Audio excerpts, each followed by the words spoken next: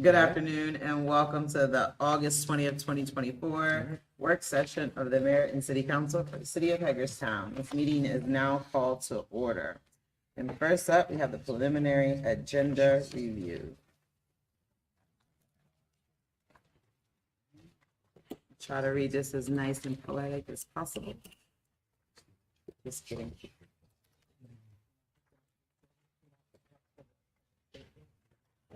Okay, the work session for public safety, got it. All right, so next week will be Mayor and Council work session and regular session, the 100th voting session for August 27th, 2024.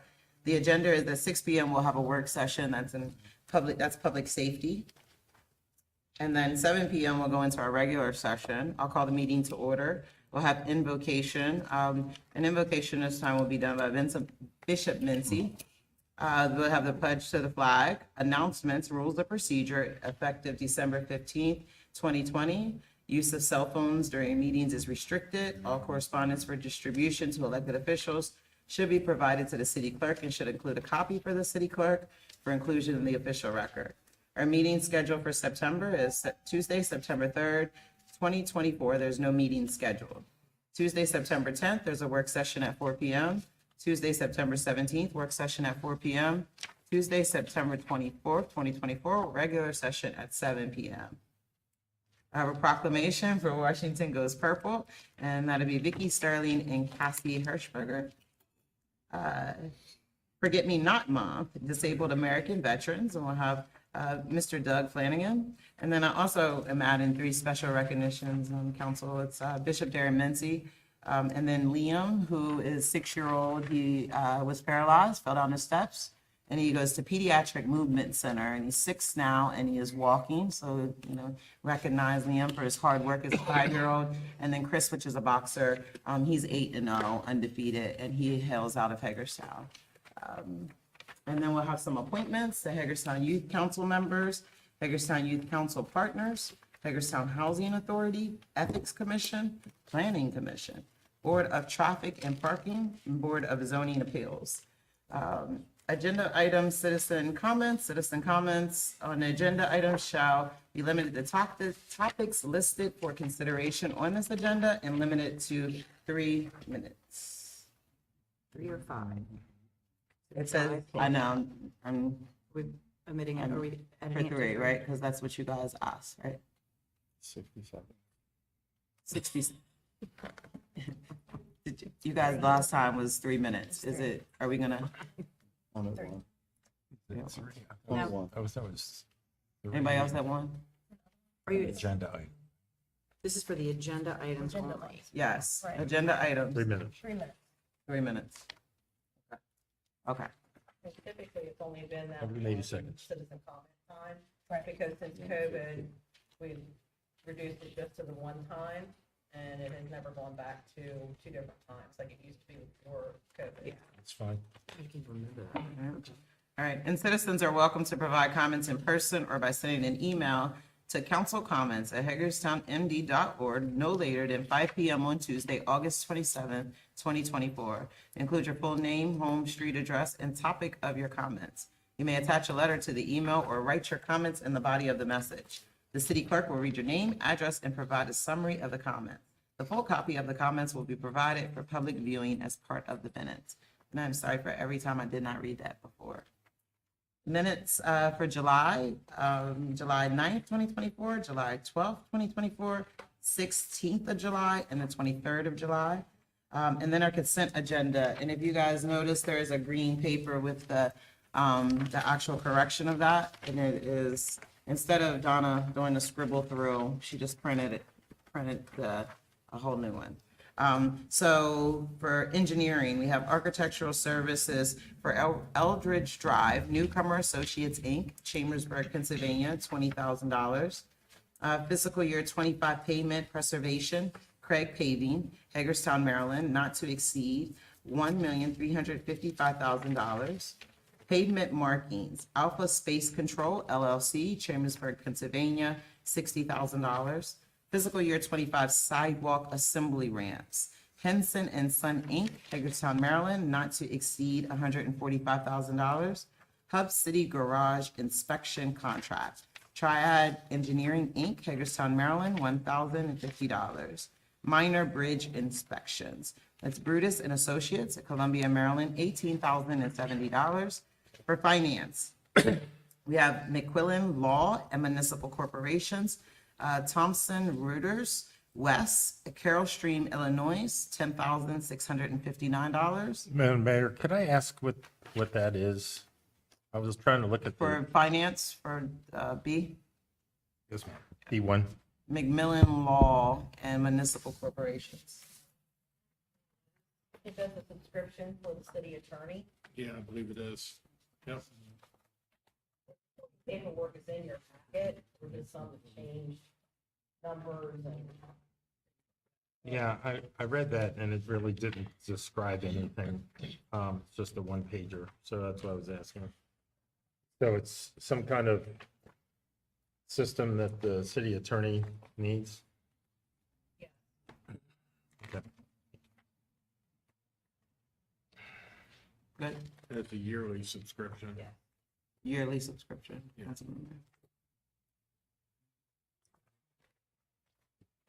Right, for fire, Community Risk Reduction Boards, Kenny Signs, Inc., Hagerstown, Maryland. That's $145,542.13. Portable fire extinguisher training prop, KFT Fire Trainer LLC, Allendale, New Jersey, $21,624. Fire alarm system, security system and computer aided dispatch for 929 Eldridge Drive, and that's Spikers Security Services, Hagerstown, Maryland, $188,958.03. We good? We were just talking about the I subscription. do have a comment. I don't know if it's in anyone else's packet, but for back up to Fire C1, the Mhm. purchase Community contract. risk? Yes, the community risk. Does anyone have the purchase contract in your packet? No, there's several of them that are missing, but I think they'll provide those. We can get that for you. Thank you.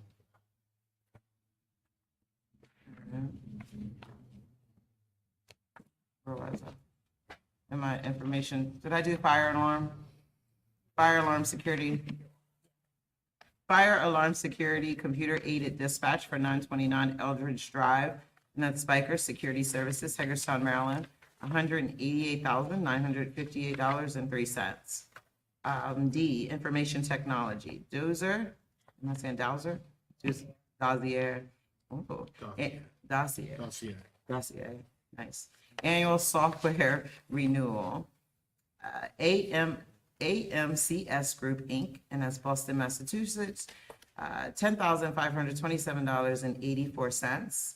Annual support for Maven Spire, VX Rail, VMW Ware, and that's Maven Spire, Annapolis, Maryland, $33,840. For planning and code administration, emergency demolition rear addition to 133 Bethel Street, and that's Allegheny Wrecking and Salvage, Morgansville, Maryland, $9,935. Madam Mayor, could I ask, does that automatically come with a lien on the property? Because I didn't see that in the language there of the approval. Thank you, Paul. We will bill the owner those services. The owner that was included with the memo is incarcerated at the moment. Due to the fire, what happened at the property caused significant damage.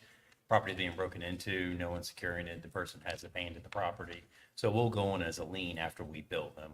And Okay. don't tax them. That's, just wanted to clarify. Thank you. Thank you, Paul. Police, ballistic vest for narcotics task force, NTF, Angel Armor, Fort Collins, Colorado, $10,421.51. Fire alarm upgrade, Glessner Protective Services, Inc., Hagerstown, Maryland, $45,710. Motorola portable radios, Motorola Solutions, $172,745.55. Glocks Model 47 pistols with red dot sights. Atlantic Tactical, New Cumberland, Pennsylvania, $32,191.55. Shall pause for questions. Okay. Ammunition, The Gun Shop, Vincent Town, New Jersey, $30,419.83. HPD Headquarters, Third Floor renovations, Popowski Brothers, Inc., Cockeysville, Maryland, $217,046. Narcotics Task Force, NTF Annual Reimbursement, Washington County Treasurer, Hagerstown, Maryland, $250,000. Madam Mayor, can Yes, I sir. ask for what period, what length of time that is? Is that an annual assessment or monthly, or I didn't see that on the documentation? Annual, Annual. Which one is it? yeah. Oh, NTF. And is there, I guess because I just haven't been through that kind of annual assessment before, is there a description? Or is that just a charge that the county applies to the city Chief. to be part of the task force? That is simply our portion of the cost for NTF that we share with the county. So the county pays that same price that we pay. And then we share the space with the DEA. So DEA covers some of the costs on their side. This is what our portion of the cost would be. Those costs are over and above salaries and benefits and Correct. equipment, PPE equipment. Because I noticed a couple of the items above are ballistic vests for that same group, That's just for for my people. Yes. HPD. But, so this is just a fee that goes to the county. It covers the cost for NTF that we need to pay for, the computer systems that need to be out there for the staff. If there's cars that are supplied, it would cover those kind of things. Okay. Yep. Very good. Thanks. Thank you for the clarification. Sorry. So if it covers those proportionate share of costs for city departmental staff to participate in this joint operation with the county, there are obviously other police departments in the county or other municipal jurisdictions in the county. Do they participate in this, or in the event that an issue arises that requires the response from this task force, this joint task force that occurs in one of the other municipal jurisdictions within the county, like how do you handle that? It's just Washington County Sheriff's Department and ourselves, the Hagerstown Police Department. So the other municipalities like Hancock and Smithsburg don't have enough staff to be able to supply staff to the task force. So because they're in that county kind of encumbrance, I know they're municipalities, but they're in a county encumbrance, we go out and handle those with the county as a joint task force. So does that answer your So question? one thing it does, I'm just curious, because let's say a crime occurs and, that investigative process takes you to Hancock. Then do you guys exercise that investigative process and that enforcement process in Hancock Yeah, jointly? from the Or narcotics standpoint. Boonesboro? Yep. The other jurisdictions that have police Yeah, forces? the task force actually will investigate those narcotics dealings in all the jurisdictions within Washington County. So it doesn't matter where it lies. So those other police departments don't become a party to that process? They may be peripherally if we need them, or if that information may have started from that agency where it comes out to the task force. A lot of, even it does it here in the city, if our guys come across information about a residence or a person, individual, that information gets relayed out to the task force to then take on that investigative role. So it just gets handed over to them, much like our detectives handle the other major crimes in the city. Patrol officers peripherally may be involved with that, but it gets primarily handled by the task force. So those other municipalities aren't encumbered with that additional cost? No, and the cost, like I said, covers those things. It covers some personnel, support staff that's out there that needs to be there for for the running of the task force, so some secretarial staff, people like that, that's where that cost comes in, to help cover that. Right, the assumption is the city and the county pick up that cost. Yes. Okay. Anybody else have questions? Thank you, Chief. Thanks, Chief. Sure. Annual software maintenance agreement. I'm still on police, number 8. I'm talking to myself, sorry. Annual software maintenance agreement, Keystone Public Safety, Maple Shade, New Jersey, $120,668. Public Works is maintenance agreements for janitorial services, Ragland Cleaning Services, Hagerstown, Maryland, $26,850. Other contracted services, janitorial services, Parks, Ragland Cleaning Services, Hagerstown, Maryland, $11,100. Madam Mayor, I'd like to ask on those last 2 items, again, what period that's for, and is that a continuously contracted service, or are these just the incumbents? Or this one company, is this just the incumbent? So part of it is, if you look through the attached documents, it's for the fire department, for their offices through December, because they're planning to move their administrative offices from Church Street to Eldridge Drive. All right. Part of it's for the Elizabeth Hager Center, which is through,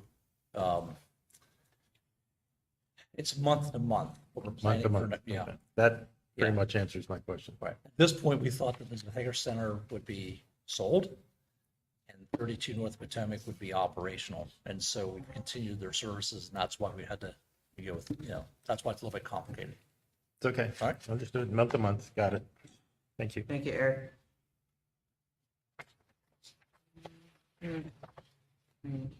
Ice rink. Number 3, ice rink, maintenance and repair of buildings and structures, and that's Kelly HVAC Inc., Upper Marlboro, Maryland, $21,864.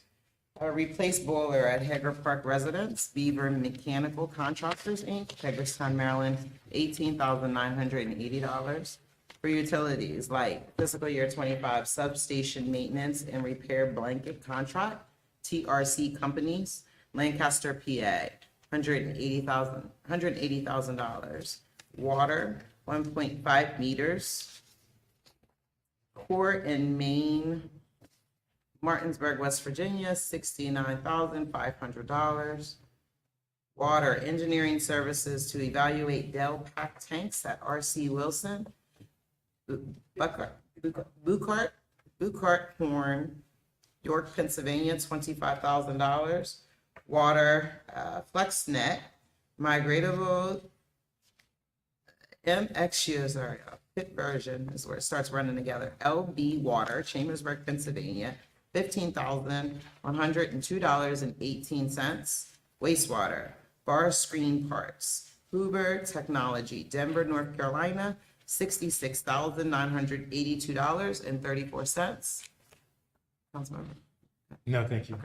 I just need to go get something. I'll be right back. Wastewater, dumpster service contract extension, Republic Services, Hagerstown, Maryland, $13,141.80. Wastewater Pump Station 30, STH Inc., Frederick, Maryland, $13,820. Wastewater UV bulbs for, effluent disinfection, Veolia Water Technologies, Leonia, New Jersey, $42,413.10. Wastewater, Flagit oxygen injection pump, ENR process, Sherwood Logan, Annapolis, Maryland, $25,933. After that, we'll have unfinished business, which is approval of an ordinance for fiscal year 2026 wastewater rates, and then approval of an ordinance for fiscal year 26 wastewater rates.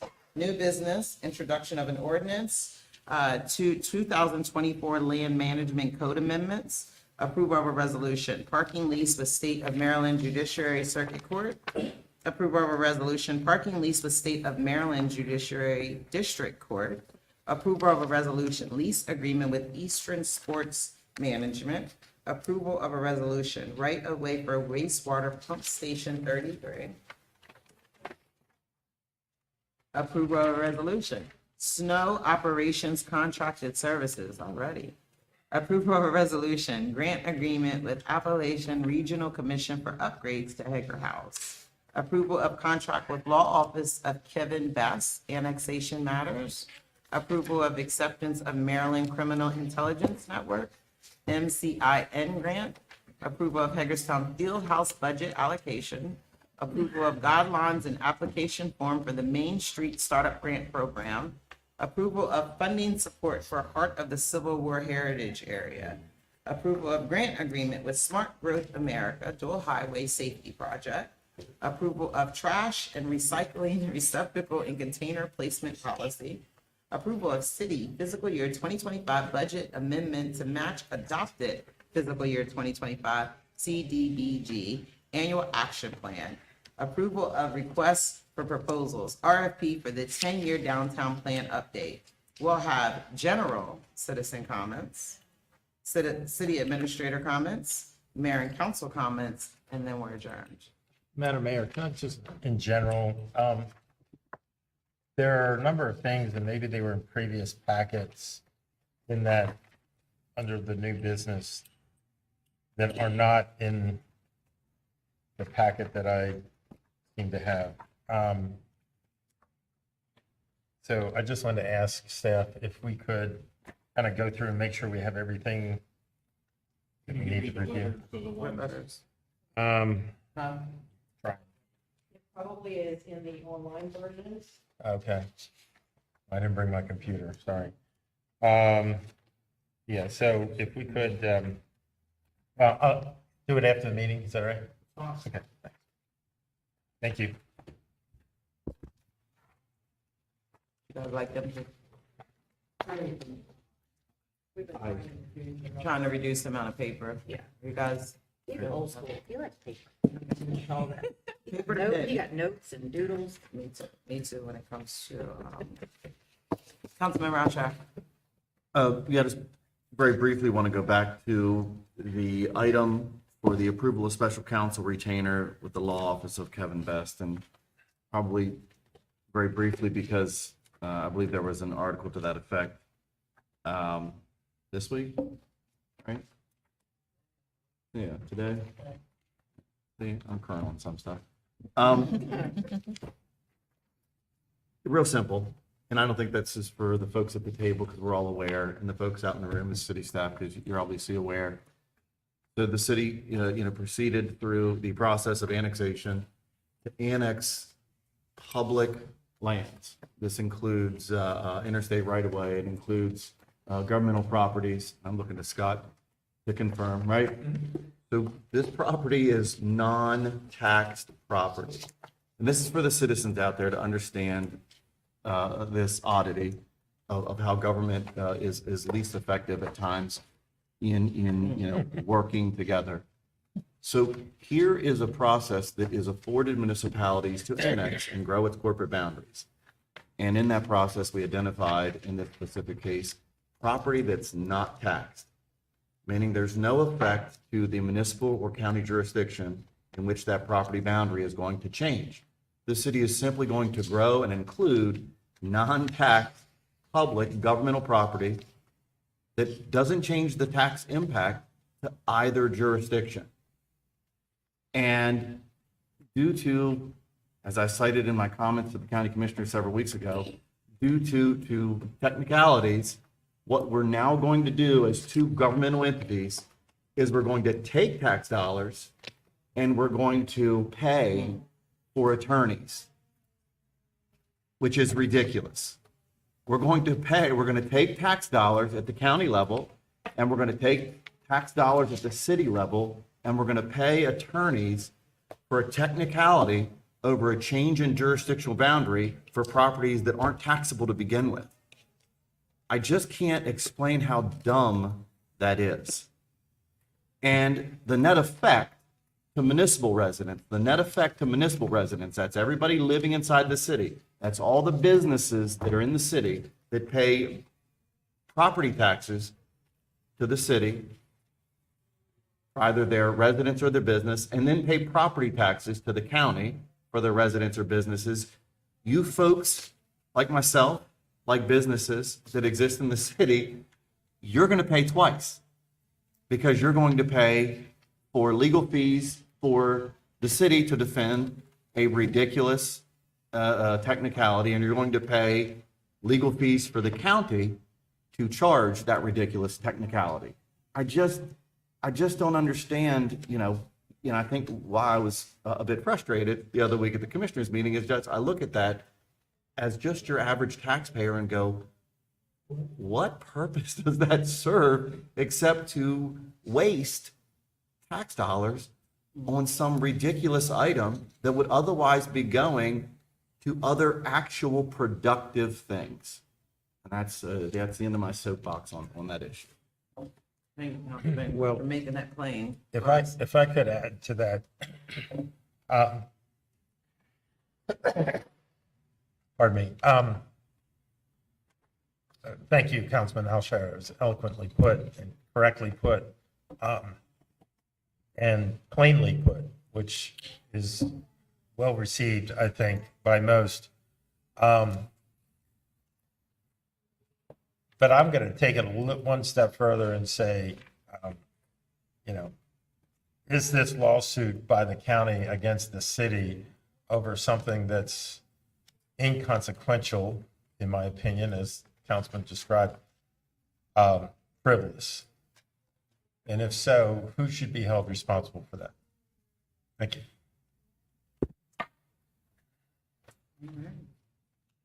Anybody else?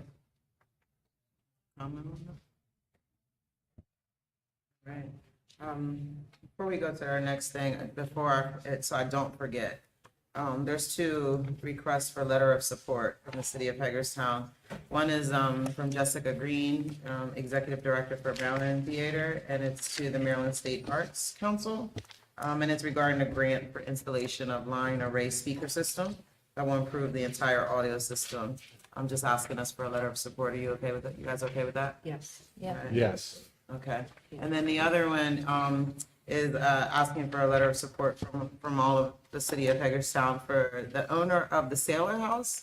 And it's the Maryland Heritage Areas Program for Maryland Historic Trust. And the grant is for Sailor House. That's You fine. guys? Okay. Perfect.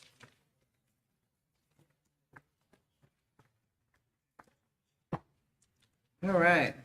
Next is lease agreement with Eastern Sports Management. And we got Doug Reeser, Business Development Manager. Hi, Doug. Hello, thank you. Here to review a proposed temporary lease agreement with Eastern Sports Management located at 6 North Potomac Street, which is in the Elizabeth Hager Center storefront. The temporary lease would enable Eastern Sports Management to have a sales office in advance of the construction being completed at the Hagerstown Field House. So the key terms of the conditions in the lease would be effective September 1st, 2024 through January 31st, 2025. Rent would be $1,691.67 per month for the 1,400 square feet of the retail space, which is consistent in what we've leased the property for in the past. The utilities would be paid for the landlord outside of trash and internet due to the length of the lease in this case. And parking would be the tenant's responsibility. In the packet, you have your lease motion and resolution. The lease has been reviewed by the city attorney. Here for any questions. I think it's great that they'll have a presence downtown. I'm looking forward to start it. What about you guys? Questions? Yeah, this is the space that was previously the Visit Hagerstown Correct. kind of CBB. storefront. Correct. Yep. So everybody knows where that is. It's, right there on the square. So Exactly. that's great. Thank you. I'm fine with it. You guys good? Yes. Great. Thank you, Doug. Thanks. So Maryland Public Television, MPT. Oh, I did that on, no, I didn't. I didn't do it on purpose. Legislative discussion for 2025. City Administrator. Got nice winner. I need to get, Once again, it's time to start looking at the 2025 General Assembly legislative priorities. Peter and I are on, or Councilman Perini and I are on the Community Coalition group together. We also are on the MML Legislative Committee together. And we take this opportunity, especially as it relates to the Community Coalition, to get any input you may have on any legislation you would like to put before the coalition for their ability to advocate for us as a group within Washington County down in Annapolis. First thing I'll tell you is that as far as MML is concerned, we have met and chosen 2 legislative priorities that MML will be advocating for this year. The first is a redo of last year's speed monitoring systems person to issue citation legislation. Current law only allows duly authorized law enforcement officers to sign and issue citations for violations caught by a speed camera. What this bill would do would be to allow a civilian with adequate training and certification to be the one that authorizes the citations and allow those officers that are sitting behind a computer screen to go out in the field and do real police work. This bill made it all the way into committee last year, and it was somewhat of a mess when it got in committee. So I think MML staff have learned their lesson on this particular bill, and I think this bill has a great chance of going through the assembly this year. The second one has to do with the admissions and amusement tax, the A&A tax on food and beverage. This is the A&A tax is the rate local governments can assess and is limited by state sales and use tax. The maximum tax rate on the gross receipts subject to both state sales and use tax and the local admissions and amusement tax may not exceed 11%. This proposed legislation would authorize municipalities to collect the sales tax and receive a percentage of their corresponding county sales tax. Those are the 2 legislative priorities that they will be discussing and they will be advocating for this time. Both of them I believe they got unanimous approval to move forward. So feel pretty good, certainly on the first one, that we'll be able to get that one through. As far as what you as a body would like to advocate for as a city with Community Coalition, and in turn, not only with Coalition, but we'll also work with our lobbyists, Compass Government Services, and also MML on anything that you all would bring up. Councilman Perini has one idea definitely that I think he wants to bring up to you, something to consider. So that means I'm first. Yep. Well, I would remind mayor and council that we had some discussions a while back about both the police department facilities, fire department facilities. We just heard, with the fire department fitting out their temporary space. And when I said temporary, we're talking about, I think 5 years was the lease. That ultimately there needs to be some plan made, for permanency. And so when I say the term public safety facility or public safety building, that's what I mean. And so one of the suggestions that I have is requesting a modest amount from the state to perform a SAMA study, which is probably more the commercial real estate versus governmental term, but SAMA's site analysis, market analysis. The idea is to start to generate the thoughts and plans around whether that, the feasibility of such a facility and so forth. It takes a long time to do these kinds of things, as you all know, those of you especially been on the council for a long time. So any ask, right, even though we sit here in August of 2024, any ask would be for the 2025 session, which would be potentially in the fiscal year 26, fiscal year ending 26 budget. So not even available till next July 1st. And it would be literally the first step of many steps if that kind of project came to fruition. So that would be a recommendation that I would have. I would hope that it would be something that would be supported by all of the members of the coalition, and that I think would be hopefully fairly easy or simple thing to move through the process, especially at the coalition level. So again, to recap, a request for a certain amount of money, don't know how much at this point, but a certain amount of money, modest amount of money to do a SAMA study for a public safety facility. It's just kind of an initial thought to throw out there. And the councilman and I were at Mako last week, and we can tell you, well, we talked to quite a few legislators, the lieutenant governor, and there is not going to be a lot of money going around next year. We were informed while we were down there that all efforts on the I-81 expansion are being removed from the transportation budget. That was a little bit shocking to hear, but coalition, the coalition will work to try to get something going back, because that basically sets you back at ground zero to scratch. We've also, we're told that there is just going to be very little capital money. It's going to be available for anything because the governor is committed to the blueprint and making sure that's funded, although he is willing to look at, modifying it somewhat, but that is going to be obviously significant expense that's going to be put on the counties to try to fund. So it's going to be a rough, the one thing we were assured, though, that highway user revenues would not be changed, which is a very good thing. But the 81 expansion project, losing all of that funding was definitely a hit.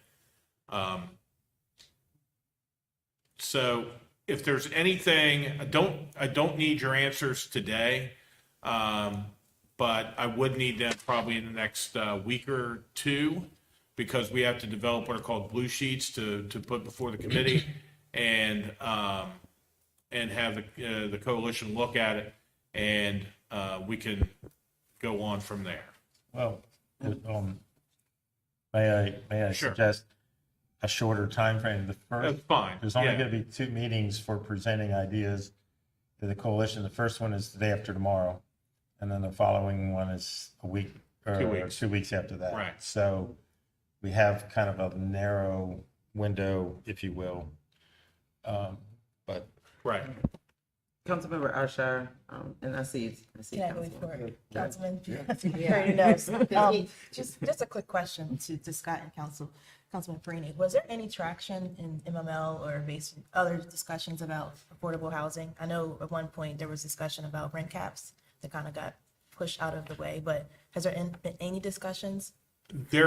I did not hear, Councilman Perini had a lot more discussions than I did down there with folks.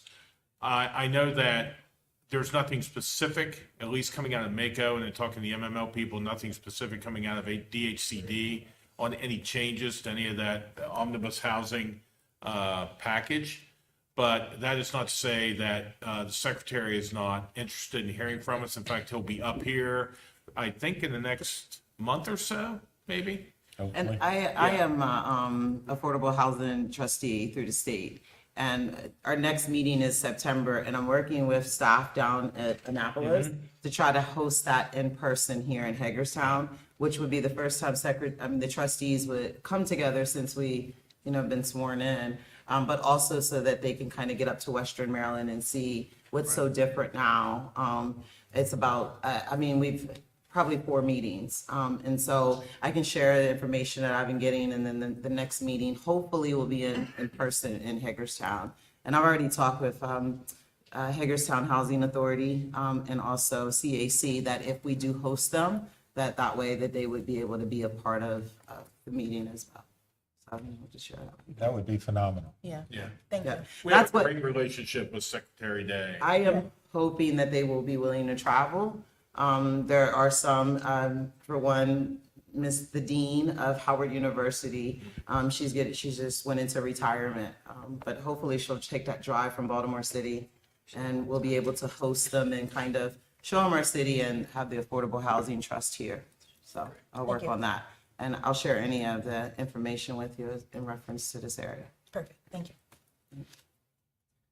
I think that given the disposition, or the general disposition of members of the coalition to appear, to rally around the letter we recently received about the various perception of a number of inadequacies to address crime and blight and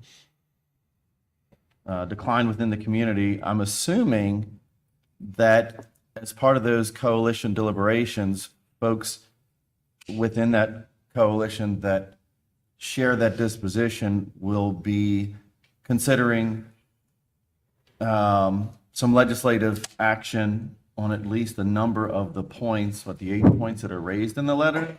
I mean, I'm assuming that there's going to be some discussion on looking to the state legislature to have the delegation put forth a bill that would allow the city to adopt a drug ordinance similar to Martinsburg.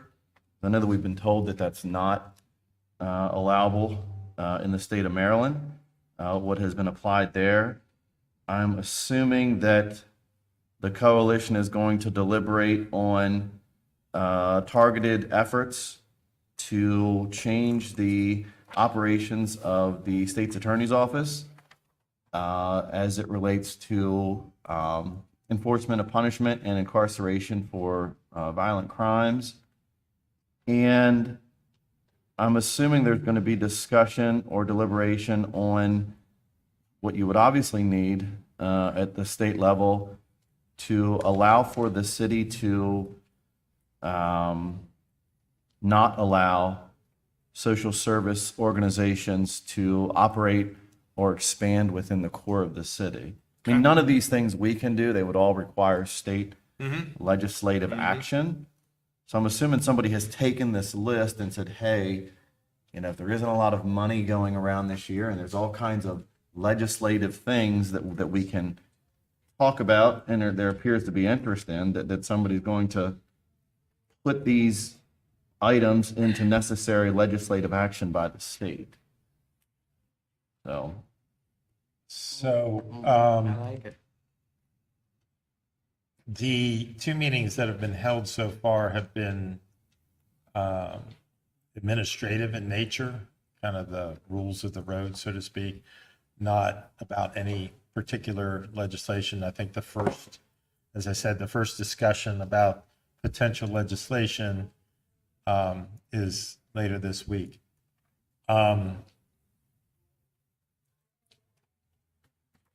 More to try to answer your question, one of the changes, if you will, or one of the tightenings of the rules of the road are that each member of the community coalition, which has some governing body, in this case, mayor and council, the county and county commissioners, just picking a few off the top of my head, the library has a board, Greater Hagerstown has a board, and so forth.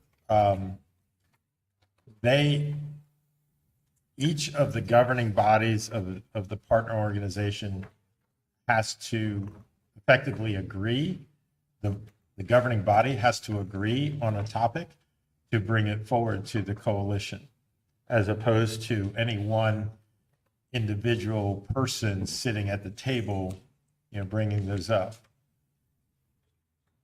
That's my way of saying I'm not sure that those things are going to rise to the level of conversation at the community coalition meetings.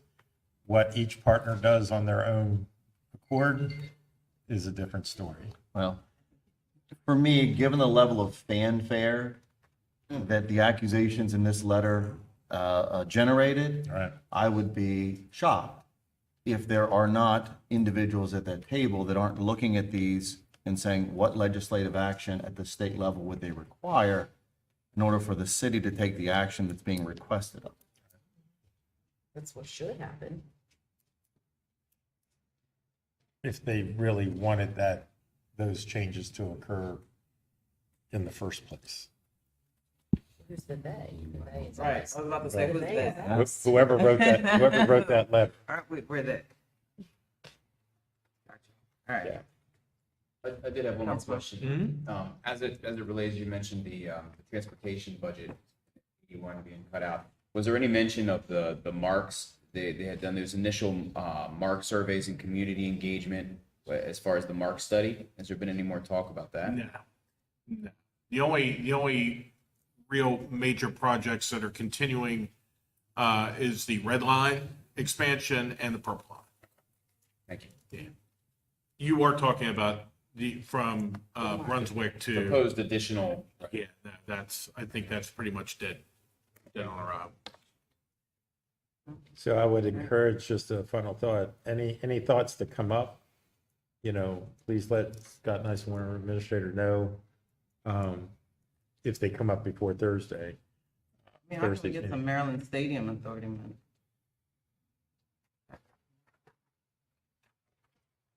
I think you're kind of, things are sit down here. I think we maxed out. Any more questions, comments, concerns? Thank you both. Yeah. I know it's a, And you said by this Thursday or next Thursday? Well, You get it whenever you. Okay, it starts If you this Thursday. Yeah. okay. Yeah, we start, actually, tomorrow afternoon's coalition meeting. Oh, it's tomorrow. First one, yeah. Yeah, okay, shorten You guys that up good? even further. Okay, Sorry. You guys good? Yep. All right. You good? now. All right. All right. Next, we have Maryland Public Television, MPT, Maryland's 250th birthday. And we have Carol Highsmith. Miss Carol Highsmith is an author. Are you ready for me? We are ready for you. Okay. I have just come back to Hagerstown, where I live, Whoa. from 2 million miles traveling across America to do a photographic study of it for the Library of Congress. My collection is in the top 6 out of 17 million images. It's the most historic collection of photographic collection of America in the world. Wow. But I live here and I love here and I love Maryland. And guess what the final state is? Maryland. So that's what I'm going to be doing for the next year and a half, actually, it'll probably take.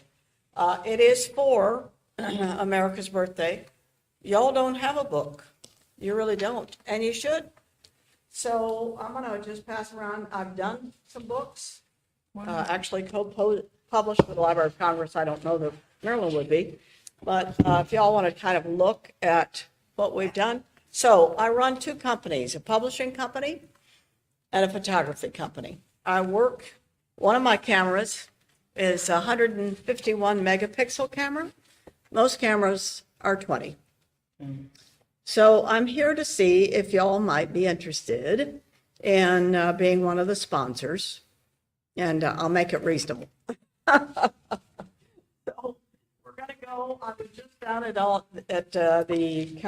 the county meeting down in Eastern Shore. It's not as nice as here, but it's okay. That's right. So these are some of the books. I've done a ton of books. I worked for Random House for a long time. And these are the books that actually I published, my company published, showing off. So what I did originally to get money for this study is I went to billionaires and they funded me doing their state. So it really worked well. And then the Library of Congress kicked in and said, hello, we're going to pick up the rest of it. So they picked up 44 years I've been on the road. I know I don't look that old. Actually, I'm not that old, but I am pretty old.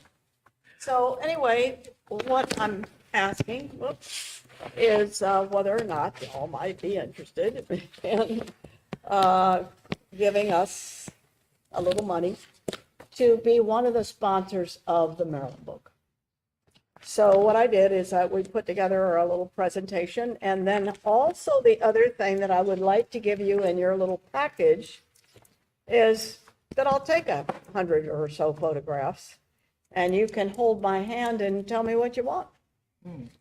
So I know y'all probably have some photographs, but anyway, you can pass these around.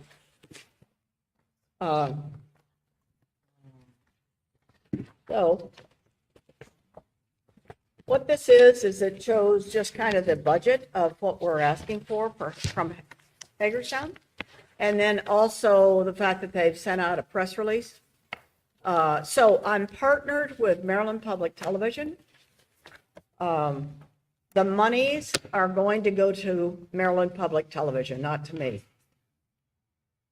So it's a tax write-off too. I don't know whether cities can take tax write-offs, but if you can, it's a good deal. So they are my partner in crime, if you want to call it that. But remember, Maryland really doesn't have a book. So as we head into our 250th birthday year, 2026, it's going to take 1 year of travel throughout Maryland for me to put this all together. There's 12,000 miles, and we're going to get all of the seasons. So we'll probably go around it at least 3 times. So we're coming to everyone, the counties, the cities.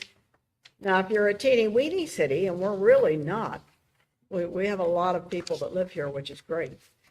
You know, now if this is too rich for your blood, you know, tell me. But what we're asking for is some money for you to be sponsored. You get your logo and your name in the book. And then also, I would imagine Maryland Public Television is going to do a scroll of who's, you know, who the sponsors are. And so when they finally, they're going to use the book as a kind of a membership drive for their membership drive in probably November 2025 and from then on. So it's going to really solve a lot of problems here. For Maryland to be noticed, hello, about time, for everybody to have a book and lots of books. So I'm going to print 6,000. Now I'm going to also see if I can find someone to pick up the tab, not us, obviously, to go to the schools and the libraries. It's about time for Maryland to be noticed because you're having just been 2 million miles. Maryland is spectacular. And Hagerstown kind of takes the cake. It really does. There's nothing I don't like about this city. We lived in Tacoma Park, about 15 minutes outside of DC. I, you know, went down to the Library of Congress all the time, but then we traveled across America for 100 years. But I am so impressed with the way this city is run. I can't get over it. I really can't. Just everything about it works. But I especially like, oh, just 10 minutes to the store. Yeah, I like that. So, and you have a lot of really interesting, incredible places. And 40,000 people is just perfect, isn't it? Yeah. So you're not a tiny, tiny city. You're a good size. Now, give me your thoughts on this. Do you have any thoughts? I mean, you're like a breath of fresh air that blew in here for me, but I'm sure everyone feels like that gets to sit before you. Well, I would have brought Kamala Harris. She's probably a better breath of fresh air, but she wasn't available. Thank you for your work that you do. Well, you deserve it. Maryland deserves it. I agree. So I'm going to get, as we start to put this all together and towards the end of this project, I'm going to get a lot of you know, people interested in the fact that we just did 2 million miles. Where you guys? Carol, Yes. have you, the work is beautiful. Oh, thank you. Yeah, so I applaud you and appreciate all. And that. Hagerstown is definitely going to be there. Have you spoken with Visit Hagerstown with Dan Spedden or? That's good. This would be something Right that up would his alley. definitely. I mean, I'm going to write all the counties, everybody tomorrow. And I can just put them in the mix. Yeah, Visit Hagerstown, I think would be a very good, would help with your. Now, you feel this money, you know, so I'm saying $5,000. You pay me half now and pay me half in July when those budgets come down again. And that's all I'm asking. And then I'm going to give you images. I'm going to give you splash. I'm going to hold your hand because I happen to love this place. And I love Maryland. Anybody else? Councilman? Anybody else have any thoughts? Or I think it's pretty cool that, you know, potential book like this is being done by someone that's from right here in I Hagerstown, mean, very close to City Park. half a block. And, you know, I would imagine that since Hagerstown, as you said, holds such a dear place in your heart, that, you know, it could be an opportunity to highlight our city and the beautiful parts of our city. Seriously. And I see that you have some suggestion, like multiple pages of suggestions. How can you stop here? Which is great, as well as some of the other municipalities around and highlights around the county. And I think, because I'm not sure if you mentioned it, but I think it should be clear that this is not like being made out to Cash or to Carol. This actually goes to the Maryland Public Television Foundation. That's where it goes. So these funds, if the city did, or any other group decided to sponsor, actually goes to MPT. And if you're an MPT member or you watch MPT, you know that that they provide certain incentives for folks that are then going to support them, either individual contributions or sustaining contributions. And sometimes it's the video of the show, and sometimes it's other works. And I would imagine that your Maryland book would be one of those components as well. So It'll be 5,000 books for them alone. 5,000 for them Yeah, alone. just for them. Yeah. The other books are for, Yeah. if y'all decide to sponsor or visit, Maryland does, or visit Hagerstown or whatever. Yeah. There's books in it too, and then images and the whole nine. And the one thing I will point out, as I have learned the hard way sometimes, we work at the speed of government. And so I noticed you have a suggested August 30th date. We have, a process or something has to be introduced. It has to be, Okay, the approved. 30-person And, time. in other words, so, maybe that's a discussion that you can have with the staff, with Administrator Nice-Warner. Yeah. But I think it's a great idea. Thank you. Councilwoman Burnett? No, thank you. Images are beautiful. Thank you. I'm also interested in Visit Hagerstown if they want to put in on this, if this is a path forward. Yeah, I just need to know how to email, and I'll email all of this information. But y'all are gonna get special everything because this is where I live and what I love. And the other thing you're going to get is, I can guarantee you, I'm gonna get a lot of interviews when this finally comes to fruition, because I have finished America then. And everybody, already, if you look at my website, you will see I've been interviewed by a lot. So, Councilmember Asher. and I will put great splash on the Hagerstown. I don't have any comments. Schindler? Nothing to add, but beautiful work. Oh, thank you. Congratulations, coming towards the end of your journey. But you know what this is for? And y'all appreciate this. The ages. You have a special city. You're near Antietam. Put 100 years on this. There is no better place than to give it to the Library of Congress. And that's where it's going, along with the state of Maryland. I Because think it's you're amazing. historic. I think it's amazing. I mean, it's just amazing that it's Maryland Public Television, like that there's so much newness within the city, so much development. Oh, yes, and that's the other thing. Councilor, are you interested in, should we have a later discussion, like with you guys? Well, there's I don't know where it was two from. options That's offered. Either one. I don't know Two where- sponsoring levels. So We'll find it. We have budget money.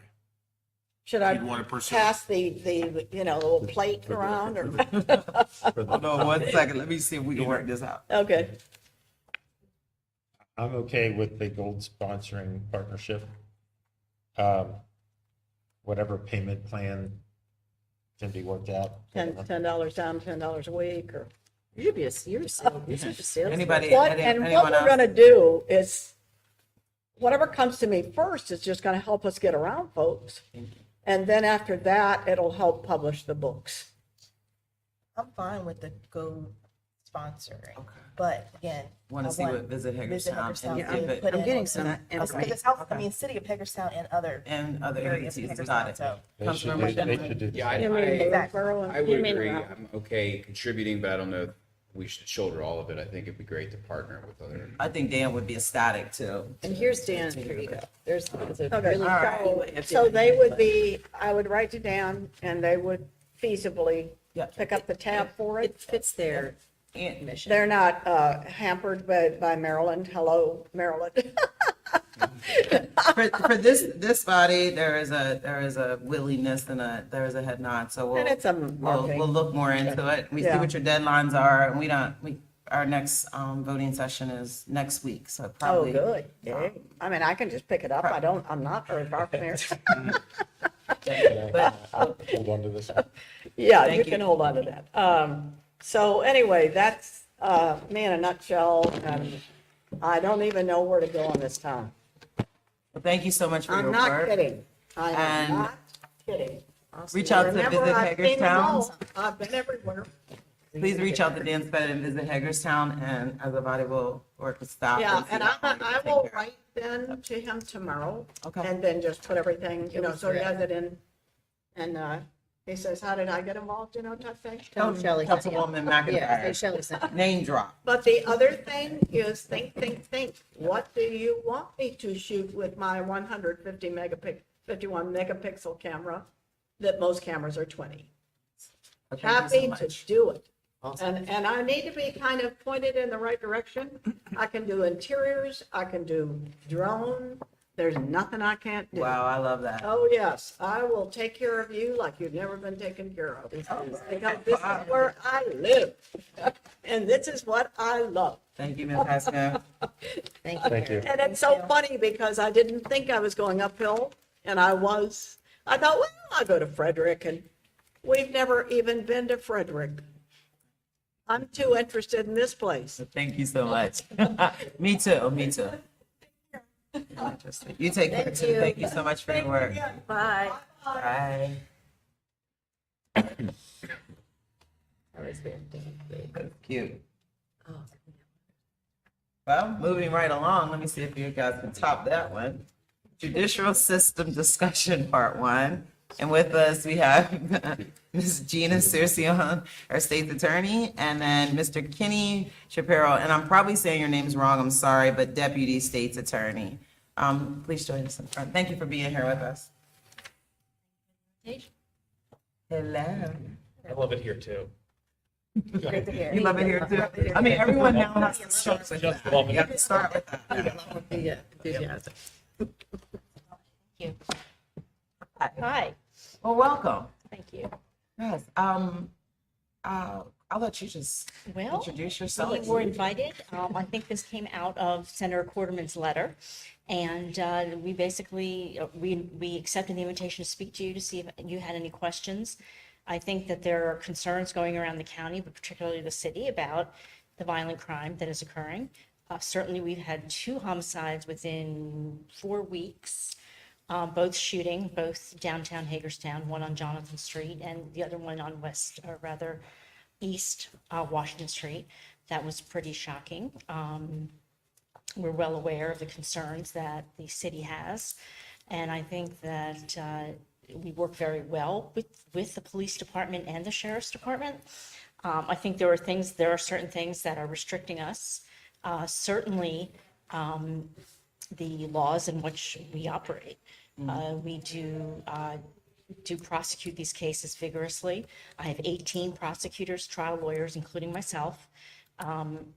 And I will personally be prosecuting the last 2 homicides that we had. And I think it's fair to say that this is not a 9-to-5 job. And we do as much as we possibly can to support the police and meet them where they are. And I think our relationship with them is quite good. The problems that we're having go more toward, for the actual prosecution, is the availability of witnesses and the cooperation of witnesses. And I don't think this is something that can be fixed. I think it's something that we deal with. But what happens is, oftentimes in violent crime, if the victim survives, you would really be amazed at how often the victim does not want to cooperate or participate in the prosecution. And sometimes it's fear. But certainly we do have we have a pretty big problem with that, and we have a very big problem getting witnesses to shootings to participate, if we can even identify them. As you are aware, because you're probably paying for it, the city camera system is incredible. The resolution is incredible. The wide area that is covered is very, very helpful to us. And the last 2 shootings were actually on camera. The juries will be able to see these shootings as they occur. The problem is, hopefully we can identify the shooter, or if we can identify the shooter, how are we identifying the shooter? Is this we put the photo out and somebody identifies them? Is it someone that a police officer has dealt with before and they can say comfortably, I'm familiar with this person, and then you have an identification? But we have to make sure that there's a strong identification, and it can't just be someone calls in and says, I think this is the guy. What we would ordinarily do is the police would ordinarily put together perhaps a photographic array or a lineup to say, is this the person that you saw do this shooting? Well, there's the problem, because we can't get anybody to identify or to cooperate with the police. And as you know, anybody can walk down the street, a police officer could accost them and ask, what's your name? Where do you live? And they don't have to give that information. And this is a problem that I've been doing this for 30 years last month, and this has been an increasing problem. It wasn't like this when I started back in the 90s. People were more involved and really more invested in public safety, and what we're seeing now is they just don't want to be bothered. And there are other issues, because of housing insecurity, people move a good deal. They don't perhaps hold on to their phones, so we can't contact them. We have a team of investigators, 3 right now, that go out and find just about anybody, and these certain people just can't be found.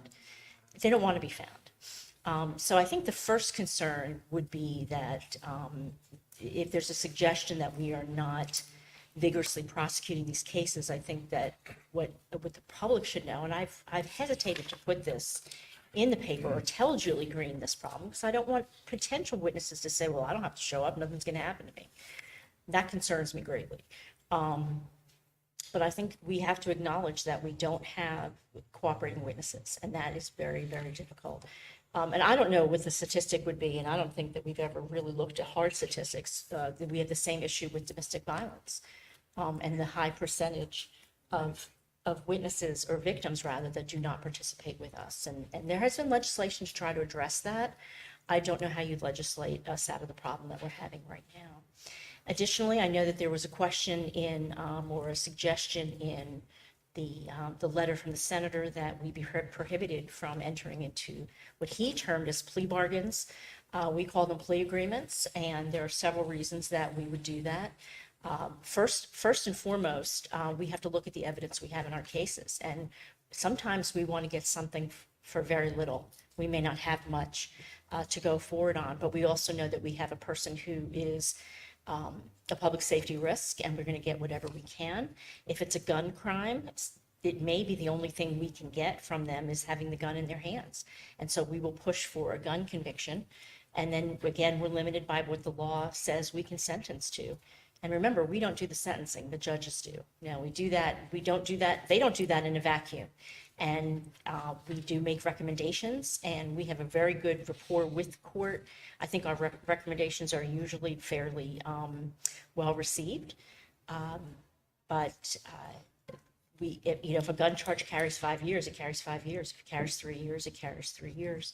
What we've had to do in many of these cases where we don't have cooperation is reach a plea agreement in which the defendant would perhaps plead to a serious charge, but rather than go to prison, we'd get our time on our gun charge, and that person would go on probation, which sounds outrageous probably. But it's really possibly the only way to get some control. We want to put folks in a position where they can move forward and succeed, and sometimes with the help of parole and probation, that can happen. Some folks are not going to succeed on probation, and that's just the way that it is. So when you hear that a plea has been reached, then what you can, I think, be comfortable in understanding is that my office wants the best for the city. Several of us live here. I mean, I'm not from Washington County, but I've now spent more than half my life here, and this is my home. I want this to be a safe place. I want to be able to go downtown and go to a restaurant. I want to go to a ball game. We're doing the very best that we can under the circumstances to make this a safer place. Unfortunately, like the police, we don't necessarily prevent crime, we respond to crime.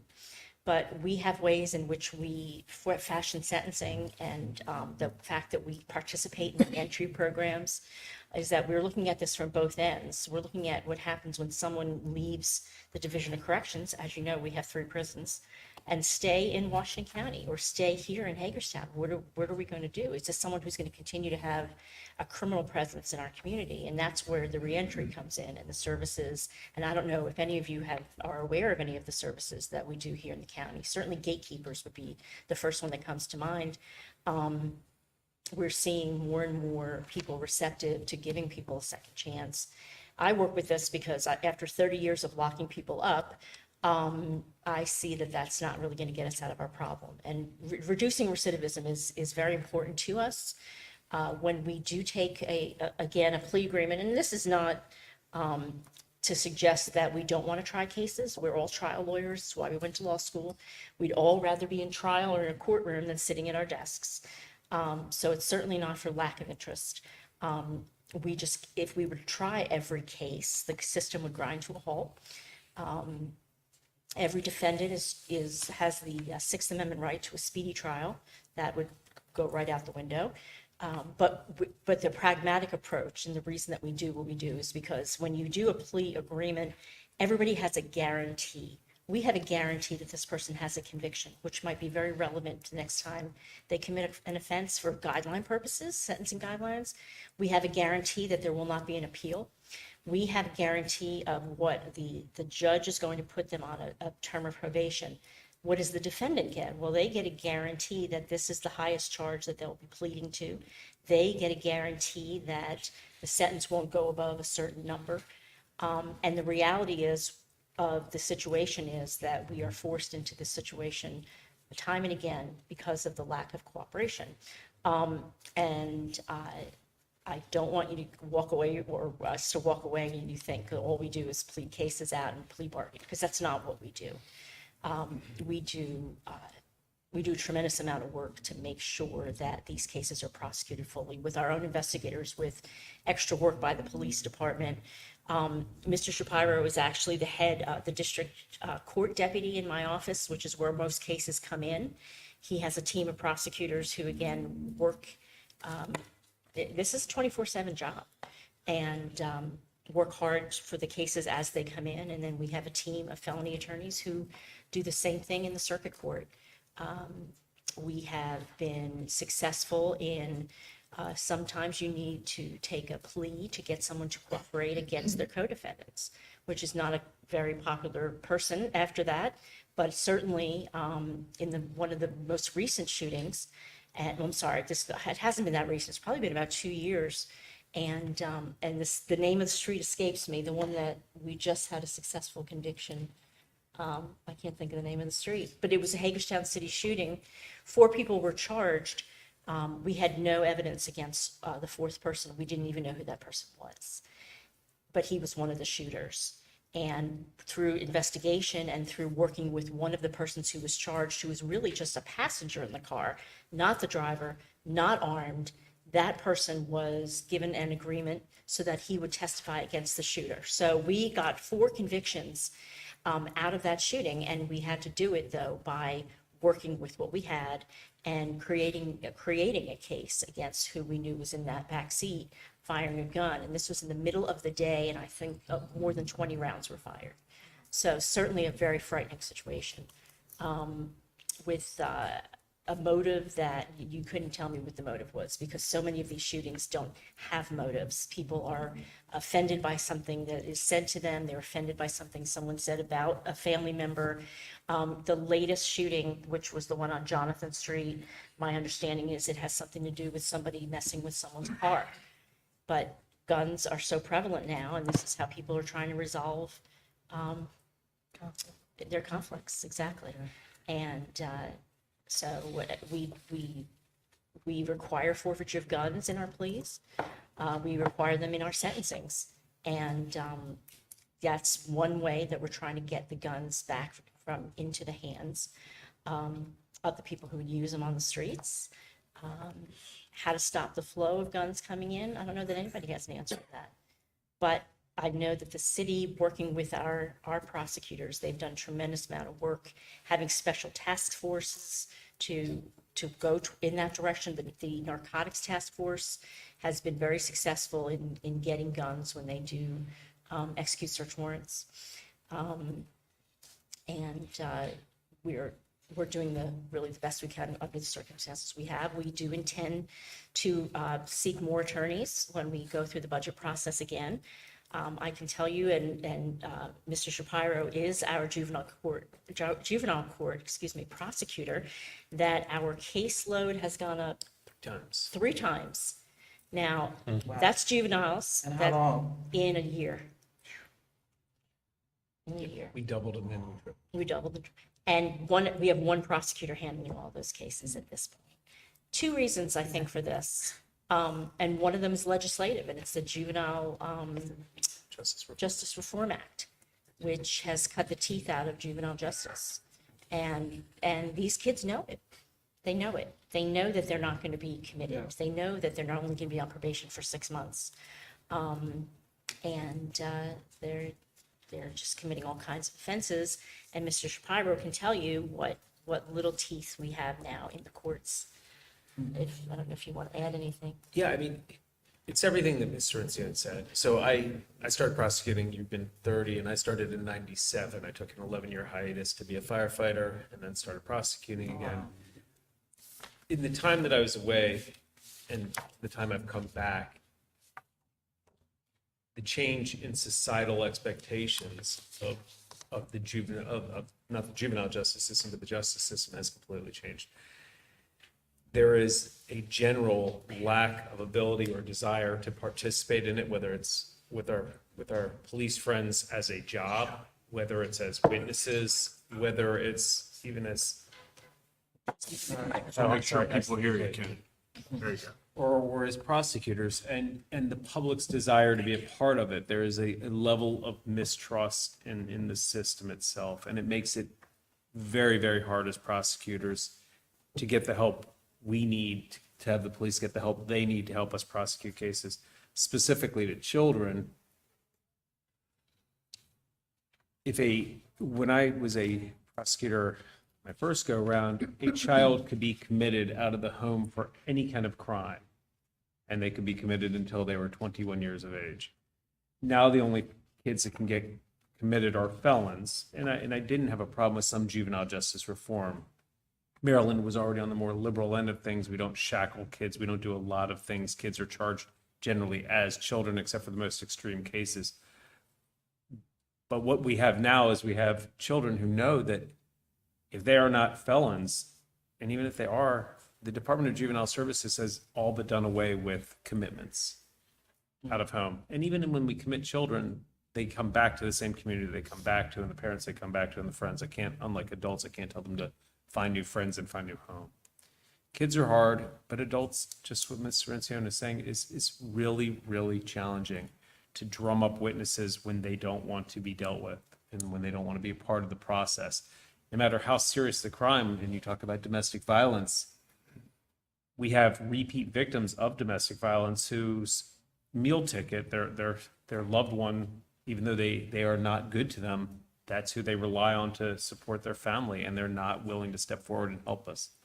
And it becomes the prosecutors explaining to them, at least the way that my folks do it, the district court, is we try and remind them there's a difference between guilt and innocence and what they want to see happen to that person who beat them or hurt them once we get to a sentencing phase. And sometimes exactly what we're talking about here, we have to have one person involved in a violent crime as the only person who will testify, because they have a reason to testify, because they would like to make sure that they suffer the least amount of jail time. We had a prosecutor in the office, just so you know how hard our folks work, who was on her third murder in 6 weeks. We try more cases in Washington County than probably per capita anywhere. We have more violence in Hagerstown and Washington County, probably even more than Baltimore City. And we want the community's help, and I know that the city police want the citizens' help. And I know that they get out of their cars and they talk to people, because I watch body cam footage of them doing a great job. But if I can't find these witnesses and victims, then that's as far as we can go as prosecutors. And we're doing our darndest, all of us, to make sure that we take everything seriously. And more than anything, and I fielded questions from victims every day, we are there for them. That's why we do the job. We're not doing it for anything other than the community and our victims. But sometimes, despite wanting to do right by victims, we can't always do it because I just can't make cases sometimes. And as you say, that's not something we want everyone to be aware of, but we can try to get these people personally served, to make them come to court. But in the end, the hardest part for us is to sit in an empty courtroom and know that witnesses and victims aren't showing up. And hoping that they do show up, they tell the truth. Because that's another factor. And they have their reasons. I will tell you that, so the last thing I'll say is body worn cameras are I think the greatest things to have happened, because if you watch enough of this body worn camera, you realize how good our police are. They get thousands of calls for service, and you can see how kind they are to the citizens and how much time they take.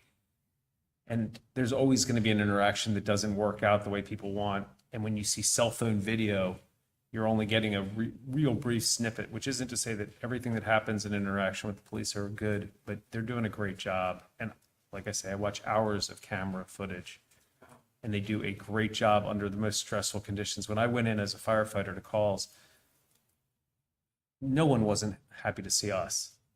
It's not the same in 90% of the interactions our police have with their folks. They're having a really crappy day, and things are about to get worse. When we showed up, things were generally going to get better. They do the best they can with what they have to work with. They get us as many witnesses as they can, but it's interesting how a crime occurs and all of a sudden we become a ghost town. Wow. So I just want to let you all know that we are doing our best.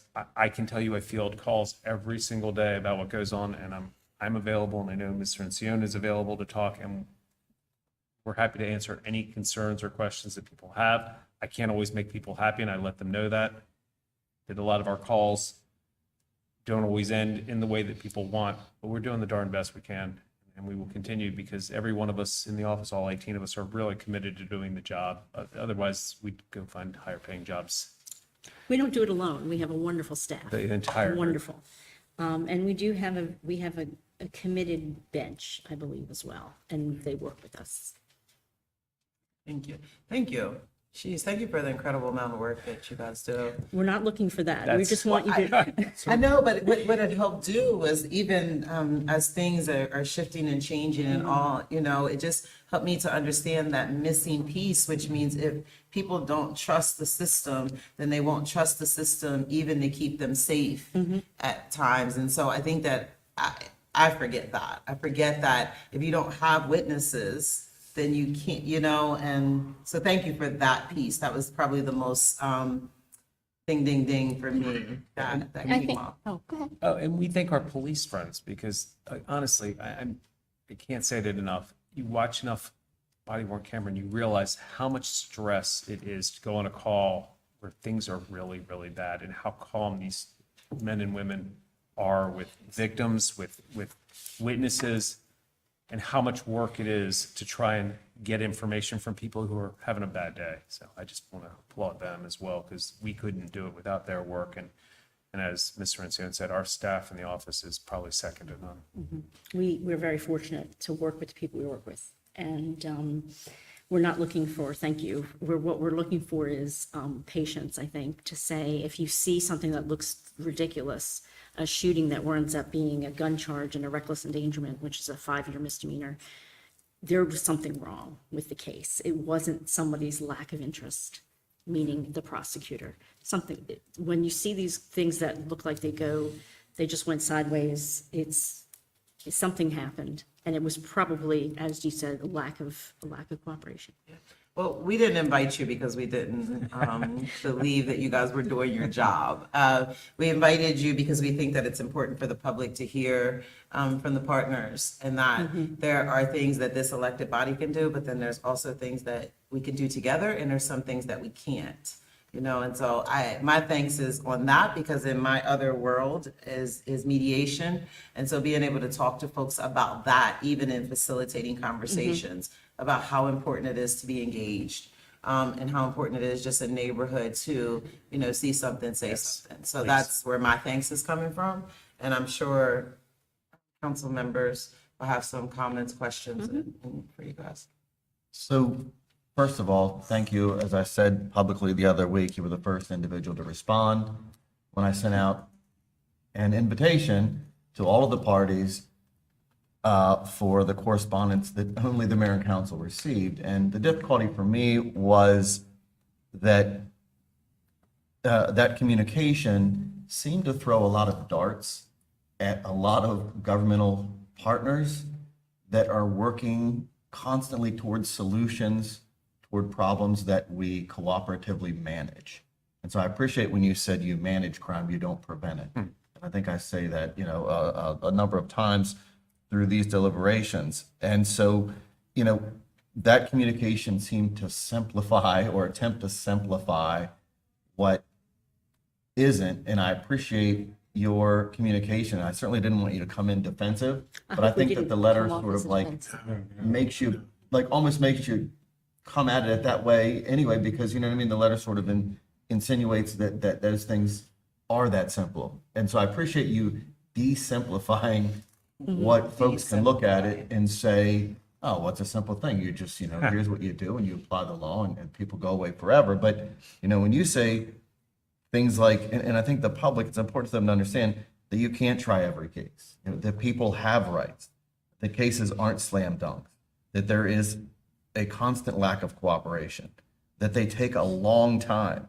and that there's public mistrust. I mean, just going through those examples of what you deal with, clearly, don't make things as simple as a law reads on a piece of paper in a book. And so I appreciate that. I will say that there are two specific points in that communication that I wanted to make sure we covered today. And for me, I want to make sure it's clear, as I've said from the outset, this is our effort to cover these topics of communication for the public's benefit. Because unfortunately, in the age of technology and social media, we have gravitated toward, existing within that echo chamber of social media's impression of how law and order and government and things like that work. And they just don't. And so I'm glad that there's another individual that's been at this for some time, in government in general, to have that awareness.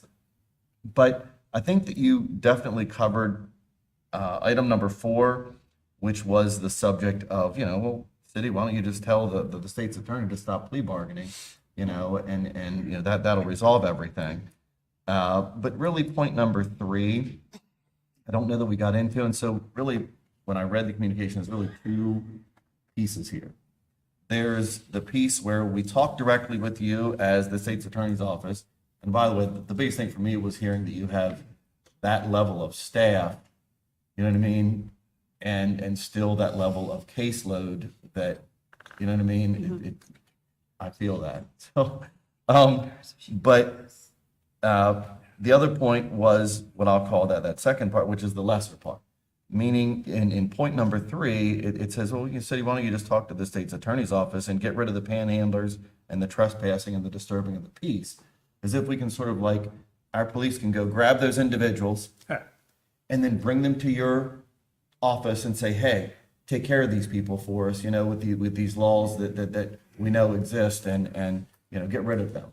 I mean, that's as simple as it sort of reads, and I read that with just some level of humor and go, well, it's no different than our conversation last week with the various police agencies where I'm like, well, we work this every day. We already know that things don't work that way. So we shouldn't put out to the public a message that it does work that simply because, that's social media rhetoric.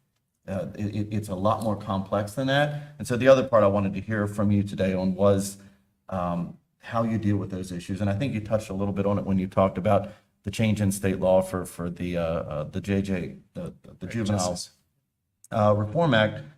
And so I just wanted to hear just a bit on, because I'm sure you deal with those issues as well, the panhandling, the trespassing, and the disturbing of the peace. And you know what I mean?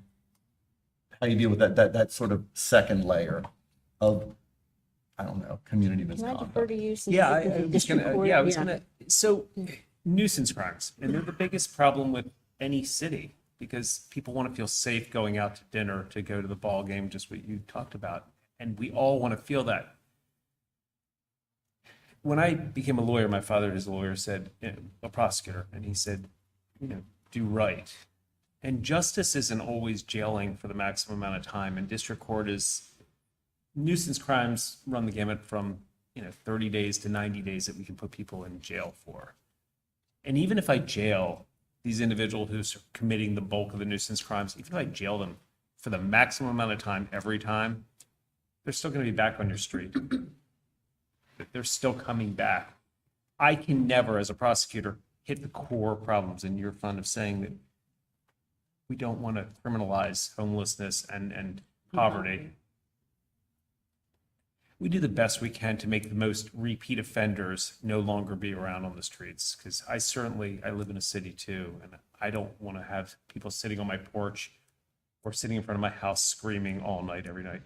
The people in every part of the community here in Hagerstown, whether they're in the places where crime is most prevalent or least prevalent, deserve to live in a safe and quiet and enjoy their lives. And that's what we try and do in district court. But jail isn't the only justice that's available, and we need more help in terms of having wraparound services for these people to provide some compassionate help.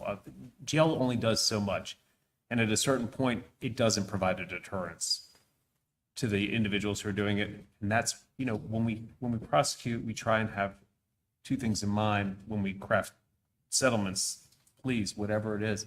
We try and deter the public at large from committing crime, and we try and stop that individual. When we prosecute nuisance crimes, we try and get rid of societal, to say that you can't do this, you can't act this way, but we also try and keep those people who are doing it from doing it again. Generally, those people are hard to deal with. We really have to work on societal deterrence, because the people who are poverty stricken or homeless, they're probably going to have to keep on being where they are in the community, and then we're not going to help them. Oftentimes, they'll be arrested, and by the time the case comes to court, they've already served the sentence, and there's nothing we can do. And I think that gets to that comment we often hear, and I think you sort of read between the lines here of that in point number 4, is our police have sort of stopped doing the work because they're tired of locking them up. Oh, I don't. And so I just want to sort of like get rid of that Yeah, I don't think that's. you know what I true. mean? That They have not stopped doing the work. We have, misconception. you know, and again, not only do we have the officers who do the work, but they're kind about doing the work. They try and get people to move along and to do the things that they want them to do without actually having to arrest.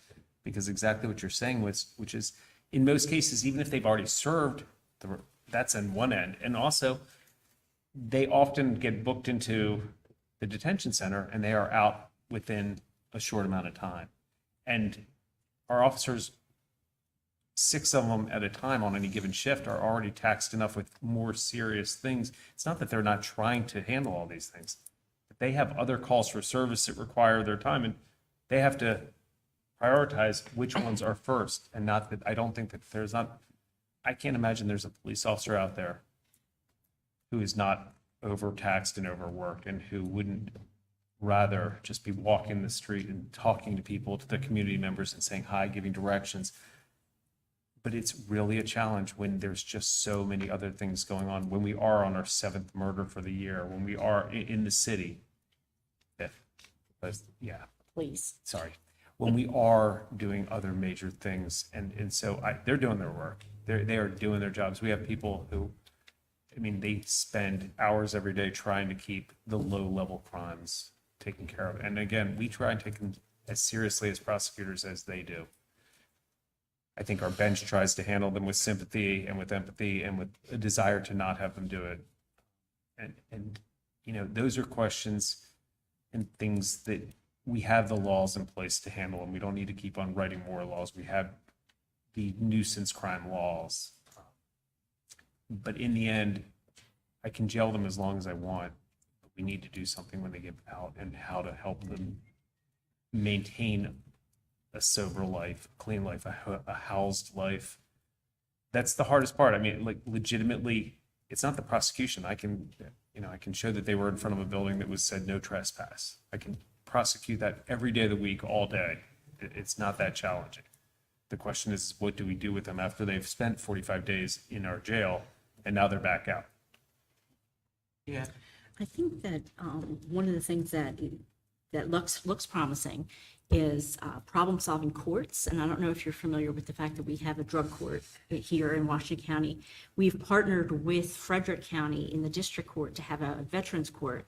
And one of the things that Judge Moylan Wright and I have talked about for years is a mental health court, which would really address so many. I've always believed that needs to come before even the drug court, but the drug court's been successful, and I think as we can build on that with more problem-solving courts. But one of my passions, and something I worked on before with Turning Point, was a mental health diversion system, and I'd like to see that expand into a mental health court. And there are successful mental health courts in other parts of Maryland, and I think that we would be a perfect location for something like that. It takes a long time to set something like that up, but the interest is really there. And that could address a lot of these nuisance crimes as well. So you mentioned 2 entities so far in your communication here today. The first, gatekeepers. I will tell you, the first time that entity came before the mayor and council here some years back, and I just couldn't help but think as a person, a human being, you know, is this a gimmick, or is this, you know, something that is truly going to work? And I will tell you, you know, 6 years later, seeing that discussion from gatekeepers in a homeless coalition meeting, it's like, wow, this guy really gets it. He really sees both sides of this coin, and what he's doing, we need more of. And so, you know, my human reaction was very different, as you indicate, over time. And then you mentioned just now Turning Point, and I think it speaks to the communication this communication we received, because while I wanted to keep the nonprofit portion out of this as much as possible today, when I hear you speak, you can't do that. You know what I mean? And There aren't so enough resources. For us, though, we're confused, I think, at times when we read a communication that says the city should stop funding all nonprofits. And you know, and I brought that up in one of the conversations I had, you know, on the radio the other week, is what does that mean? Because there are 650 nonprofits in this community that do tons of different things. So which ones are you talking about? Because just in talking today, you've identified two that we don't have a great awareness of, but that are doing things that you're saying are critical, you know what I mean? To what you're attempting to facilitate to address the activities that you see. Go ahead. Cold weather shelters, a place for people to get out of the elements in bad weather. Otherwise, they're gonna show up in business overhangs under their eaves. They're gonna show up all different places. Or our parks. Yeah, well, so I run about 4 days a week downtown, and I run all through City Park and around town. So yeah, I see it everywhere. Driving in, you can't not help but see it. It's going to take a partnership of a whole lot of organizations, whether it's governmental or nonprofits or different groups, because you can't turn a blind eye to all this, and you can't think that we can just, like I keep saying, jail people into compliance. That just, since 1997, that has never worked. I have two things to say about that. First, I don't know how many of these nonprofits are funded by the city. I don't. None. Okay, well thank you for that, because I wasn't sure how, I didn't think that they were. But a lot of them are downtown. Right. so it Well, and the makes other a thing is you correlation. have to have services where people who don't have cars can access them. So if I put somebody, or if a judge puts someone on probation at my request, that person has to be able to get to parole and probation. They have to be able to get perhaps to DSS. And so I don't know if that's as much move everything out of the city. I think that would be very difficult on the people who need those services. But I didn't know really to what to think of that. Obviously, my focus in this letter was, wait a minute, Okay. I'm being called out, so let's see what I can do. But all of these things, it was very thought provoking for me to read the different concerns. I will say one more thing, just so that I can't leave this on, which is jail's appropriate, prison is appropriate for plenty of people. I don't care about deterrence as much as some people just need to go away because you're not safe. Those aren't the people I don't think we're talking about for nuisance crimes in general. The second part of this, right? Correct. So when our prosecutor did 3 murders in 6 weeks, prison was the end game. Like, that just is what it is. We send the message that will never be tolerated, whether it's in the city of Hagerstown, the outlying area in Washington County. Those are no-brainers. The harder ones, as I keep saying, are the nuisance crimes. And I don't mean to minimize them by calling them nuisance crimes, because for the people affected, for the business owners, for the residents, they're not nuisance. It's really affecting the way of life. Sure. So I don't ever want to minimize by calling them, but that is these 30, 60, and 90-day max sentence crimes, disorderly in public, trespassing, even littering, where we have people living under the bridge and taking all of their worldly belongings with them and not moving along, making it harder for people to enjoy the park or walk around downtown. So I don't want to minimize that. And I don't ever want to say as a prosecutor that jail and prison aren't an answer, because they certainly are at times. Well, certainly, I mean, my first 15 years here was prosecuting sex offenders and children and adult victims, and yeah, that's a prison offense. And we have plenty of prosecutors who are more than happy to accommodate that as well. I want to say some of my work outside of being the mayor has to do with mediation. And one of the things that we do is we go in, and I know I've had the honor of presenting to you, and I believe you were a prosecutor, and Judge Joe Michael was the state's attorney, deputy state's attorney at the time. But one of the things that I do is I come in and say how much we save, right, because of the mediation services. And so for me, knowing that, mediation services within any area, any municipality, any county can help save the state money is a plus. But one of the things about gatekeepers is I facilitate for gatekeepers.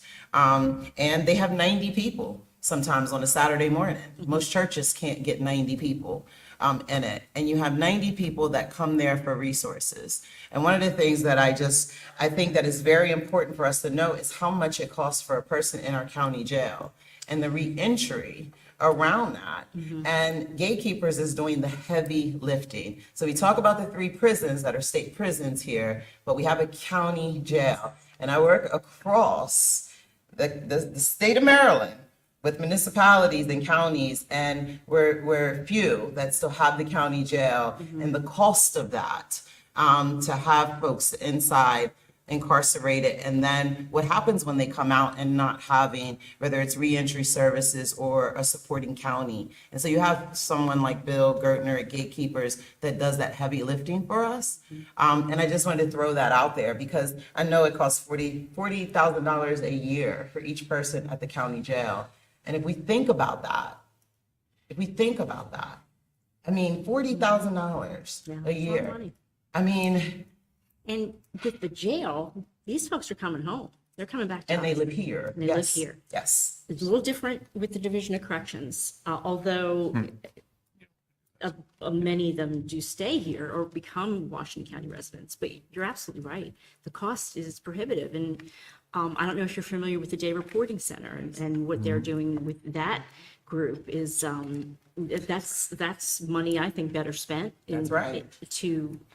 To get folks services and the treatment they need. Yeah, when I was a commissioner in 2010, I remember deliberating on, operations at the county jail, and there were a number of folks of a conservative nature that were arguing at that time, the illegal immigration population that was being incarcerated, and so there was an argument in this deliberation. And I think at that time we had 2 individuals that were directed to the county jail as holding for the state prison system at that moment. But then you look at the statistics and at that time, we had roughly 790 individuals that during their time of being incarcerated in the county jail had taken the GED, right? And only 10% of those individuals had passed for that particular year that took that test. And I looked at the gentleman and I said, you're worried about these 2 individuals, you know what I mean? But there's no thought to the bettering of the 790 individuals that weren't able to pass this basic test, you know what I mean? That addresses that issue on the backside of the reentry process or part of that equation. And so I think that speaks to that idea that we don't focus on that part enough. Parole and when people Mhm. everybody gets out. Everybody gets out. That's right. Everybody gets out. It's a very small percentage of people doing life without parole. So for me, the basic question is, what can we do to help you? Is there anything that the mayor and council can do in our position, as this letter sort of directs us to say, what can we do to help in the partnership that we have with you? Well, honestly, this is the first time I've ever met with anybody from the city. I mean, I've met the mayor socially several times, but this is the first time, and certainly you, Councilmember Perini, I've never, and this is my fault, I guess. I never really thought about this as a partnership because my predecessor was not involved, I think, with the city as much. I welcome this. I think this is wonderful because we are going to need to add staff numbers. We like Mr. Shapiro said, this one prosecutor who happens to be the other deputy doing all these major cases within a very short amount of time. We need to give her help. We need to get more prosecutors in. We need to deal with things like the excessive amount of body camera and the video and get every other state's attorney's office in the state, including Garrett County, has a body cam unit. We do not. Really? And I think Frederick has like 8 people. So we need to Body cam unit. increase our staff, and we don't. And there's a need for it. I think we'll be able to document that and justify that. But since so much of the crime and it's disproportionately in the city, I don't know if this is something that you could not fund us necessarily, but support us as we go to the commissioners. I mean, an hour ago, I brought up that very question, right, with this letter when we were talking about our legislative requests. And I said, hey, what are the things in here that folks at the coalition level are going to lobby the state for this year? So it's good to hear from you what we can put on our list of legislative requests for the coalition to consider to take down to Annapolis and say, hey, these folks need this item and we're asking for it on their behalf. This isn't a city-specific item, but, we handle, at any one time, we have almost 80 cases stemming from the Division of Corrections. Whether they're stabbings, whether they're weapons cases, we have a different load than almost Is there any other county that has? Allegheny County has 2 prisons, but Right. we're the only one with 3. And yeah, I think that we're the only one with 3. So you're dealing with a lot of So- cases from inside of the Correct. correctional facility? We prosecute Okay. everything that Oh, yeah, happens within the absolutely. division, whether it's having a shank or committing a murder. That's us. Yep. And there is nobody from DOC who then comes as a prosecutor. The Attorney General doesn't staff somebody in our office or somebody countywide. Just so you understand, again, that's 80 cases for a felony prosecutor is almost inconceivable around the state. It is a load so high that as to be unmanageable for the average person. Well, in the county, I believe, if I'm not mistaken, maybe it's changed since I was commissioner, but I believe they absorb some of that cost for the sort of transfer and, management of the individual when they come to and for the court system, or if they've got to stay over at the county You're jail. talking about their house, right? State doesn't, Yes. state doesn't say, hey, here's rent money. They say, sorry, this is on your dime. Yeah. Thank you, guys. I'm gonna be a good respecter of your times. I actually, No, I wasn't telling them to go. Like, I was gonna ask any more questions, but I want to be a good respecter of your time. And so if we could just ask the council any more questions, but knowing that they've been sitting before us 30 minutes. No. Yeah, thank you for your time, your busy schedule, taking time out to speak with us. I had some pointers that you already touched on, so thank you. I was over here like, check. So with the drug court and mentioning mental health court. So thank you for looking into that. And the diversion program. The youthful offender program that's in Frederick. Is there something similar like that here? I was in Frederick as a prosecutor when that started. We don't have it. I know that Mr. Folio, who runs that program, would be happy to come up and help us, but that's another Councilwoman, what did you say? I didn't hear Youthful you. offender program The youthful that's offender in program. Frederick. It's a diversion program. So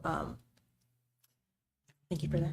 But is that a need here for a partnership or someone Before to a come in? child gets to me, they have probably been through 1 to 4 contacts with the Department of Juvenile Services, of which they've already been offered a victim awareness program, different programs to them.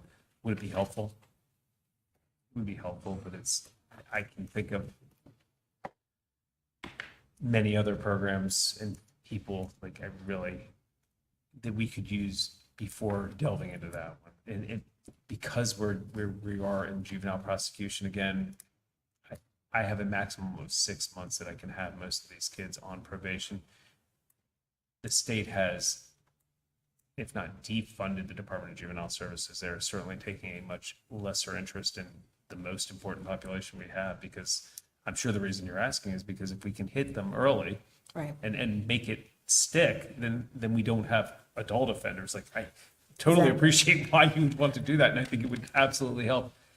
And it would just go on top of more things we need. Yeah, would it be helpful? Yes. Because some of these, we work with a lot of youth, and some of Yes. these kids that have experienced trauma and been through some Yes. things end up growing up to be these same adults that Yes. are committing these crimes. The So, recidivism rate from juvenile to adult is enormous. And would it help in every single way? it's frustrating. thank you. Sorry, I jumped in. No, you're the juvenile court person. I have the answers. Councilmember Brady? I too would like to say, well, I know you're not here for a thank you for your service, but I'm going to thank you for your service anyhow. And thank you for being here, because unlike this body where we conduct our business in public on television, you don't. And so coming here and expressing your thoughts, which I thought were done very well, is, I think, very helpful for the public to understand the issues that your office is facing and our community is facing, and why. So thank you. And while this should not be a political conversation, in my opinion, some of the genesis of this was politically motivated. So for the record, I'm just going to point out that, Madam State's Attorney, you are an elected official. You're elected out of the Republican Party, and you bring a very, in my words, nonpartisan centric approach to making sure that the job gets done. At least that's, that's what I'm going to say. And I think there's a lot of misconception about, as the Councilman Alshire said, about what this body, what the mayor and council can, or probably more appropriately cannot do, and that is, we don't tell you how you run your office. We don't tell you what to do, what to prosecute, and so forth. So again, pointing back to the genesis of this conversation, the letter from the senator, I think was misleading at best. Having said that, there were 2 points that I appreciate all your points, but there were 2 that kind of jumped out at me because of a comment that was made, unfortunately, on social media, which I don't really subscribe to social media in the sense that I don't pay a lot of attention to it, but every once in a while I see it. And when talking about recidivism, you mentioned about locking people up doesn't always solve the problem. And I think Mr. Shapiro, you said you can't jail a person into compliance, right? Yet last week, when we had a similar discussion, it was with the folks from the Washington County Health Department about the harm reduction program and components of that. And unfortunately, the former Republican mayor of this city literally posted on Facebook, "Lock them up, problem solved." To which my blood boils, because that is such an ignorant statement to make. So I appreciate your approach and the way that you look at things, and that you have come here today to kind of set the record straight, if I could use that phrase, for those who are, tagging on, or whatever the term is, posting on social media and just piling on, when, as Councilman Alshire has repeatedly said, and I agree 100%, that it is inappropriate to have government to government relations on social media. It should very much be in person. So multiple of times, I will again say thank you for doing this. I appreciate it. And I just find that as we go forward, and if you're interested in hearing more about law enforcement cooperation, tune in next Tuesday.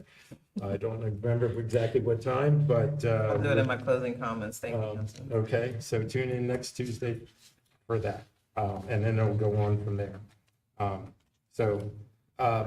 I did have one quick technical question. I'm wondering if the crime, I believe it's still a crime in Maryland, of illegally recording a meeting is considered a nuisance crime, or if it's more than that. I'm thinking the wiretapping. That's, The yeah, wiretapping. I don't know that it's not meeting specific. It is is audio recording audio without recording. consent. So Mhm. without two-party, Maryland's a two-party consent. So At what level does that rise in the type of Well, that you so deal you're with? putting me on the spot here, and I can't think of the penalty. It's a misdemeanor. Okay. Yeah, maybe. But it is maximum still a time. crime in Maryland. right? Yes, it is still a crime.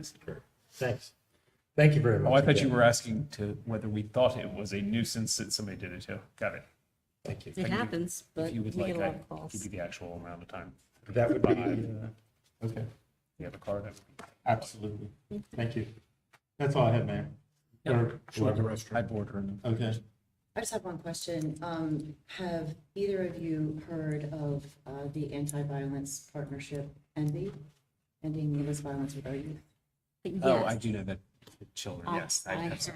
And unfortunately, when they meet, I'm in court. Yeah. And it's a shame. There are things I miss because I'm in court, but I am aware of it. And are you part of that? Yes. Do you still meet downtown in We the do. dance studio there? In the Yeah. Well, sort it used of. to be a dance studio. Yeah, in the That- Borough Box, yes. Then So, hopefully. We'd one like of to these sit days I'll down, get there. and not necessarily with a meeting, but to Mhm. kind of explain what the partnership is and the mission for the youth and its prevention and With reentry. kids, we have and a things like that. lot of leeway to, Mhm. to things sentences, the word we use for sentencing is the disposition, so I'm happy to listen and do. Yeah, I because- can send you He some. might be the better I think person so. to be involved. It's on it's usually Tuesdays, right? I'm around on Tuesdays. It Does it varies. There's vary? two different. Yep. Oh, I'm okay. I'm There's two happy to different go types and I'm of happy to meetings. listen because like I said, just like with the Youthful Offender Program, resources are lacking.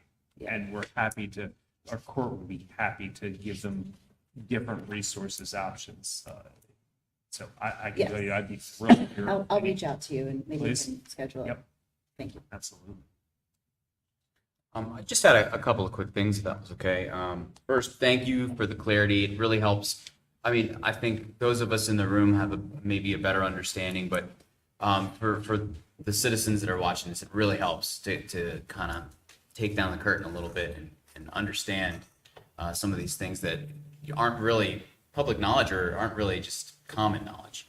One thing I wanted to ask if you guys would mind to clarify, because if I wasn't in this role, I wouldn't know, right? I wouldn't know. So I think most people that watch this may not be aware of this, but drug court, that is a really important tool. And I don't know that a lot of people are aware of that. And then I heard you mention Veterans Court in partnership with Frederick, and then a possible mental health court. What type of alternative, alternative to locking somebody up, would those courts provide? And I know the answer, drug court, but if you wouldn't mind kind of expanding that a little bit for Well, I everyone think else. if I can look around. We I do have think judges. We do have Judge Should we- Wilson, and that is his program. Okay, so that might be more appropriate than for, Um, yeah, I won't steal his. As far as the veterans program, Mr. Shapiro is going to be working with that. So he would, I don't know how far along we are. We're up and running. Okay. We are waiting for people, and that's going to bring in just a multi-systemic group of teams. VA can help. Obviously, since you know, but I'll tell anyone here who doesn't understand a problem-solving court, the goal is with carrots and sticks, with incentives and punishment, to try and not send somebody to jail or to prison who otherwise may go. So they start by admitting what they've done. That's the first part of any problem-solving court, is the admission. So the pleading of guilty. So just so anyone understands it, because I'm sure that the lock them up mentality is they should all be locked up. That's the beginning. And so if they don't follow through in their problem-solving interventions, that's the ultimate consequence. But in the things like the VA or a mental health court, the idea is to match needs with resources. And there's generally, we know from years of folks having served World War I on that it takes its toll on you.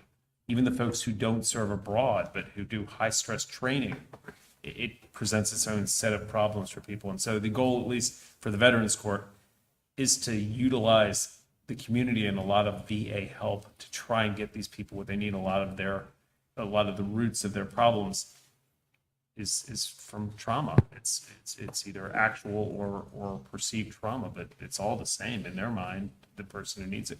And so with Frederick, we will, again, it starts always just because that's the most important thing everyone understand. It starts with the admission of guilt, and then we work on the problem solving. Does that kind of answer? That's perfect. I appreciate that. Yeah, Yes, thank you very I much. think that people need to understand that first. Yes, sir. Thank you. You guys have any more questions? Yeah. I think we've had you on trial long enough. Thank you all for letting me Thank you come so much speak. for all the Thank work you. you do. Thank you. I hope the book comes out really well. We'd like a copy. Oh, gosh. Make that happen. For the lobby. You can sit him down there and shoot your office. I mean, with a camera. Camera shot. I'm sorry, I didn't want that the way that, oh my God. Can you imagine the sound bite? Oh, God. Oh, me? Gee, funny. Judicial system discussion, part 2, and with us, we have the Honorable Judge Brett Wilson. I don't know if we're allowed to clap for judges or anything. Just stand up. We're supposed to stand. All right. Raise your right hand.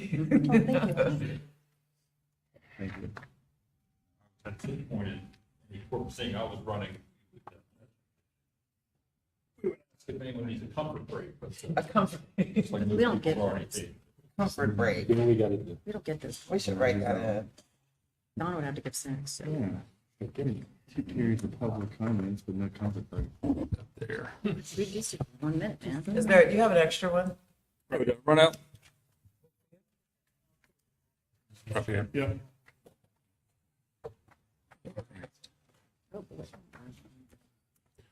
What I've handed out is just our state of the court report from last year.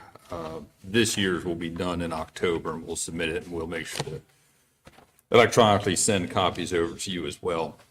It's just a year after year report that's required by the state judiciary to let the Chief Justice and the Judicial Council know how their courts are doing. And so especially after COVID, they're rather interesting reports, as you can imagine. I appreciate the opportunity to speak to you today. I was glad to receive the invitation from Mr. Nice Warner and to come here and with some limitations on what topics I can go into, I'm glad to explain better the judicial system generally and of course our circuit court of Washington County. For the record, my name is Brett Wilson. I'm the administrative judge for the Circuit Court for Washington County. I've been a judge for almost 7 years now and administrative judge for, well, a week shy of 3 years. The court system in Washington County, I can tell you, is strong. We do need an additional courtroom for our district court. They've been one of the longest suffering, overworked pair of judges in the state of Maryland. It's my understanding that finally, there's been a log jam that has been broken, key log removed, and now they're back on track to hopefully get that additional courtroom constructed within the next year, year and a half. It was held up a significant period of time with fights over the initial contractor that I don't think it actually made it to court, but it was very close to going to court until they're able to free themselves from that contractor and can now go forward. The Circuit Court for Washington County has 6 judges and 1 family law magistrate. There was discussion earlier about the number of cases that come from the prisons, and that's one of the reasons that we have 6 judges for the number of people that we have in this county. Per the number of judges is decided by the caseload. Every year, there's a caseload analysis done across the state. That caseload analysis is then sent down to the legislature, and they may or may not grant new judgeships based on need. There's a formula for it. I'm not going to go into the formula. I don't really understand it. But I know that it worked out in our favor to allow us to add a 6th judge in the recent past. The process for criminal court, because I understand this is primarily about criminal court, is somewhat hampered in Washington County because our courthouse is old, and out of 6 courtrooms and 1 magistrate's hearing room, only 3 can be used for criminal matters. As you know, we need a secure courtroom for criminal matters. Anytime there's a person in custody, there has to be a secure way to the holding cells. All of our judges on a daily basis walk the hallways to get to courtrooms because we do not have very many back safe courtroom or courtroom walkways from chambers to the different rooms.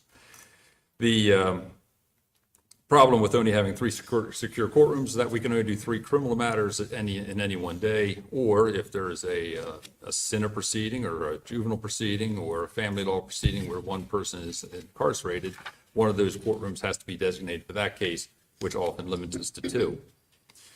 The process for criminal matters, they talked about a little bit before. I won't go into any detail, but obviously almost all cases originate in the district court. They come to us by a couple of ways. One could be an appeal where there's a conviction that is disliked by the litigant. There is the jury prayer where a case that does qualify based on the potential sentence gives the person a right to a jury trial. They can pray a jury trial instead of disposing of the case in district court. And then also by way of criminal information. Criminal information is a document that's filed by the state's attorney after there's been a preliminary hearing in the district court. Preliminary hearing is purposed to find probable cause or not on felony charges only. The grand jury would do that role for cases that are presented to it. This county has a strong history of not overworking the citizens of Washington County in grand juries, where some counties require grand juries or even 2 grand juries to sit on a weekly basis. This county has generally always called them in either as needed or on a monthly basis because it is a 6-month term of service. And obviously that can be very difficult for a citizen to accommodate. After the cases come to the Circuit Court for Washington County, they are then put into various type of criminal scheduling. What we've done, one thing we have changed since COVID, because there was a higher number of multi-day cases after COVID than before, and that's largely because of additional questioning and additional distancing and other things that COVID forced us to do. It just took longer to pick juries to get cases resolved.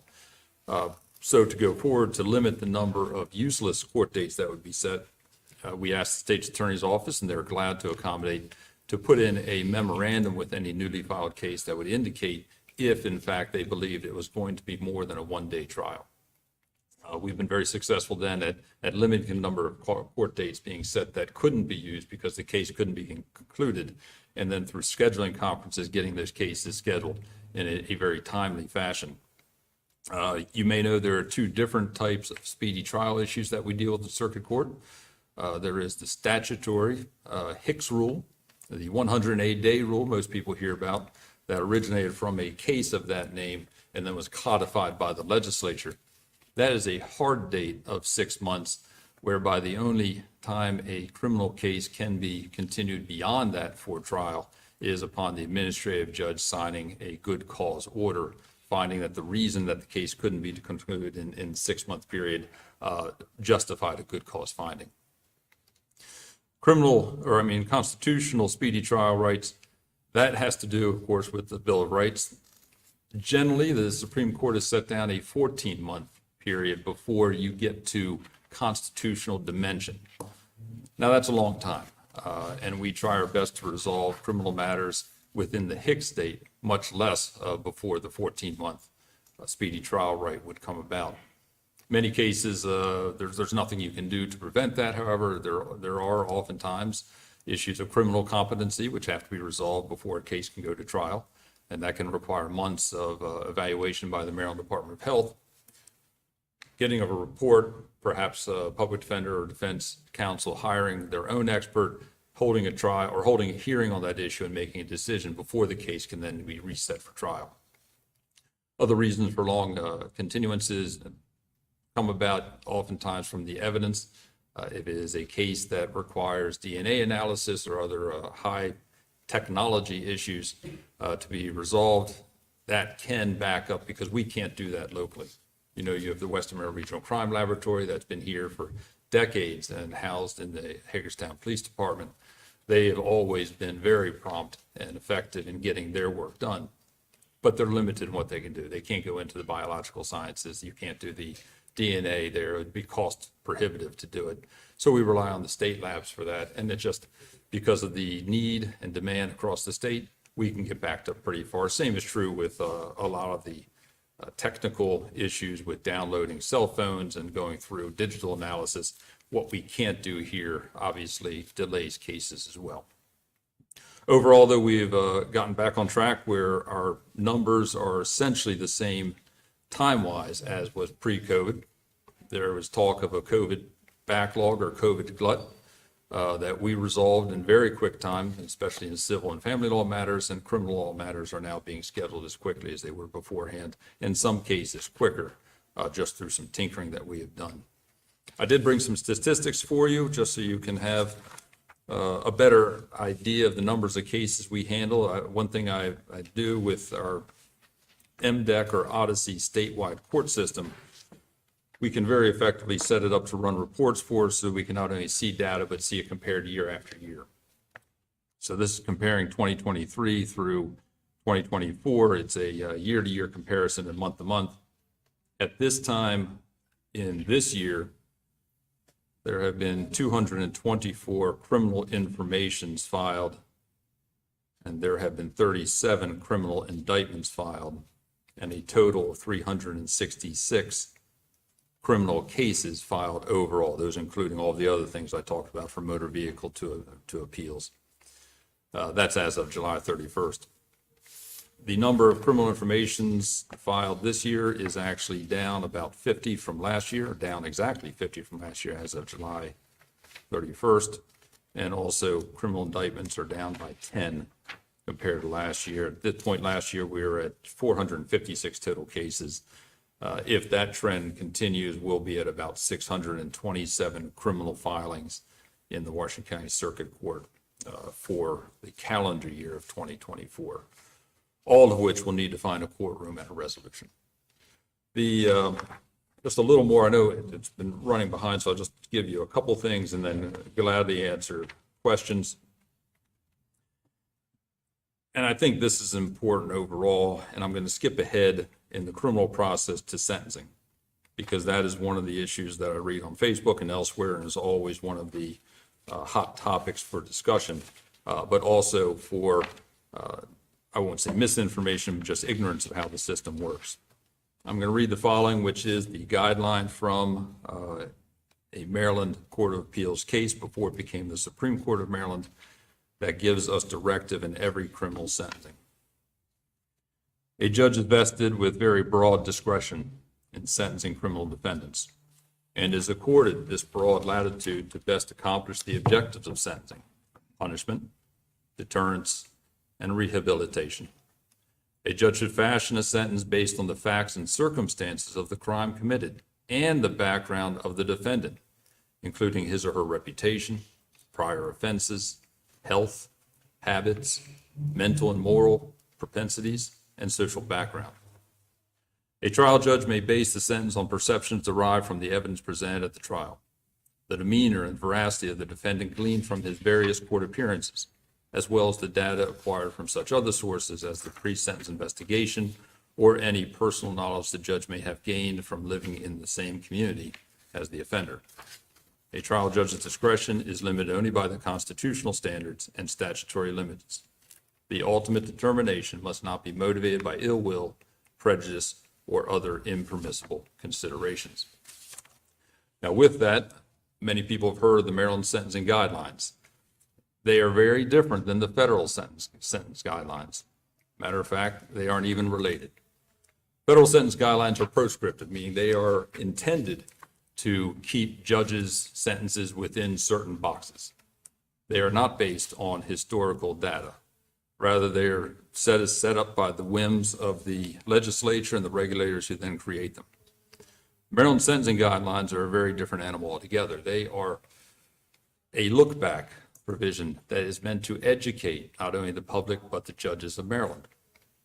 They were set up to be derived by an analysis of a certain range of years over the past few years, and then taking the 60% of sentences that fall within whatever range. So if we take 100% across here, this is the 60%, that's what the guidelines range would be. They are then used to educate the judges by being sent out and by being required for the judges to consider the guidelines in every criminal sentencing. They do not hold any requirement that the court must apply them. They are advisory. However, in filling out our sentencing guidelines forms after trial, if we do depart from them, whether we go higher or lower, they do require us to put down the reason for that.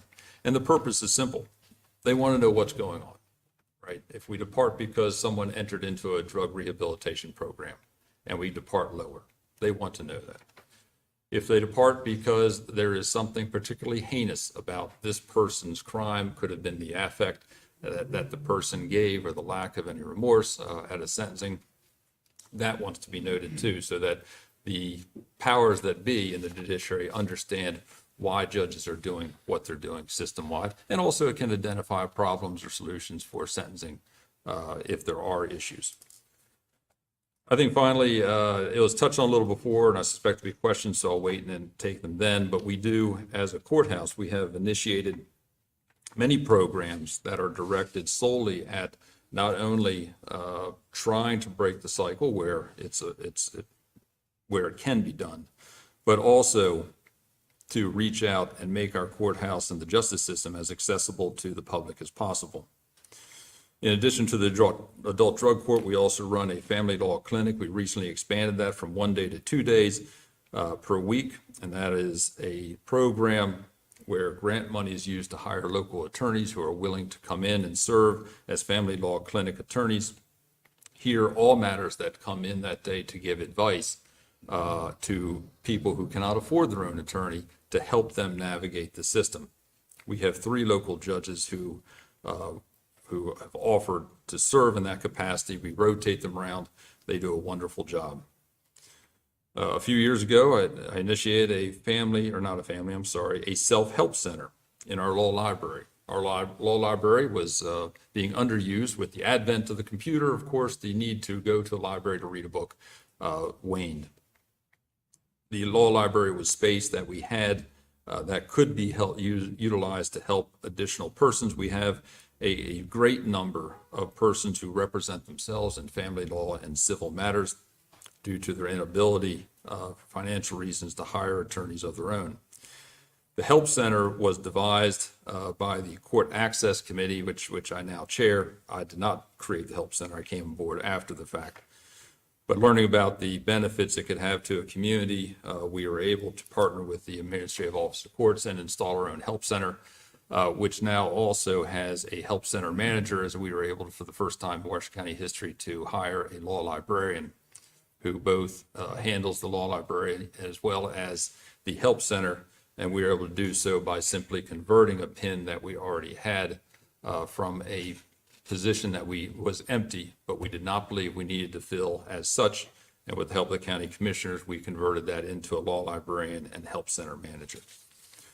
Those programs help us to stay in touch with the people that we serve, which is all of the people that come before us and those who do not have a need to, but benefit from the efficient, effective, and fair application of justice. So with that, I'll gladly take questions. Any questions? Questions? Go ahead. Your Honor, thank you very much for being here this evening. We appreciate your time. I have 2 questions that were kind of identified in the previous conversation with you. I know you're here in the audience to hear. And the first is, just for everyone's clarification, since you are the chief judge of the circuit court, tell me, what input does this body, the mayor and council, have in telling you how to run your court? Well, none. I mean, None. That's what I was looking for. No, I know, and I know you're looking for something. It is paramount to having a system of justice that can be respected by the people that we remain impartial. Other people pays our salaries, okay? Other people build our buildings. Other people keep us safe. But in spite of all that, if we do not maintain that distance from even the appearance of impropriety, the whole system fails because the public loses faith, and our directives, our decisions mean absolutely nothing. So, anyway. On a more kind of forward-looking question, it was mentioned earlier, Councilwoman Burnett commented on it as well,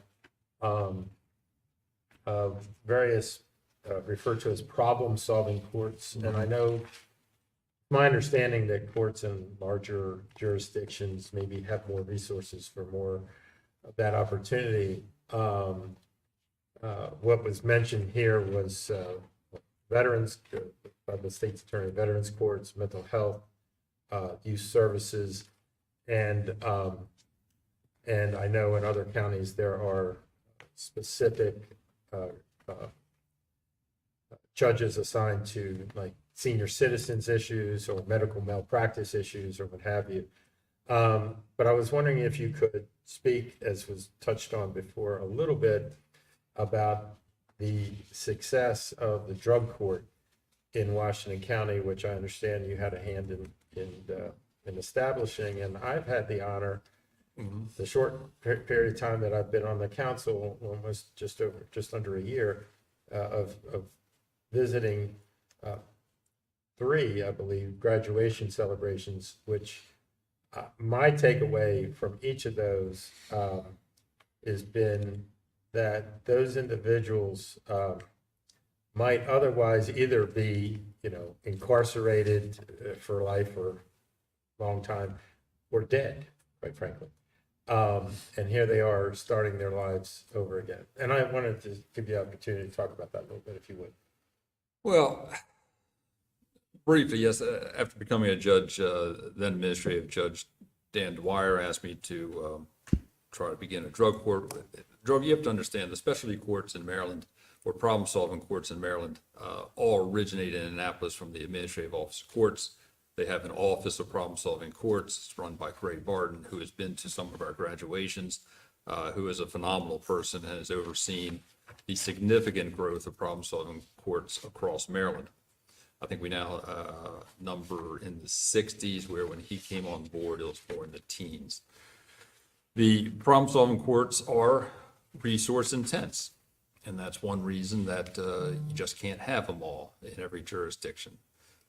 There is a generally small population that may qualify for participation in a drug court, but for that person, that participant, it may more than change a life, it saves a life.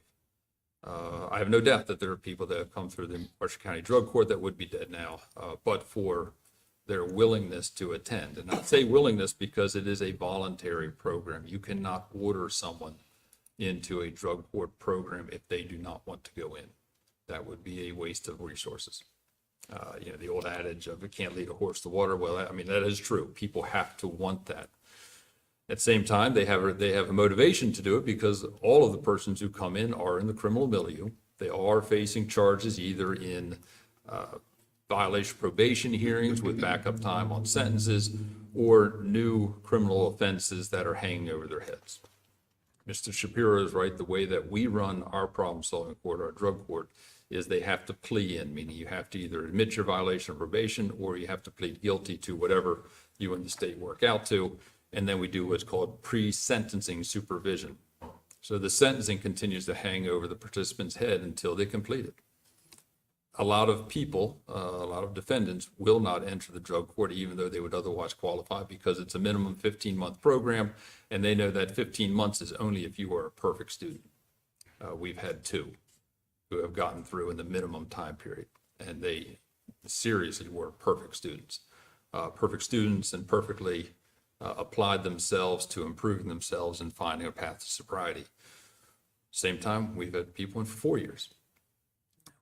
For over 4 years who it looks like may not ultimately graduate, and that's unfortunate. But the motto I have with someone who voluntarily enters drug court and makes efforts is that, we won't give up on you unless you give up on yourself. And I'm not going to kick someone out of drug court unless it gets to a point where they are clearly a negative influence on others, or back in committing additional crimes that endanger the public, or in some other way clearly show no impetus to complete. And that's about it. The drug court numbers are relatively small. We've been at a high in the 30s. We've been at low in the 20s of participants.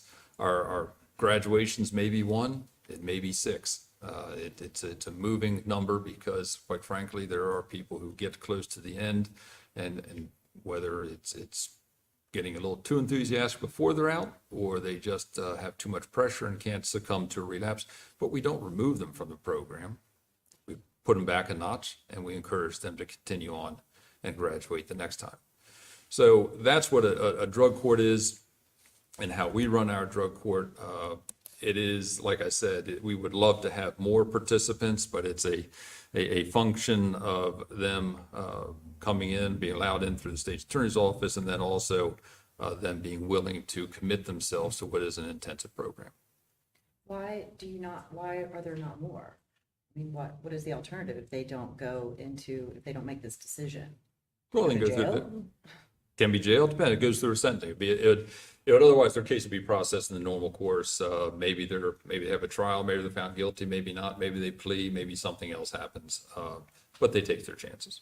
Are you surprised at the low numbers that enter drug court? To a certain extent. I am. I think there's some other issues there that I won't get into right now, but I think that we certainly are available and willing to take on more people than we have. Yeah, it is. Anybody else before I? Sure. So you get the benefit of following your classmates and seeing what the questions were that we sort of asked. I think from our perspective of, what can we do in this partnership? The first thing I'll say is I believe we first met when you were a huge advocate for the safe places, right? We actually met before that. If we can go back into the Wayback Machine, it would have been, I believe, when I was here, and your exact words, I was with the Narcotics Task Force then, working on a nuisance abatement program, which we did get up and running. And your story was, I think you had been a youth advocate or whatever at a party. Choice program.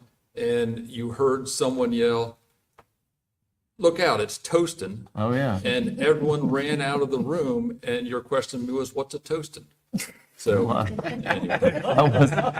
that's going back a few years. I was a caseworker at the time. I was going to help a sixth grader with his homework in Nolan Village, and when I heard somebody yell, "Let's get out of here, it's Toastin," I didn't know who Toastin was, so I took off running and was probably running faster than half the guys that were running with me. like So. running And then I from- realized, what am I running for? And It's like running from a bear. yeah. As long as you're faster than the next And I went back and figured out what a Toastin was. So, So anyway, so yeah. but I think that's the first time. But I was a bunch of huge advocate also for Safe Place. I represented the state's attorney's office, Safe Place, for 7 years, trying every child abuse, infanticide, and molestation case. And I think that, and I'm just going to tell you personally, and I think that that's the moment I found myself looking at you as a role model for the community and for me as well. And I say that because, as conservative as your remarks are here with us today, you clearly have an interest in striking a balance between law and order and providing folks an opportunity to find that positive outcome for themselves in the community. And so I think that speaks to your comments just a moment ago on the matter of individuals that choose to enter the drug court program and your interest in seeing them through that program. Your interest is not in putting folks in jail. It's become successful and in that sort of reentry process. I think that one of the questions I had, and obviously you're aware, sort of some of the impetus of doing this is the communication we received, and the 8 points that were generated or provided through that communication. And I think for your role as a partner among the many folks that were identified is point number 5, which speaks to some of the other comments and questions shared here, which says, if the city would just end social services in the city. And, when I hear you talk about the drug court program, I think one of the things in my mind that I have curiosity about as it applies to the court's functions is, and I think it speaks to State's Attorney Sancione earlier when she said, folks need to be able to get to the places they need to get to when they find themselves in those positions, and proceed through the process of the justice proceedings for whatever reason they find themselves there. And so I'm just curious, because we've heard about the DJS earlier this evening, DSS, all kinds of governmental entities that operate in our urban core no differently than the court system does, in the urban core. And so I'm just curious, maybe your thoughts on whether that would be a detriment to the ability for folks to go through the steps they need to go through as it applies to when they find themselves having to proceed through the legal system. In other words, if you were located, I don't know, all the way up Pennsylvania Avenue, towards the PA line, I'm just trying to envision in my head, What, are you talking about the like how court folks would, being yeah, like located? well, maybe not just the court itself, but somebody having to go to DSS and somebody having to go to DJS and somebody having to go to any type of quote unquote nonprofit that operates in a very meshed way in the urban core already. I mean, that exists. And so I'm just trying to visualize in my mind what that would look like to sort of break up and disperse that across the county as an individual that would have to then at some point find themselves before you. Well, two things. One, I have not read the senator's letter. I don't believe it was actually addressed to me. So Don't read it. I was not did not receive it. I heard about it, did not read it. So I can glean the tenor of it from comments I've heard, but I've not actually seen the body of it, and don't need to, because that's not a part of our bailiwick. And to your question, to the extent there are significant political overtones here, I know Councilman Brini talked about that there are some politics involved and whatnot. Those are issues I'm not going to get into. Now, as a practical matter, and this really would go more towards, on the criminal side, probation. Courts, judges do order probations that often require total abstention. And if you abstain, you have to also then go through evaluation, treatment, and testing. It's specific conditional probation orders. And so for that to be a successful probationer, they would have to be able to find and attend programs that fit the bill. So what we do as a court and the requirements we may put on a criminal defendant who gets the benefit of a probation as opposed to incarceration, I guess could be hampered depending on where that person lives and what their means are, from a lack of services. And we have seen that in the past when we first started drug court, and it wasn't a matter of where the services were, it's just a matter of what the services were. We did not have what we truly needed to be successful. That has already changed. Brooks House, you talk of something born of tragedy for the betterment of a community. Brooks House has provided a lot of services that we're not here, or at least provide them in a different manner. So the services you talk about are often necessary for the court to have a positive effect on the people that come before us. I'm not going to talk about where they are, where they're situated, who's right about they should be here or should not be there, because that's really not something that is within our purview. But having services for our probationers or other people to take advantage of so they can complete the requirements that are put on them is certainly very important. So the second question, and same question that I think that I posed to the state's attorney's office, is given the communication and as you indicate, that was provided solely and specifically to the city, the body politic, meaning the mayor and council of the city of Hagerstown. As I also indicated in our discussion earlier, it clearly indicated, a host of other parties that operate as partners in this governmental process that we collectively have a responsibility to. And to that effect, I tried to read the end of your report here where you discuss, sort of an outlook of need, right? As of last fall, yes. Well, somebody with IT, like, and I felt that when I read that, because there is this expectation that, if you're managing a meeting or facilitating something, you should also be able to like do Zoom and all these other things at the same time. And you can't wear all of those hats and effectively manage a meeting. That's a reality, or facilitate a proceeding. Is there anything specifically from your perspective? Because again, this letter was directed to the city to reach out to say, hey, you know, city, you should do these things. Is there anything that we could look to your offices and say that we could do, you know, to assist in your functions? Well, and you already do. You have to remember, the courthouse is a combination of city, county, and state. Circuit courts are the responsibility of the county to construct, to maintain. Certain members of the staff are responsibility of the county to hire and to pay.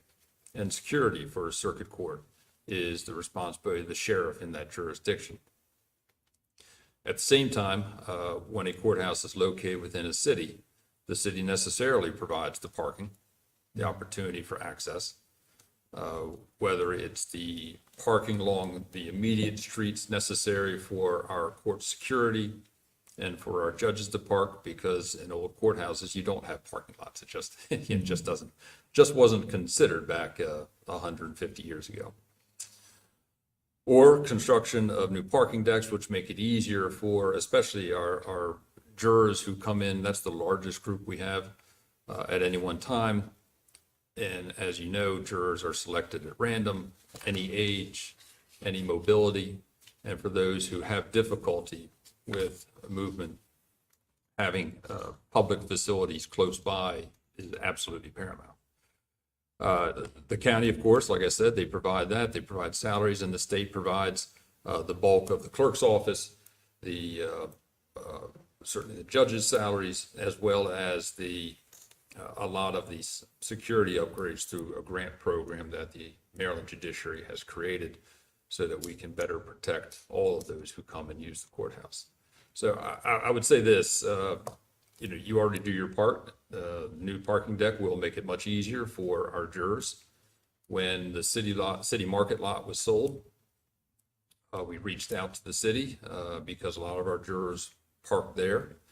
And we were able to set up a voucher system so that our jurors, the county agreed to pay for a parking deck for the jurors that come in. And we agreed to work with you to get a voucher system so it is a discounted rate. So that people of Washington County, who of course pay the freight for all of this, would not be burdened more than is absolutely necessary to make sure that our court functions continue. So, you know, with IT and those things, that is supported by the state. This was sent to the state. That's who its real reader is, so that they know what we could do better to better and more efficiently run our courtrooms. So looking at something like the IT component, we do have IT support. IT support can always be better or more available, just because it's that type of program where you need someone when you need them. And when a computer doesn't start, you know. You have to gang up on it, man. Well, I'll tell you, I'll tell you, we had speaking truth, man. You know, we were greatly affected, as was the court system statewide, when the great international blackout happened just a few Fridays ago. But working hard, we had a group of volunteers, myself included. We met two of our IT folks on a Saturday afternoon. We spent 4 to 6 hours there, and we got every computer working by the time we left. So Monday we were back open, and we were only partially shut down on Friday. Wow. So, I mean, it's there, but it takes effort. Yeah. And I think this is just more, you know, as our needs for more audio-visual and digital capabilities increases as more people use ever evolving digital machines, we could always use more in the courtroom to make sure that we can present cases. So. You guys have any more questions? I actually just, in a somewhat unrelated matter, Your Honor, I just want to say thank you. It's my understanding that, well, I saw that you were there in front of the county commissioners a couple of Tuesdays ago, requesting that if and when a new courthouse is developed in Washington County, that it be named, I presume, at the request or the request of, but of the family be named for Judge Andrew F. Wilkinson. And I think that was a tremendous thing, and I appreciate that you've done that in his honor. And I would say personally, and I think I speak for the mayor and council, that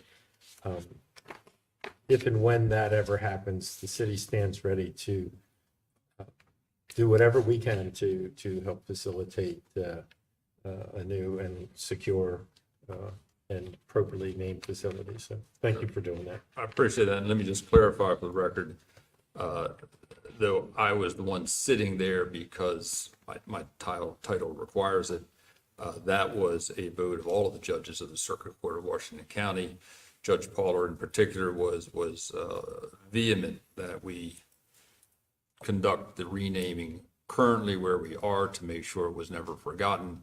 The family was very interested in the future courthouse, if there is one, named after him so that the county never forgets it. We are fortunately able to put both of those requirements into one ordinance. And as you saw, the county did, of course, approve that and are fast underway developing the changes that will be made to the courthouse to reflect that decision. So I appreciate that. It was not me. It was it was us as a group. The collective you. The collective, the court, Circuit Court. Judge, I just want to say that, just thank you. And my work with mediation has, I'm very passionate about it.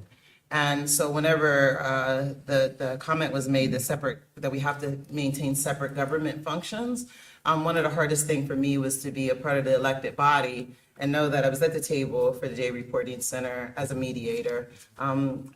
Chief was then captain. I believe that's how far back those conversations go, but you were also at the table, as well as, again, drug court. You know, drug court being something that I loved coming to, not because you gave out candy bars, but because it was very empowering. But I attempted to do those things as the mayor of the city, and it just did not work out right.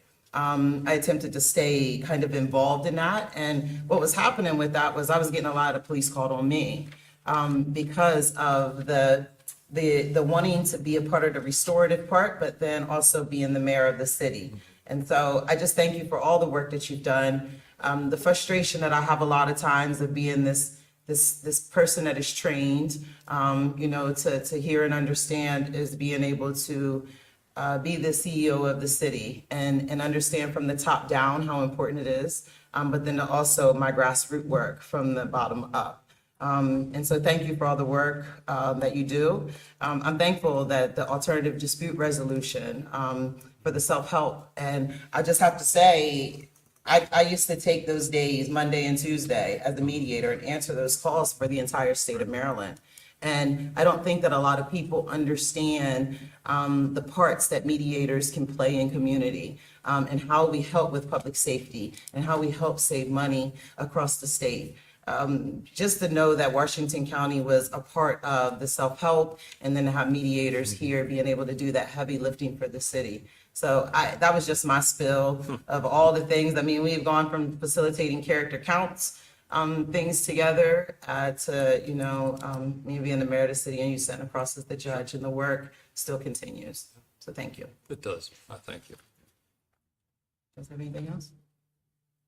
Thank you, General. Thank you, Honorable. Thank you all very much.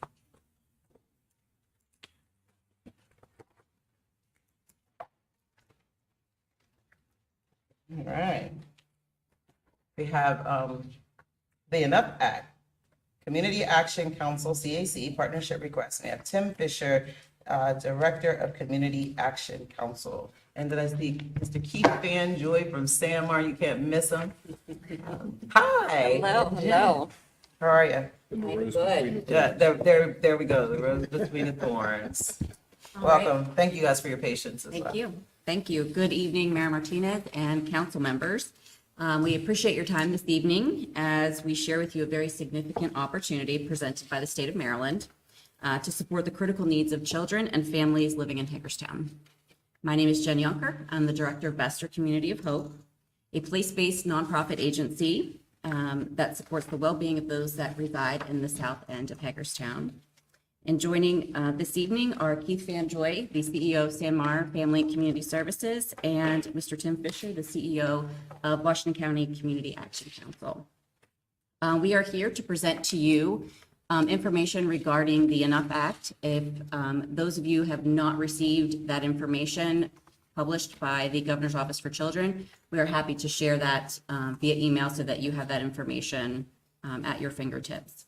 So this past legislative session, Governor Moore introduced legislation prioritizing the intentional support for place-based initiatives across Maryland to address very high rates of concentrated generational child poverty that have persisted in communities across the state and denied too many of our state's children the ability to achieve their full potential as well as determine their own futures.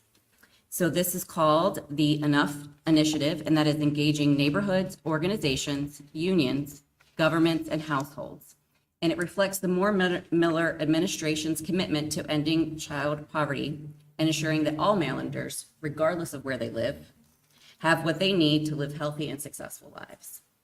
It was wonderful to hear our state's attorney's office say they are not in a position where they want to criminalize poverty. So today we are here to present to you a phenomenal opportunity that our city has to address some of these core issues and certainly root causes of some of the social issues that we see persistent in our community. So the Enough Initiative invites community-driven, cross-sector partnerships in eligible urban, suburban, and rural communities to plan and advance place-based strategies that reduce childhood poverty, as well as promote economic mobility. So we are pleased to share that communities within our city have been identified as eligible, and our organizations are primarily positioned to apply for a Track 3 grant opportunity at up to $5 million. So I'm going to turn this over to Keith to share a little bit more about our collaborative journey to this date, as well as our intended proposal for the Enough grant. Great, thanks, Jen, and thanks to the council and to the mayor for allowing us to be here. Appreciate it. I think the best way for us to talk about the Enough program is to talk a little bit about the journey of Sanmar and the creation of Vestal Community of Hope. There's parallels there that I think will help you see why we're so well positioned as a community to respond to the grant opportunity. I've been at Sanmar for 18 years and the CEO for 7. I started as a caseworker working for children and families and eventually girls in our residential programs, and helped to start the Vestal Community of Hope initiative about 10 years ago. At that time, when we started that work, it really came from the voices of children and families that we were working with that were in crisis, that really didn't want to wait until the world fell apart to get the resources that they needed to be successful. They needed those resources earlier. But unfortunately, a lot of those resources didn't become more available until something really terrible happened. And so a lot of the times we at Sanmar became a Band-Aid to a social problem. We did really good work at the time when we offered residential services and continue to offer treatment foster care services today. But that should not be our primary strategy. It should not be our primary solution to separate children from their families, to separate children from their communities. Our primary strategy should start with investment in their communities, investment in their families. And that was the agenda of our Vestal Community of Hope initiative. It was not to say either or, it was to say both. Both investment in kids and families, particularly in areas of concentrated poverty, but also still recognizing that the crisis that kids and families come to us with, the crises, we're going to need to intervene in those also. We can't just simply ignore those issues. So that's a lot of what Sanmar does today, right? We intervene with outpatient mental health. We intervene with treatment foster care. And the work of the Vestal Community of Hope program over the last 10 years has really focused on 2 things: in-home voluntary family services driven by the needs of residents and families, and a lot of community development activities. We have a big block party next month at City Park. We have Baby Palooza. We have parent cafes, other community activities that make the South End a more vibrant and exciting place for families that are from here and live here. And so when the Enough Act was announced, ultimately what we heard was a validation of the work we've been pursuing for the past 10 years. We heard somebody saying from government, what's important is to really concentrate your investment in places that have not had investment in prevention. So it's this idea of thinking about, for example, the city of Hagerstown. We've been investing in the south end of the city because there have been a lot of concentrated social problems in that area. We've been responding and intervening to those issues. But our long-term goal is not to just be a responder to intervene to crisis. It's also to invest there, and Jen mentioned it, to address root causes that are happening in those communities. And so I think that's the exciting part about the grant funding. The grant funding expands the amount of dollars that could be available in the south end to focus even more upstream and break that cycle. And also think about, okay, over time, as we receive these funds, how do we partner with all these other good community organizations doing this meaningful work? Those that are really in the trenches every day providing services to families that understand what, not only what's needed, but are hearing the voices of families say what they need and how we can respond. So the Enough grant has its pros and cons. We were really excited when we heard it to potentially move forward with looking at how we not only deepen the work we do in the south end, but the south end is not the only community that has major needs, particularly if we're focusing on the city of Hagerstown.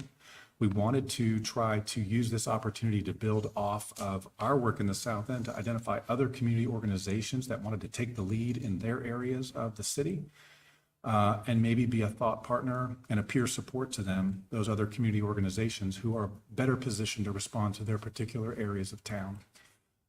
As we started those discussions and we started convening community partners, we were kind of on the way there. And then as we started to have conversations with the Governor's Office of Children and WJWI, which is an arm of the Harlem Children's Zone, who is consulting with the Governor's Office of Children, we learned, although we have had a lot of advanced time to do a track 3 application, other communities that want to pursue this already have to have a lot of work done to pursue a track 3 application. So we had to kind of change some of the thinking away from how we can pursue a joint strategy with other neighborhood communities in the grant and pursue a track 3 grant for the south end, but still have a strong desire to support track 1 and 2 grant opportunities in other parts of the city of Hagerstown. So it was a little disappointing that we couldn't be more supportive to position grant funds to other parts of the city that absolutely need it. That's what we want to see happen. And we don't see ourselves as being the ones that need to do it. We think we can offer something to those other communities. But we don't want to miss the boat or not take advantage of a potential $5 million award from the state of Maryland over 4 years that could potentially really expand the amount of investment, not just in services. This is about money being directed more towards the pockets of families in our communities so that they can best respond to their identified needs. Just one last thought from, we've had some time today to hear a lot of different presentations, and it certainly helped to give us some insight into the perspective of other offices. But I think what's really important as we pursue this work with the Enough Act and what we've done over the past decade with Community of Hope, it's really recognizing that it's we, okay? It's us with the people we serve. It's not us and them, right? And so what we've had to really wrestle with is that the money doesn't work that way. And so it's our great challenge to try to figure out how to bring the funds from government in a way that respects and honors the rules of how the funds are intended, but listen and respond the way the families are asking. And that's our great challenge. And we think as we pursue these grant dollars, we're well positioned to do that. We think we're credible because, like I said, we're a 140-year-old organization. We think we have the track record with the community to do it. And our goal from here as we design this grant, which is a great challenge because we have a month to do it.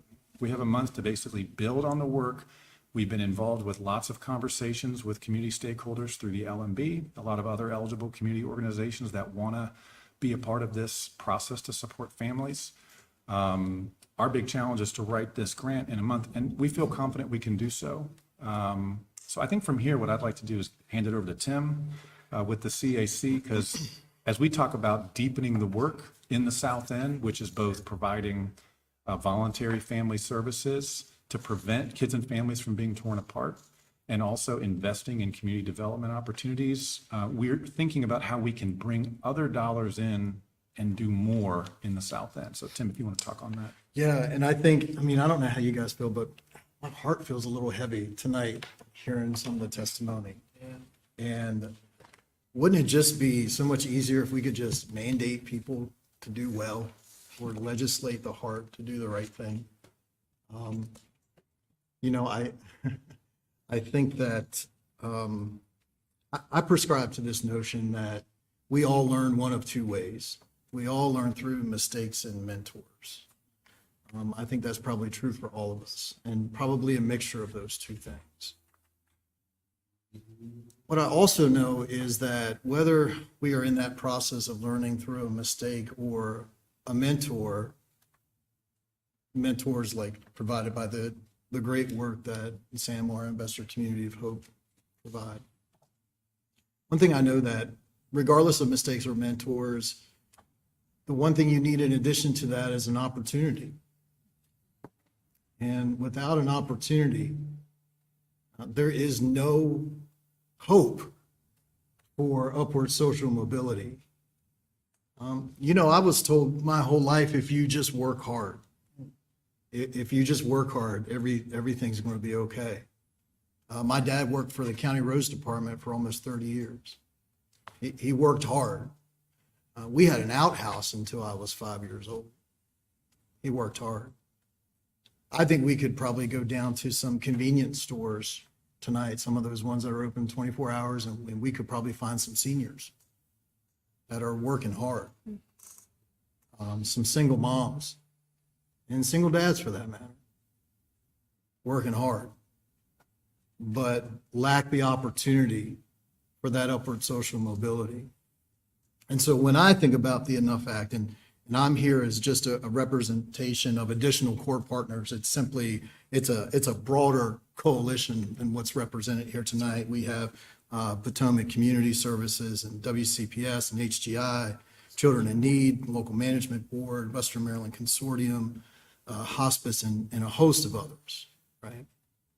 And we've come together in our meetings with the Local Management Board and said, hey, who's doing this work? And who can we support and get behind? And obviously, Besser Community of Hope was the no-brainer, really. Let's come together and get behind and make this effort and push this forward. When we hear some of the testimony that we heard tonight, I think it's important for us to remember a couple things. There's been a traditional way that we have looked at poverty in America coming out of the mid-60s, especially after the assassination of JFK. And a lot of how we deal with poverty is poverty management in America. We deal with it in terms of entitlements. What we have to know and understand is that entitlements and poverty management does not create opportunity. In fact, some might argue that it actually builds greater walls to keep folks inside of poverty than breaking them down to create bridges and opportunity to get outside of poverty. What the Enough Act does is that it says, how can we invest dollars into a place that we know based on the statistic needed to create bridges out of poverty, to create poverty alleviation? And when we talk about poverty alleviation, we're talking about upward social mobility. But when we're talking about upward social mobility, we are talking about opportunity. When we look across the nation and we see that an average 50-year-old male is worth $150,000, and we see an average 50-year-old African-American female is worth less than $10,000, worth, not wage, worth less than $10,000. The difference in that is a home. It's home ownership. And so we know that through the history of America, the safest, the most low risk, most high yield investment that middle America and those emerging out of poverty can make, and that's over 75% of the American population, by the way, is to own a home. And so one of the things that CAC is doing in this is to say, and eliciting funds through this grant procedure. I reached out to Scott the other day, and I know he's working on gathering some data for us as well.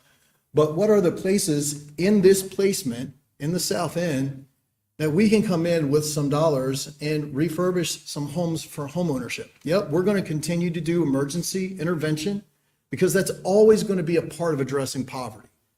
Emergency intervention is always going to be a part of addressing poverty. Assistance is always going to be a part of addressing poverty. But we want to add to that, and this is what the Enough Act does, is give us this opportunity, poverty alleviation. So what properties can we look at? What funds can we solicit through this grant to move folks further toward home ownership? Because that's going to be key. When we talk about breaking the cycles of poverty, especially in children, we know it's not up for dispute. We know that home ownership is the number one way to do that. So how can we do this through this grant? CAC and others will continue to do what we do in terms of some of that emergency intervention, energy assistance, rental assistance, mobile services, food pantry. We have the largest or among the largest food pantries in Washington County. So we'll continue to do those things and innovate with our partners. But I do think that this is an opportunity for us. And I think one of the things that we're really seeking from you guys tonight, we're not asking for a vote. We're not asking for any money, not publishing a book or anything like that. I don't have a high-powered camera. She's great. Like, I want to spend one day a month with her. Like, yeah, she's fantastic. I think what we're really asking tonight of this body is, first of all, if you have any questions, I know this is fast-moving, and it's fast-moving for us as well. So we want to make sure we give space and hear those questions and answer those questions. And secondly, I think we're looking for, your blessing, not a vote per se, but just sort of the blessing of the mayor and council to say, hey, this short time frame, we believe in you guys, run with this, do what you do well, and see what we can bring into our community to help alleviate poverty in our community. Would a letter from this body help in your grant application? Yes, there will come a point in the grant application process that we will need, as in the description of the Enough Act is including government entities. And so we, as an applicant, will be required to show how we plan to partner with our local government in addressing a lot of these issues. It's important, and I appreciate a lot of the words that you shared, Tim. We hear a lot of what the issues are and what the needs are in our community.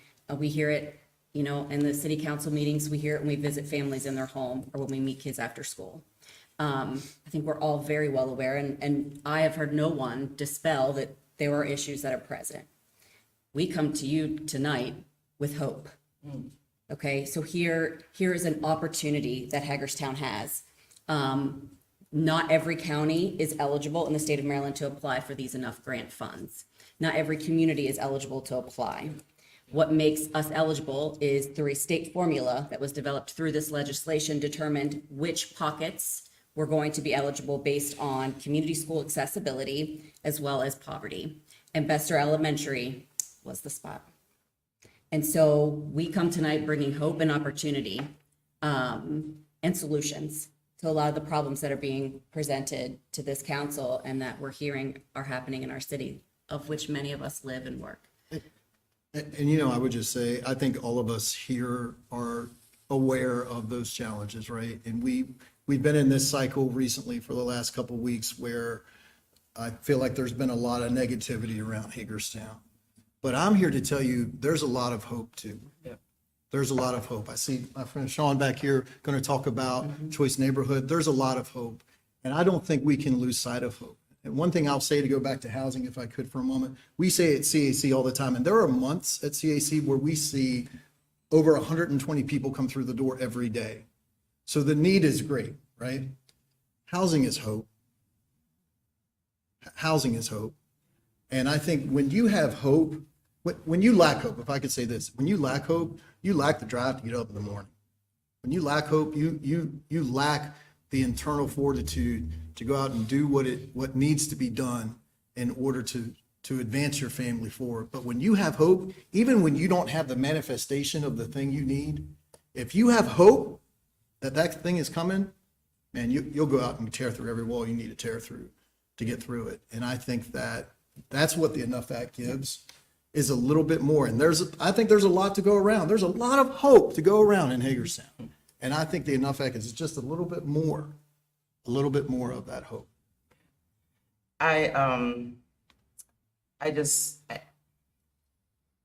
y'all know my story. Say it. And so, Keith, I can remember you walking into the community center when I was the program director there, and you were brand new at Bester Community of Hope. And I remember you walking in saying we had the most active, and also it was safe because it was open, right? And I remember you walking in and saying, I'm not trying to recreate something. What is the model? What are you guys doing here? And how are you reaching the families? And that's the program that we had. And so to see you 10 years later, you know, sitting across the table. I've also been to your community trainings that have helped me with my ACE score of 10, you know, and I again, you talk about the how much a man my same age is worth, and then what it looks like for a Black woman. And I am a true testament of this in Hagerstown, Maryland. I'm not away from the issues that everyone is going through. I've come out of the system. I've worked through public safety, through ministry to get to where I am. And so I understand the importance of something like this in this county. Like, my God, I wouldn't be here if something like this would have caught kids in the 90s. And I sit around and I listen as the mayor of the city of Hagerstown to a lot of entitlement, to a lot of people that have the answers, and they forget. They forget how much work it takes to show up, to go to DSS. I haven't forgotten, because I still got kids that gotta go.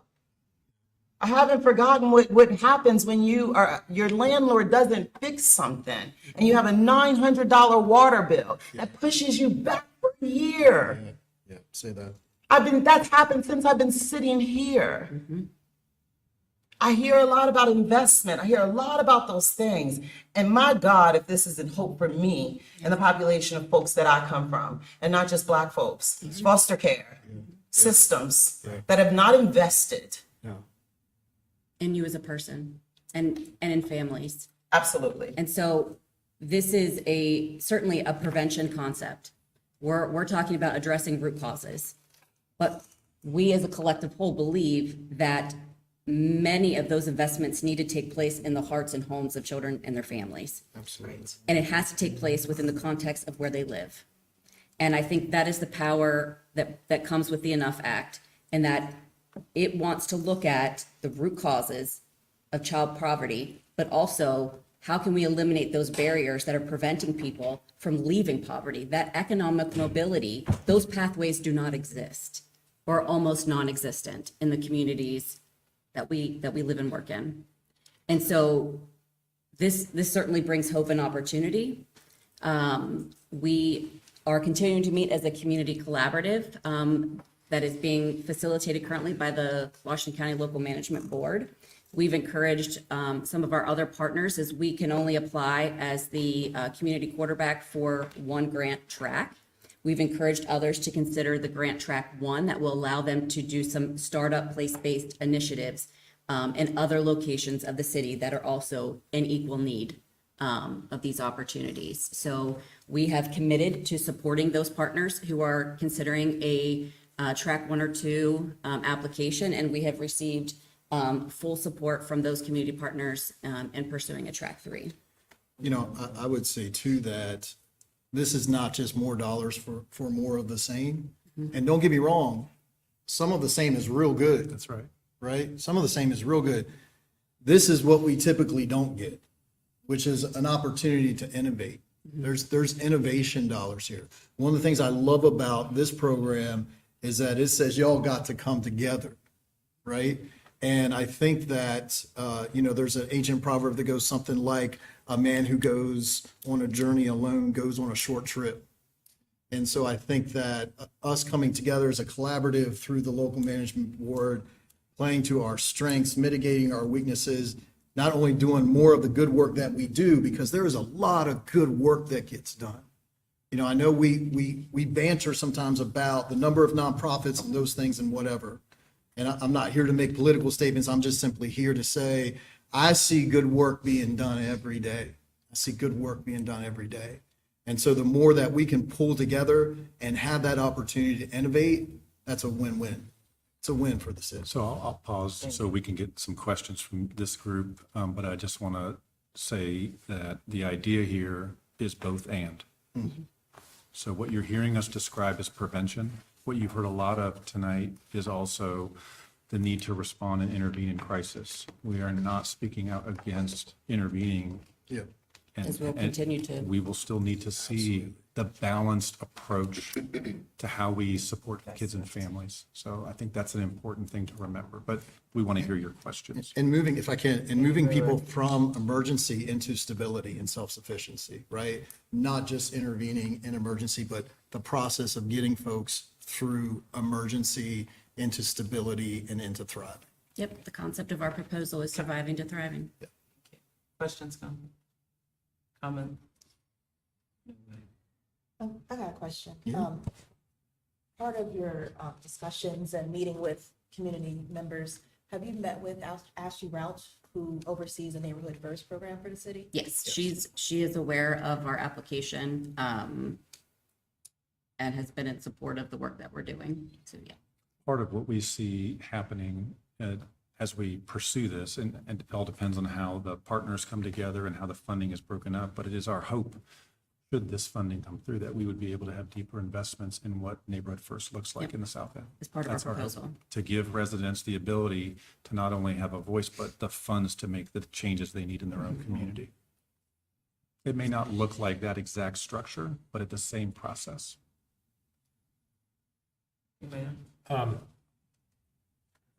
So it's actually kind of reassuring to get a little validation to one's thoughts. As you were talking about, that this is almost tailor-made, investor community vote. Because as soon as I learned about the Enough Act, as it was kind of trickling out with other legislation, my first call, or actually email, was to Keith and said, hey, what can we do together? How can we move this forward? How can this help Hagerstown? So this is pretty exciting to me. Just a quick question about the process. So it sounds like it's pretty accelerated. Yes. So your application is due when? September 20th. Okay. 1 month from today. They had a meeting with a few, the state did, with a few of us, mayors, and they said that they had to roll it out so quick. So the Governor's Office for Children is providing substantial technical assistance for the application process, which in my experience in grant writing and grant management has been phenomenal. We also have received technical assistance from Harlem Children's Zone, WJWI, which is the William Julius Wilson Institute from New York as well. So we have lots of support in helping us meet this deadline. It is going to take a village. And we're approaching this as humbly as we can. So I say that so that it's understood that we don't see this as gathering all the resources for the South End, that it's going to be this small group of people. We want to approach it the same way we've pursued the Community of Hope work, which is it's about the residents and the families in the South End driving what this looks like. So to that end, thinking about Councilwoman McIntyre's question about the support letter, is that in that timeframe, or is that kind of phase 2 part of That this? is in the September 20th deadline. So I would suggest, or recommend that as you get your drafts together, or draft, maybe share that with Administrator Nicewarner, to share with Mayor and Council, so we can see what we're supporting. I can't imagine that the answer is going to be anything but absolutely, but I think that would be appropriate. And then you've mentioned a few times about different tracks, and which I presume means different levels of funding, but also different levels of kind of what you're getting into. So it's readiness. So track 1 is basically you're in a community that would like to start something, and the maximum funding per year is $65,000. And so track 2 is a maximum funding ceiling of $300,000, and you have had enough development in your community initiative that you feel that you've done a needs assessment, you've done a lot of process with convening partners. So we think that there are other areas in the city that absolutely should consider a Track 1 application. We think that the primary reason we're even considering Track 3 is this decade of work. If we had not been positioned this way, we felt that we would most likely do a Track 1 or Track 2. And that's obviously a substantial jump. Exactly. In Yeah. funding. Yeah. So to the extent that, echoing Councilman Alshire's questions from before, what can we do to help? It sounds like maybe if there are opportunities for this body to support and or encourage, is the word I'm looking for, those other parts. So if you let us know who those other partners are, who you're encouraging yourself, maybe there are things that we could do as a body to help facilitate that or do our own support or our own encouragement as well. Absolutely. It should be noted that there are only 3 Track 3 awards in the state of Maryland that will be given. Yes, Only there will only three, be there's Now, only three So counties, right? So that means that this is not a slam dunk guarantee that we're getting $5 million. They could reevaluate our application and decide to give us a lower amount, like a Track 2 amount. It's possible. I think we are very well positioned for a Track 3 application. We would not be pursuing it as aggressively as we are if we didn't feel the decade of work that we've done has been there. I would second that too. I know that community action is somewhat unique in that in the language of the legislation itself, community action is the only organization called out by name. And that has to do a little bit with our uniqueness in the state and the work that we do across the nation. But meeting with other agencies across the network in the state of Maryland, I can echo what Keith said. We are well positioned for a Track 3 application and award. Well, I've always been of the mind that I wish there were 5 of you, 5, communities of hopes or Hagerstown, 10 City or of whatever Yeah. to encompass our entire city. But I understand where you are, I understand what you're doing, and I think it's fantastic. Thank you. I did have one question for you. So the other tracks, say if another community in our city wanted to pursue a Track 1, Yes. is it the same time frame as the Track 3? So Track 2 is also due on September 20th. Track 3 is due, I believe, Track 1 is due sometime in November. So slightly more time for Yes. Track 1. And that allows, so the state can then take a look at if they're going to give out 3 Track 3 awards, that will determine how many Track 2 awards they can give. And then it's a trickle down effect. I should also note that the local LMBs will be receiving funding to help support the process of the enough opportunities that will be provided in whatever county. So our local management board has been supporting this process and pulling partners together and facilitating meetings so we can have these types of conversations. So I would direct anyone you hear that might be interested to the LMB. So that if they're interested in pursuing something, that's a great starting point because they're convening and talking through it and Yes. we're having weekly meetings. Thank you. Councilman Raja? Councilwoman McIntyre? Thank you. Thank you. And again, I said that about Bester Community of Hope because I think that it's important to know that you guys have been here and for 10 years, and it was the South End was your focus, but you did not stay there.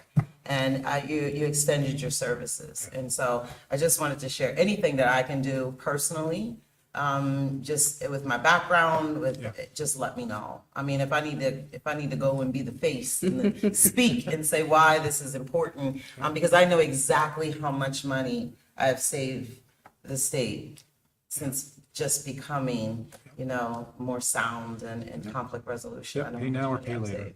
saved. Pay now or pay later. May I ask for an update later? Like, Absolutely. after the Absolutely. timeframe We would be if happy you to. award it? Yeah. Yeah, we would be happy Thank to. you. Yeah. Thank you for your passion. Thank you. Thank you. Thank you.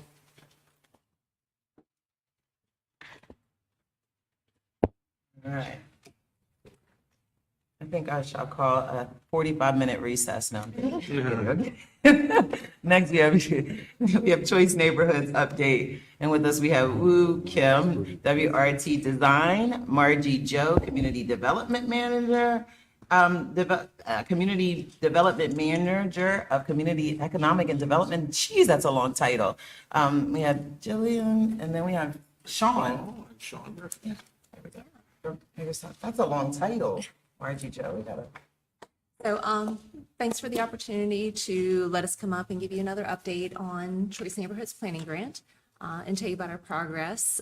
With us today, as you said, Woo Kim, principal with WRT Design. They are the consultants for the Choice Neighborhoods Planning Grant. We also invited back Sean Griffith, executive director of the Hagerstown Housing Authority. And the last time we were here, we did more of a broad overview of Choice, what it was, and just kind of some of the work that we had done to that point. And coming back today, we might like to dig a little bit deeper, tell you about some of the results that we've gotten from the surveys that have been conducted, and to talk about next steps and our first major deliverable to HUD. So with that, I will hand it over to Woo. Thanks, Margie. Thank you, Madam Mayor and Hagerstown City Council. Again, my name is Woo Kim. I'm a planning and design consultant. Our office is headquartered in Philadelphia, and so greetings from Philadelphia. I will go through this slide deck and update all of you and then sort of answer your questions, but I do want to give a lot of credit to the team here in the city of Hagerstown and the Hagerstown Housing Authority, who've been doing a tremendous lifting of all the heavy lifting of this work here. And you'll see that in the slideshow. So this is not a consultant-driven plan. This is as the previous testimony or the applicant had mentioned, this is sort of a collective effort of all parties. So this is a brief slide deck of what we'll cover. I'll update you on the process, the timeline, some of the milestones that we've met, and I'm proud to say that we've met every single one of HUD's milestones, and we don't plan to miss any of the future ones. And then looking ahead, what to expect. Before I begin, I do want to kind of provide an overview of the Choice Neighborhoods program. It probably warrants a little bit of a reminder, since maybe the last time was a few months ago, since this council was updated. The Choice Neighborhoods program is administered by HUD, and it's actually very appropriate that we're presenting today because it is a place-based initiative designed to address poverty. And because it's administered by HUD, its focus is actually public housing reform. There was a previous program called Hope 6. Hagerstown actually had a Hope 6 grant executed beautifully called Gateway Crossing. That was hugely successful nationally, but it was very focused on the public housing site. And it was basically designed to erase the stigma of public housing and to sort of develop public housing into mixed income, more sort of suburban looking homes. Choice Neighborhoods does something a little bit different. It acknowledges the fact that a concentration of poverty in public housing is actually causing a lot of neighborhoods distress and disinvestment. And so we can't just invest in public housing, we have to invest in neighborhoods and invest in the people in the neighborhood. So you'll see in here, the tenets of Choice Neighborhoods are housing, people, and neighborhood. And I'll explain to you some of the work that we've done on those fronts. This is a process diagram. We are about halfway through the planning process.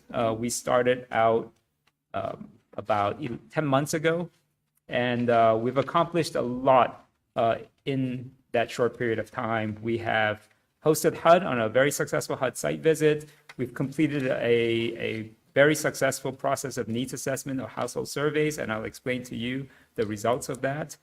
We've completed a market study, a preliminary market study, and we've had multiple meetings, virtual, in person. In fact, just last week, there was a very successful in-person engagement here in the city.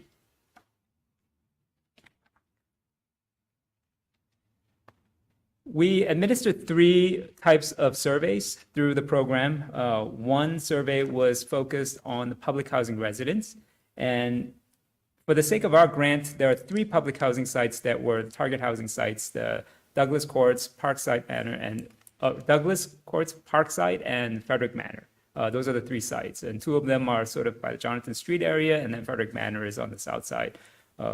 And within the choice neighborhood boundary is all of downtown Hagerstown as well.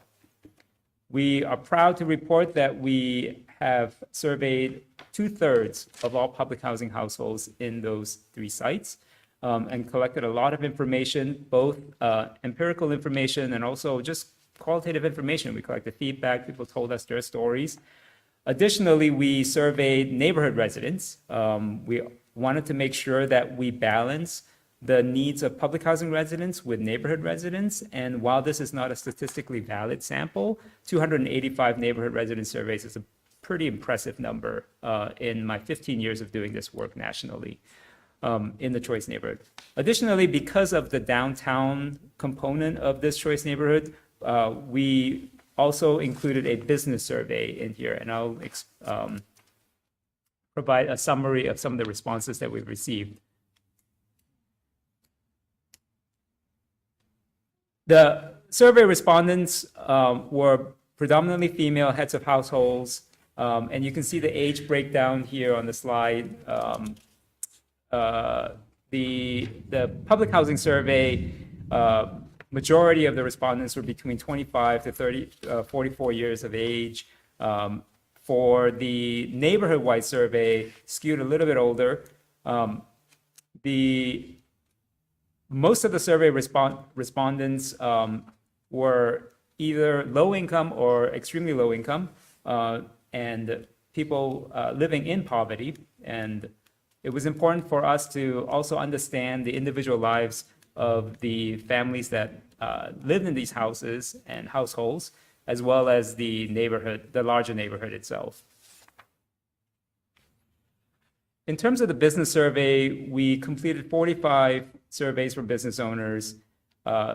Primarily, they're professional services businesses, but they also provided social services, and then retail and food services was the third sort of most popular respondents.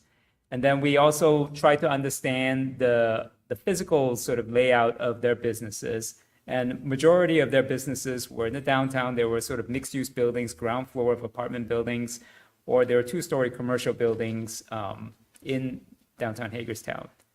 And most of the respondents were pleased with the location of the businesses. They were looking to invest in the businesses to attract more customers. And majority of folks actually were pretty pleased with the way that their businesses were running. That said, some people had some difficulties, and we are going to, in the next phase of this planning work, try to understand better how to set up these businesses for success.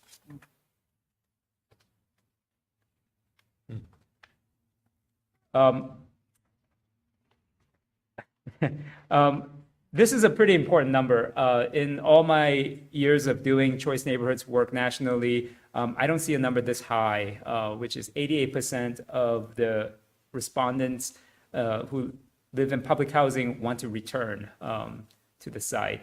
And this is a great number. I imagine that there's a lot of explanation behind this number. The fact that there is social cohesion, that there's a sense of community, that there are neighbors that they like.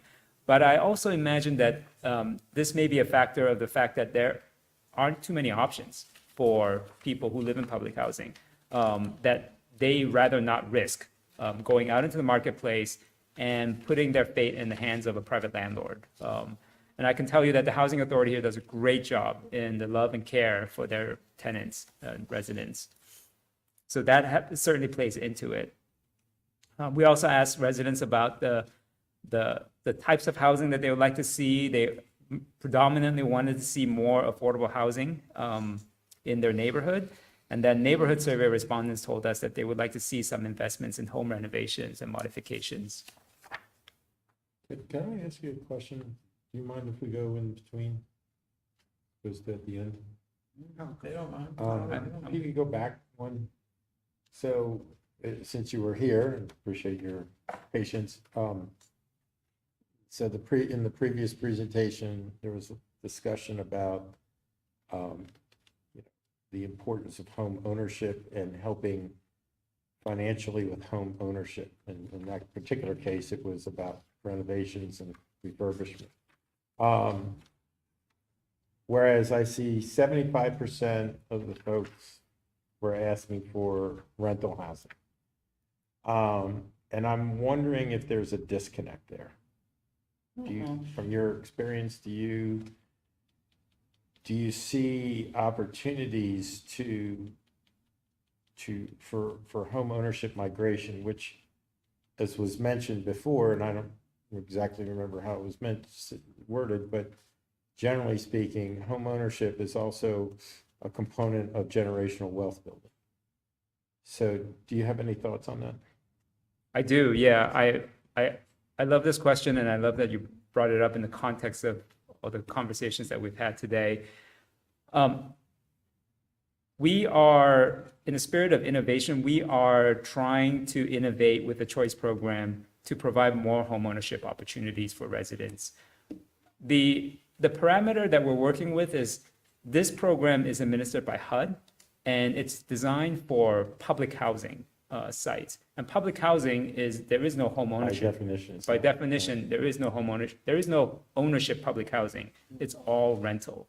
Some of the rules that we have to follow is that if we are to develop a transformational plan and then apply for implementation, we have to have a 1-for-1 replacement charge, a mandate. So we cannot reduce the number of public housing units in here. Now, we can add to it higher income units, rental units, and we can add to it homeownership units. In my experience in this program, on the planning and implementation side, I challenge all my clients to think about homeownership as a vehicle to build generational wealth. And there are many public housing residents, and I believe Sean can attest to this, who are actually eligible, who have the income, who have gone through the counseling, and if those units are available, they would certainly qualify and thrive in those units. And we are currently identifying those residents and placing them into those units should the opportunity come up down the line. Sean, do you want to add to that? You're absolutely right. And there's also something called affordable homeownership. I mean, the houses that people look for to buy also have to be affordable. I think that's an area we really need to look at too, is how to make these new homes or these houses. Oh, I'm sorry, Kathy. Sorry about that. You started. It's actually how to find, homeownership units that are affordable to the majority of the people. And I think that's really another component we need to address and look at. Right.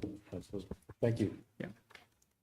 And the market study that a draft version of that does identify the demand for a modest number of affordable homeownership units. We've also, through the needs assessment, tried to get a better understanding of the employment rate or the unemployment rate. And they vary slightly based on whether you're a public housing resident or you're not a public housing resident. But it does dispel the kind of the myth that public housing residents do not work. They do work. Sometimes they work multiple jobs. And there are also non-public housing residents who are unemployed, who could be employed, who are also looking for work. So really, the employment scene is complicated. We need to understand this a little bit better. There are residents and households who are disabled, who are elderly, who employment is probably not the right sort of a productive sort of a purpose or a lifestyle for them. However, there is a contingent here that we are going to work with to figure out how to get them into employment.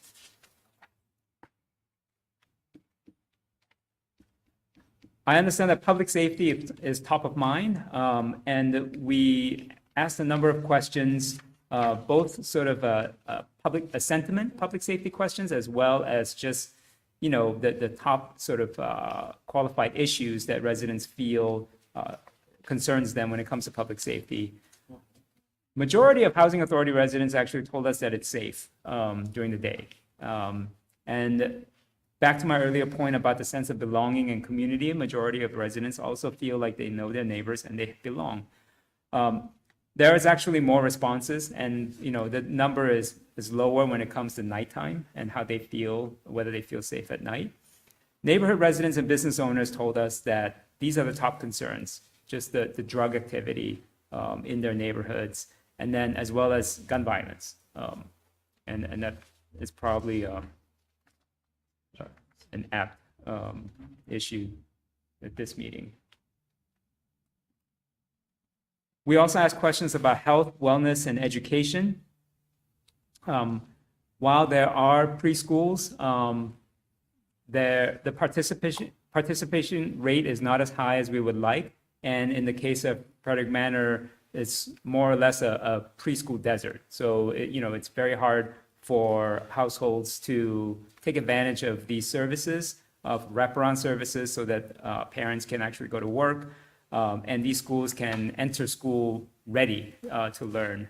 So we're going to dive deeper and get a better understanding of this, but this data is extremely rich and it tells us so much information. Additionally, it also tells us that while people can access fresh fruits and vegetables, and they have access to healthcare, there are things that we can do to actually make those bridges stronger and shorter, so that we can either bring healthcare to them or figure out how to get groceries or fresh foods closer to the residents and provide better transportation options.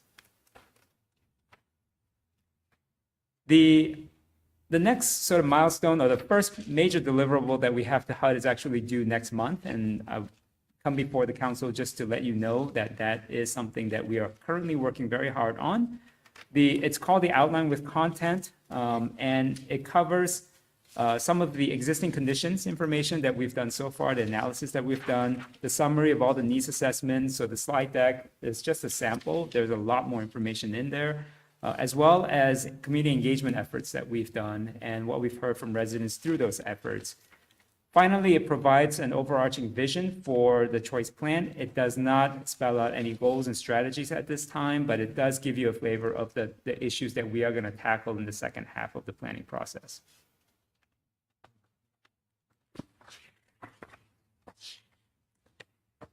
We are trying to understand, and we are understanding sort of the scene better. The boundary that you see drawn within the city boundary is the choice neighborhood boundary. To do this work well, we have to understand how to connect residents to jobs. And downtown is an incredible employment center, but we also understand that employment here in the Hagerstown and the Washington County region is beyond downtown. And for residents who are either who don't have a vehicle and public transit is really not going to serve them well, we need to figure out how to get them to those jobs. We may also need to explore innovative options of providing housing phases that are closer to those jobs and not necessarily have to be in that choice neighborhood boundary. And then we've also done some analysis on food resources, and you can see in here that some of the grocery stores, the full service grocery stores and their walk sheds are really outside of the choice neighborhood boundary. And some of them are outside the city boundary. We've mapped out all the assets within the choice neighborhood. It's an incredibly asset-rich neighborhood. And so we, including Bester Community of Hope, and we hope to actually work with all of these partners as they are stakeholders in all three task forces that we have set up. I can't read it. I can't read the deck.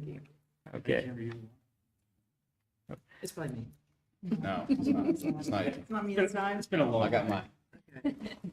Oh, yeah, that particular slide, we corrected it on my version, but probably not on yours. I apologize for that The one. assets, Yeah, the asset bet. I thought it was my eyes. This is on our website too. If you could pull it up from there and probably see it a lot cleaner. Yes, yeah, I apologize for that. That was a.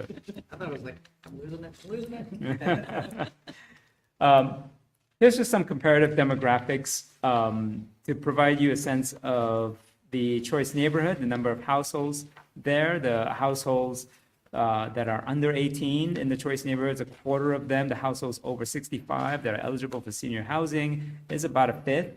And that compared that to the city of Hagerstown as a whole. You see in here that the city is a bit younger. about a third of all city residents are under 18, and and then the city also as a whole, a quarter of them are over 65. The number that, kind of jumps out when we do this anti-poverty work is the median income. It's about half. So the median household income in the Choice neighborhood is almost exactly half of the median household income citywide. And you see in here the residents in all three sites, Douglas Court, Parkside Homes, and Frederick Manor. You can see in here it's about 200 households altogether, and the largest one being Frederick Manor. And we have the breakdown between male, female, as well as the age cohorts. One thing to note is that there are a lot of kids at these sites. And, we talked about children who grew up in poverty. It is extremely unfair that it is no moral failure on their part or anyone's part. And it is just by the fact that they were born into that site, that neighborhood, that their outcomes are determined from birth. And I think that is an incredible injustice, and that we all need to fight as a community to reverse that. We've had a number of engagement events. Over 450 residents and neighborhood stakeholders and business owners were surveyed, as I mentioned. Over 250 residents through in-person engagement were at some point touched or listened to. And we have 45 task force meetings to date. We've hosted HUD. I just heard a wow. I didn't realize it was that many. I didn't either. We've hosted HUD and a very successful site visit in February. We met our schedule and completed the needs assessment. A big sort of thank you to Housing Authority, the city, and their partners, including Vester. And we have completed a number of big meetings, small meetings, and just last week we completed the Hagerstown Housing Authority Community Fair. And that was very well attended.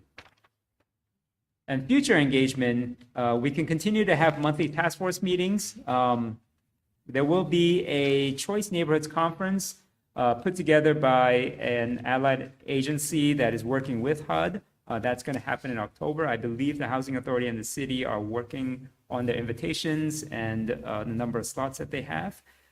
We are developing the draft plan. Once we submit the outline with content to HUD in September, we expect to hear feedback back in October, and then we are off to the races.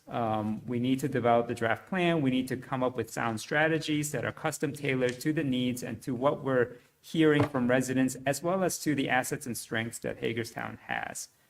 We are going to deliver a draft plan to HUD in March of 2025. And in the spring of 2025, we're hopefully going to complete or be well underway on early action activities. That as part of this $500,000 planning grant, a significant amount of money was set aside for what HUD calls doing while planning. So these are sort of early action investments that the Housing Authority, city, as well as a small cohort of very invested residents and stakeholders are going to help us shape. And then finally, this plan is going to be delivered to HUD in September of 2025 is the final plan. We are going to include in the draft plan and the outline with content as well, that's going to go in next month, many of the things that I mentioned today. We're going to tackle issues of preschool deserts, food deserts, as well as housing options beyond just public housing or even just tax credit housing, but sort of middle income housing, affordable home ownership units as well. And looking ahead, I can see a very busy the rest of 2024 and the first half of 2025. More meetings and coalescing our partners to deliver a top-notch transformation plan that I think will we'll do the residents proud, and we'll also do justice to all the conversations that we've had and honor those conversations. I do want to also just make a side note that the Housing Authority has already procured a housing master developer. And so in 2025, the developer and the Housing Authority will start the process of the first phase of new housing, where that's going to go, how it's going to be programmed, how many units, bedroom mix, all of that is going to be also part of the conversations in 2025. Okay, I think that's it. Thank you. You guys have any questions? Questions? I'll just say that in our previous presentation, quite honestly, I expressed a concern about the number of folks who were engaging. I'm seeing significantly larger numbers, at least it appears that way. So congratulations on that. I think, definitely something that is going to be, as you said, transformational. So thank you. Questions, Mom? You good? I can see and appreciate the partnership between you as the consultant and city staff and with Sean. So I can feel that energy and excitement. So thank you for doing this. It's very hopeful and looking forward to it. And just so you're aware too, those 45 meetings that were listed up there, You went to- those were all, I went to every one. And those also include community partners, not just us. So if you remember, we had our kickoff, we had this room full of community partners. They're all on those calls as well, providing input and their thoughts. So it's definitely a group collaboration, and it's been good. I'm excited. No, I'm finished. I'm excited about this for the city of Hagerstown, and that this opportunity, even to just be able to talk to folks and, get to this point. Sean, thank you, because what you guys got, 75 year, is it, or what? Yeah, in September. 75 years for Hagerstown Housing. And I actually went down to the office in the boardroom and was looking through some of the pictures and just generations, and from the groundbreaking of Bethel Gardens, to the housing being built on Frederick Manor and being able to see that in real time, but then also looking at pictures of people and family members and being like, wow, like that's so-and-so, that was just, it's profound. And I think that it's important that we understand that public housing is generational.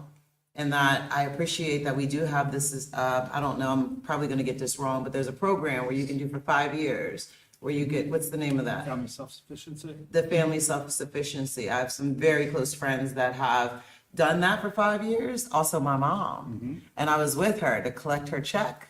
But I was with some folks that did that took and made a down payment on a house, or took it and bought a new car. And so I'm thankful for the things that we have here. And I think that the public also should hear of the things that are up and coming and the things that have been working. We're still ironing out some kinks, but working together. So thank you for the collaboration. And thank you for coming from Philadelphia. I just gave a tour of a family from Philadelphia. That the grandmother literally just went to see the inside of City Hall. I met them on the street. I do that all the time. All right, you guys good? Thank you. Thank you. Thank you. And your good work. Thank you. And your patience. Good presentations. Yeah. All right. Request for a proposal, RFP for downtown plan update. We have Jill Thompson, Director of Community Economic Development, and Kathy Marr, Director of Planning and Code Administration. Thank you. Good evening. I actually think this conversation parallels the planning efforts that have been talked about with Choice, and even the opportunity of the Enough initiative as well. So our goal is to update the 10-year community city center plan that was done in 2014. We have received a grant from the Appalachian Regional Commission of $100,000. And we are in the final stages of finalizing the grant agreement that would allow us to move forward. So we wanted to be ready as soon as that grant agreement is signed to be able to issue an RFP to identify a consultant that would help us through the planning exercise.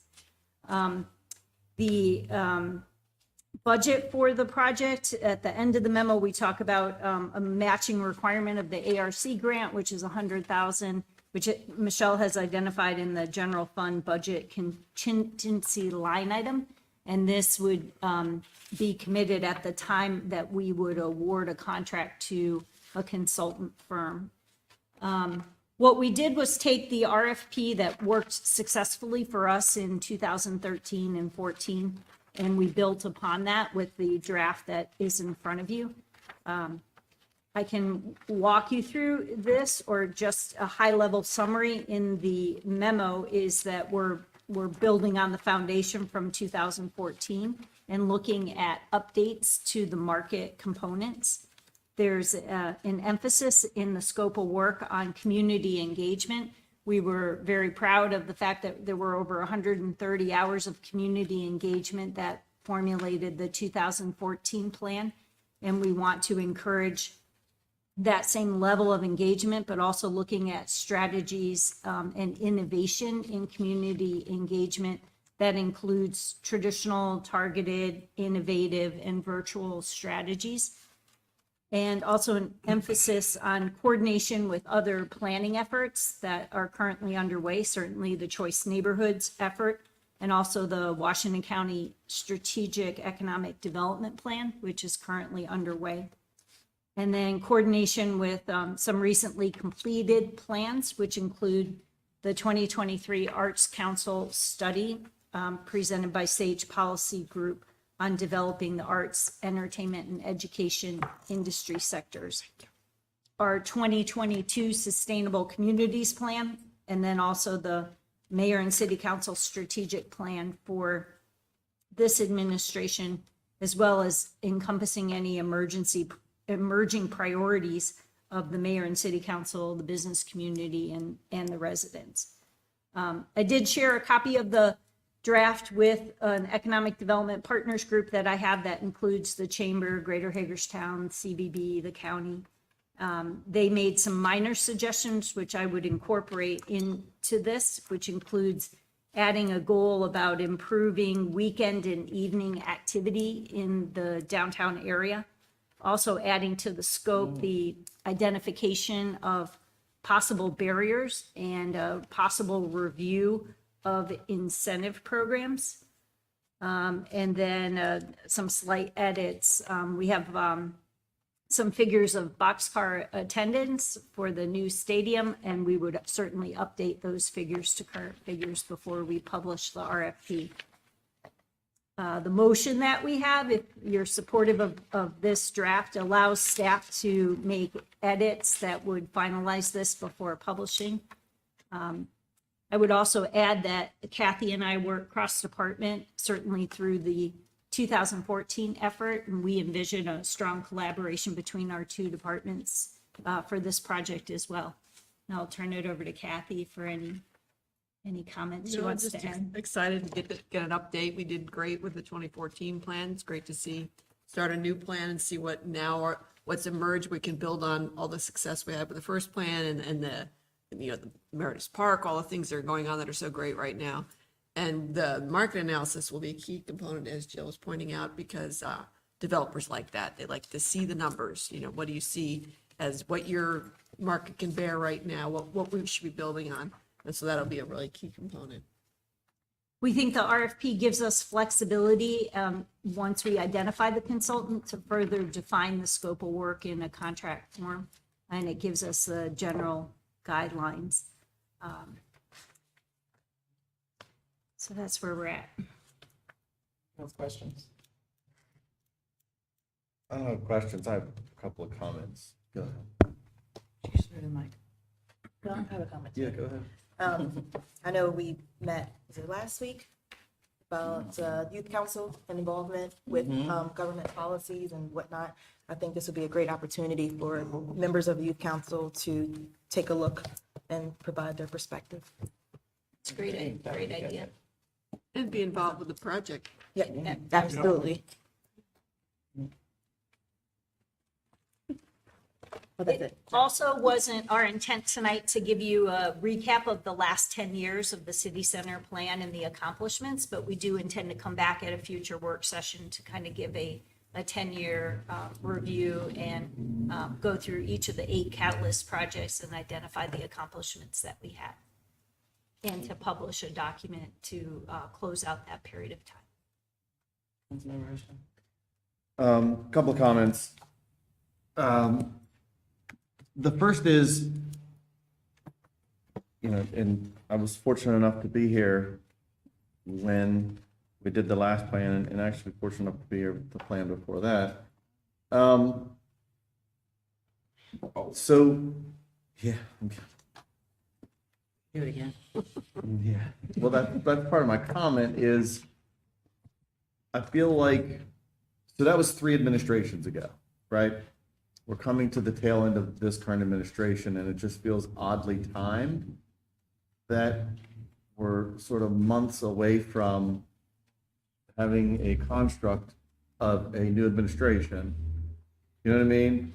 And so I think for me, that raises a little concern that we not generate preconceived notions. And when I say that, you're exactly right.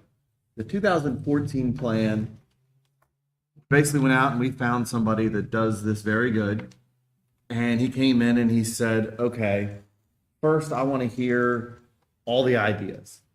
And that's sort of the working product that I remember. I want to hear all the ideas. And all those ideas were sort of generated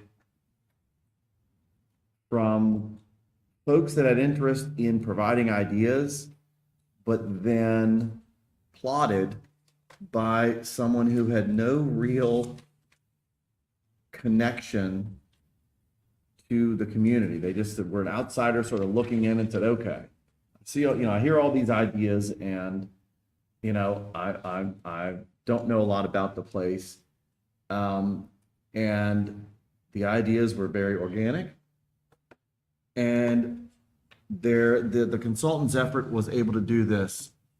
The consultant, and I used to argue with Bob about this all the time, that the consultant basically came in and said, okay, we realize you have these pie in the sky ideas that are being promoted in the community by folks with specific priorities in the community. But as a city, out of all of the ideas you're presenting, here are several ideas that are doable for a community of your size, in the manner that your community exists. And none of these ideas are tied to the success of the other, right? That was one of the tenets. And they weren't government ideas. They were, here are ideas that could work for this community by the participation of government in, seeing them to fruition. And so the big rub was, if you could find 75% investment and interest from private, interest, then government, you can meet that 25%, and so I want to make sure that one, because we're months away from a new administration, that a plan reflects it'd be weird for us to sort of get to that point in December and say we've picked a consultant and we got this draft going and we're going to go out, and then this new administration come in and say, okay, well, we're going to sit down over the next 6 months and come up with priorities over the next 4 years that may or may not match what we have deliberations and discussion on over the next several months. So I don't know how that timing works. I'm not the guy to figure that out. I'm just pointing out that timing is definitely going to go, hand in hand. And then the second is that that the projects are just as organic, and doable and unique, meaning that they're not tied to these 8 things. Because when I looked at this and I gotta tell you, I had some concern because I don't know what we're going out with. But in this, it says come up with up to 8 catalytic. The consultant we had, we really didn't give them a number. They sort of came up with a number of things that they felt were reasonable out of the 50 ideas that hit the table. So I don't want to like pigeonhole some consultant into, hey, there's a specific number. And I certainly don't want to pigeonhole them as well into saying, hey, here are the 8 we had on the list for the last 10 years. Let's say we did 3 out of the 8. You need to keep the other 5 on the table. And so I don't want that to be a precursor to what they come up with. I would hope that 2 things would happen. It would be just as organically generated and evolved and created as last time. And 2, that it reflect largely whatever the interest is going to be of the next administration that's going to execute that plan, over their 4 years in office. So those are my 2 comments. I think that the timing this time might be even more optimal than last time, because last time we were finishing it up. The project got adopted in like April, June or whatever, and then that was the last year of the administration. And so we were kind of hearing from the next generation, well, that wasn't our plan. So I think this is helpful that it will be adopted by the brand new administration and they will have 4 full years to be working on it and seeing it as, we support this. It's the community's plan, but we're behind it 100%. I just want to make sure that we're not at the point where you give it to the next administration and say, hey, we've written up this plan, that the community wants, and then they come in and say, No, thanks. yeah, but we have about 30 other ideas that are going to be on our table that we're going to develop. No, I think this allows this plan to hit the ground running with the new administration within the first 6 months, to give it a full 4 years to be able to be implemented with that vision.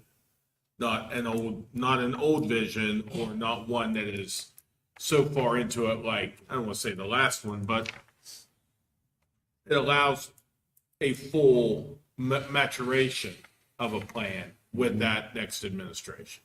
And I see that we're into the 4th quarter in the process of identification of the consultant.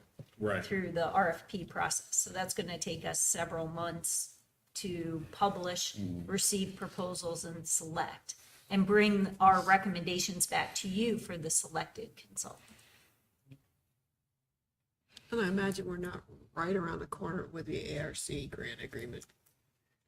Well, We've known about the ARC grant for some time, and so we hope we are right around the corner with the grant And just agreement. know with the state grants that we get the notice in the letter, and it could be 9 months before we have a grant agreement. Right.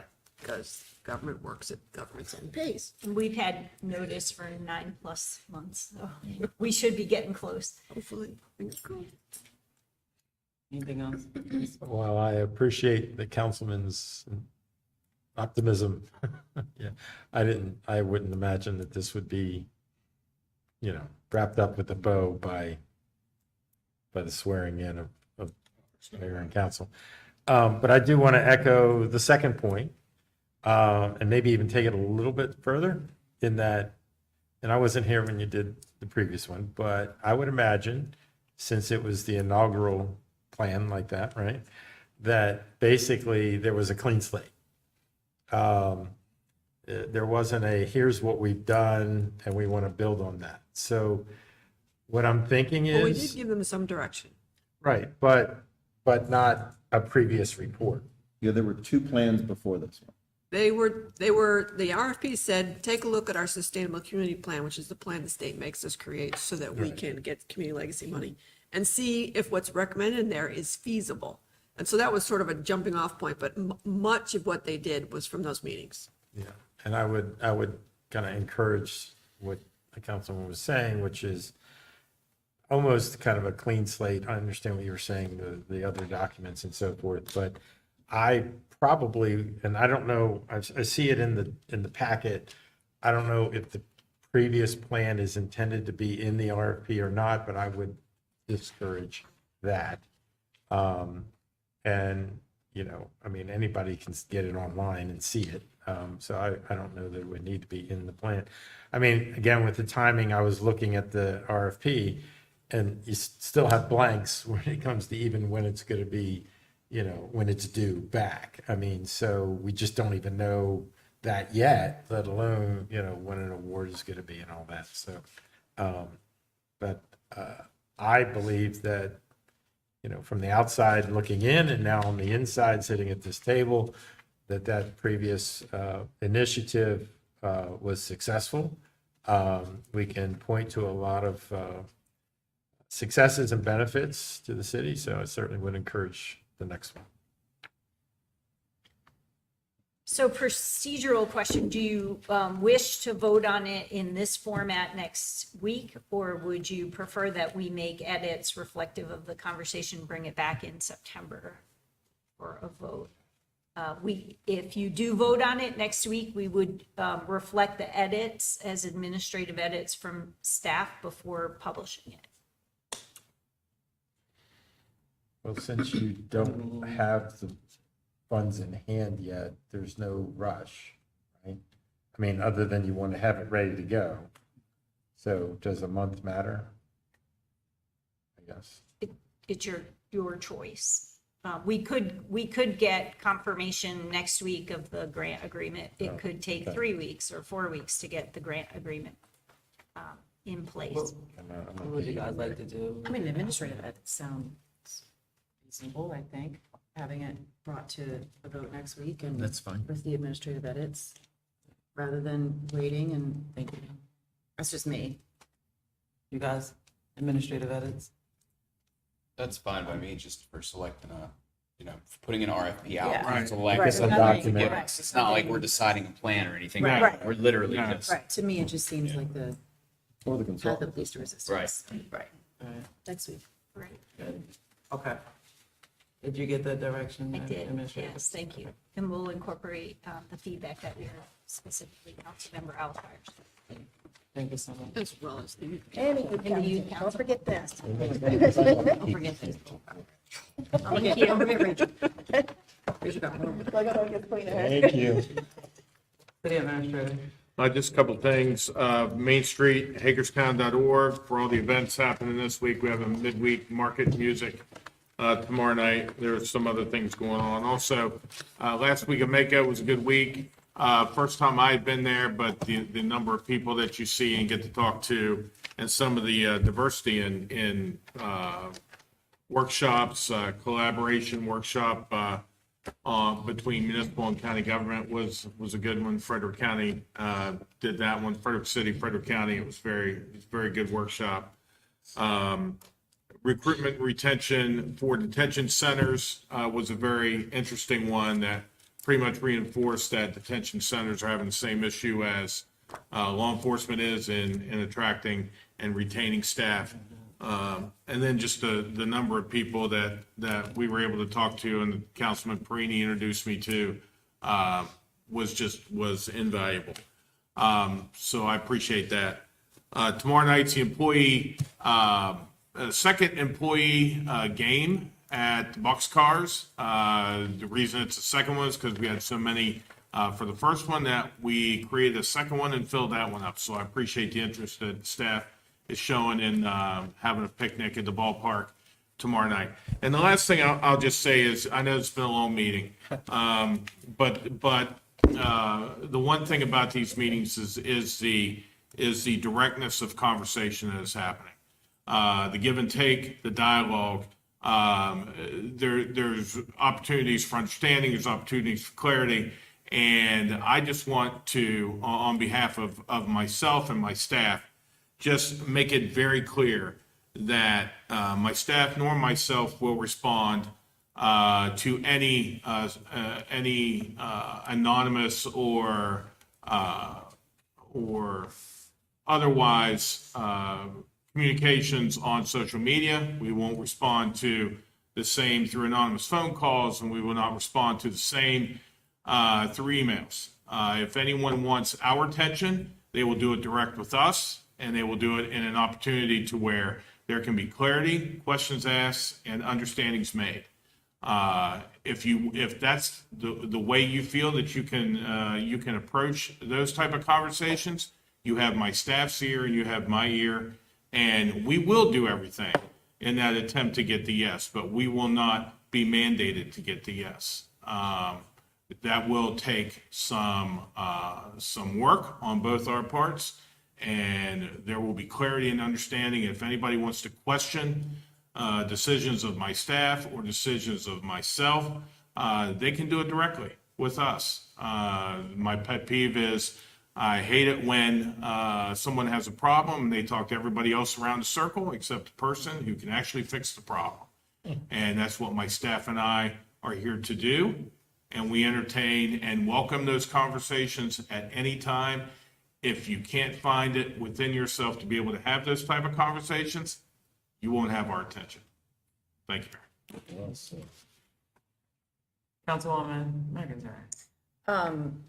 Scott, you're right. The direct conversations, the back and forth, and when you look at a meeting like this tonight, you're like, oh boy, here we go. But the really encouraging part of it is that every single thing that we went through had like a solution behind it, or there was Kristen kind of set it off at the very beginning, like what can we do? And kind of, not only are we helping the public understand what our limitations are as elected officials, but we've also, every single thing on here has like something behind it that is hopeful and solution oriented. And it's, again, a heavy meeting, like Tim said, but it's encouraging to hear that there is something being done.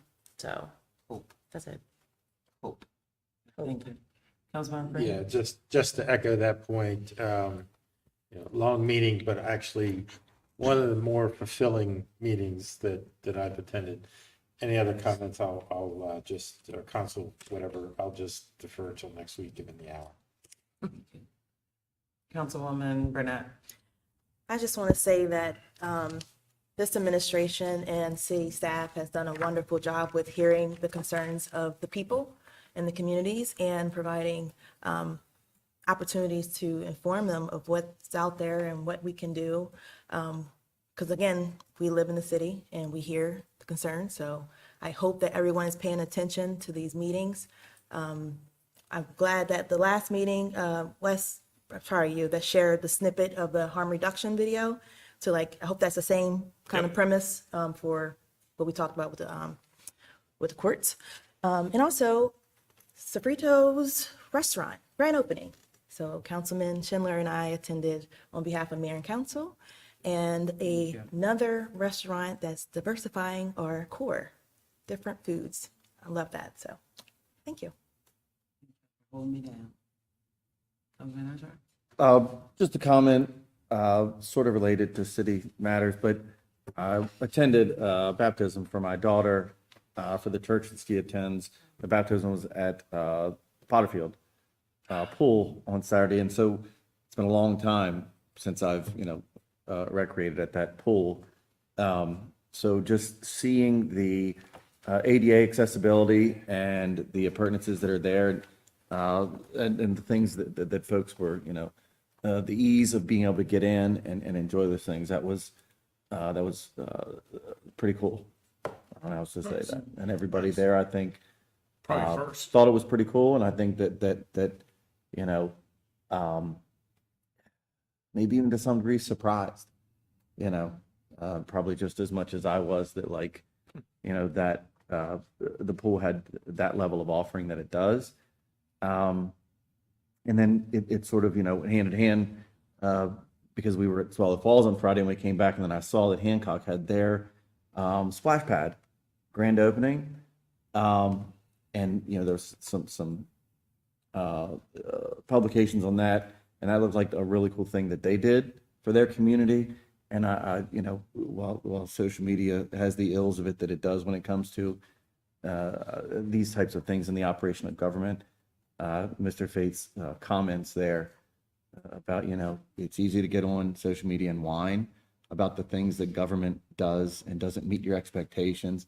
And he certainly said, I'll reimburse you your free admission to this, nice new community amenity. So I just felt like that was like rightly placed for exactly the things that we sort of experience that social media and government activities have created. Thank you. Councilwoman, didn't we just talk about free and Yep. reimbursing? Yep. Free. Thank you. Councilmember Schindler. My dogs would probably laugh at me about that. Not much to add, just to echo that, these kind of conversations, it's been a hectic last couple of weeks, jam-packed, but it's been fulfilling. We've seen new businesses open, we've had meaningful dialogues with everybody under the sun, and, we're moving Hagerstown forward, so.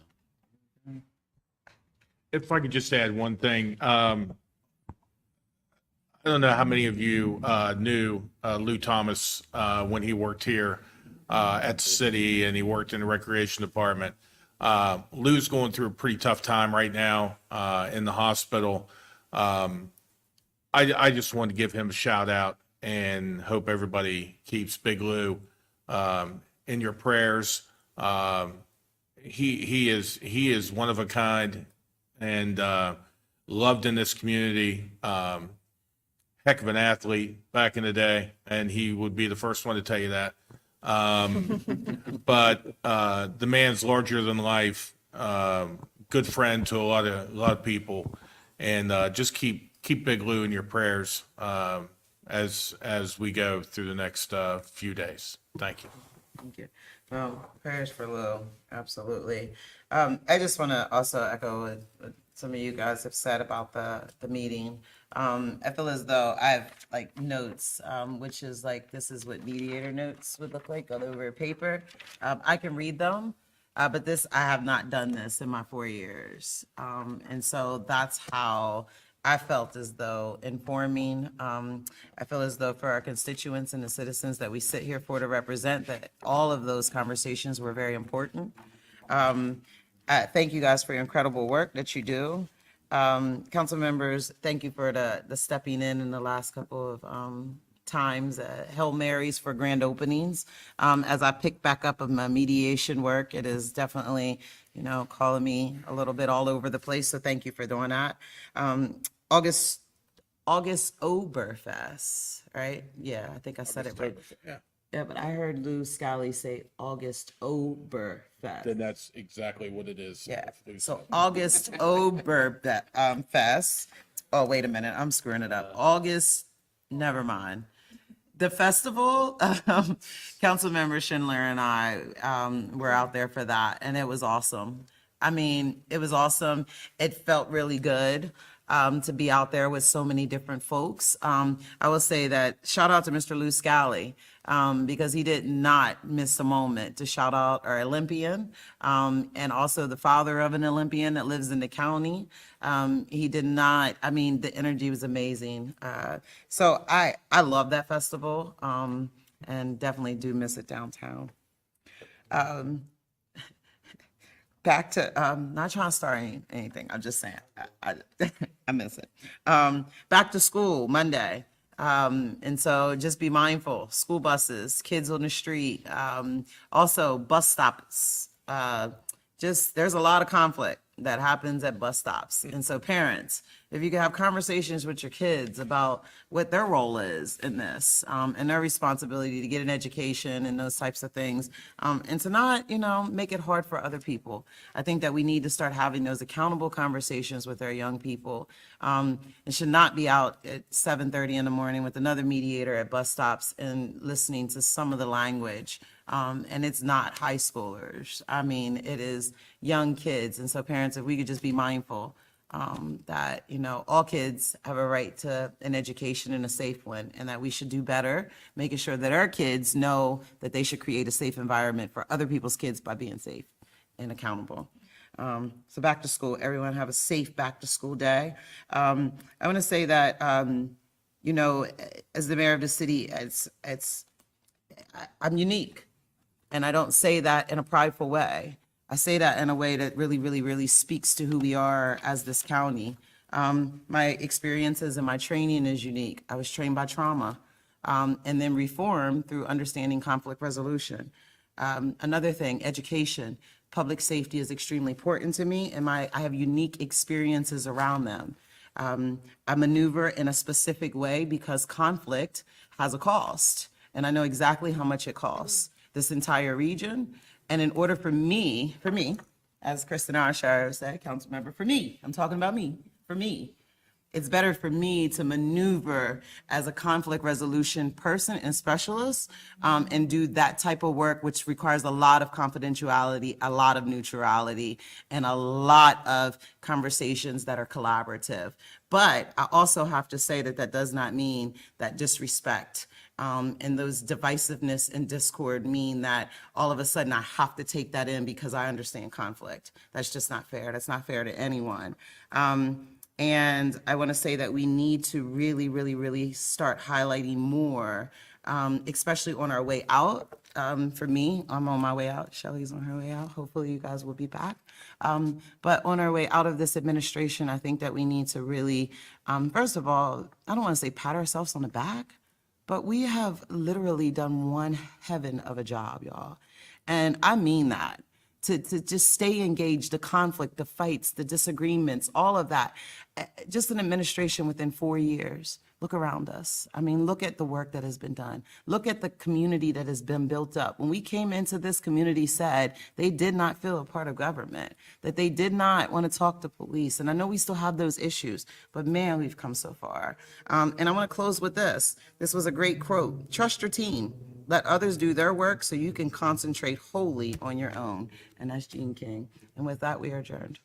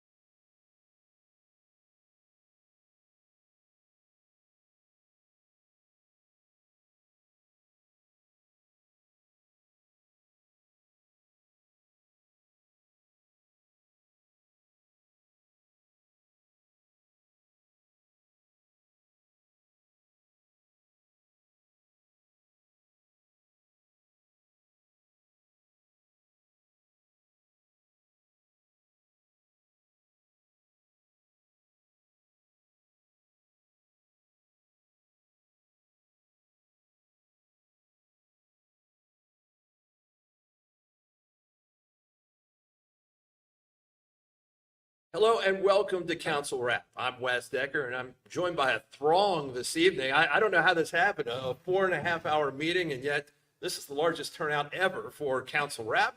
But happy to have everyone here. I've got Sean Griffith, Executive Director of the Hagerstown Housing Authority, Rachel Paul, who is the City of Hagerstown Planning and Outreach Coordinator. Yes. Is that correct? That is Or correct. close enough. Thank you. Margie Joe, who is the Community Development Manager, City of Hagerstown. Woo Kim from WRT Design. That's correct. All the way from Philadelphia, by the way. That's true. And Jill Thompson, who is the Director of the Community and Economic Development Department for the city. Welcome, everyone. And boy, I don't know. I feel like this deserves some sort of fanfare. Maybe we should have some confetti or something flying here as we get started. But I have a few questions here as we talk about choice neighborhoods, Woo, and I'll kind of come to you first on this. And I made some notes here along the way. Again, just reiterating it, it was a long meeting, so bear with me here a little bit. But as we move through this process with the Choice Neighborhoods Initiative in the city of Hagerstown, $500,000 coming from HUD to enable these first steps in the process. Take us through what's happened so far. Can you kind of give us where we are on the timeline at this point? Sure. Yeah, we are actually nearing the halfway point of the planning of a 2-year planning process. The things that we've accomplished in the 11 months or so has been hosting a number of large meetings, one of them being actually the HUD contingent who arrived here and spent a couple of days with us. We've also finished up the needs assessment, which is HUD speak for a household survey. In our case, multiple household surveys as well as a business owner survey. Okay. We've also completed a market study so that we've done a scan of the housing market as well as a little bit of the retail and the food market here in the city so that we can better craft a choice transformation plan. What's your most encouraging takeaway from what you've experienced so far through this process in the city of Hagerstown? I think the most encouraging thing is how well you guys work together. Housing Authority and the city and their partners.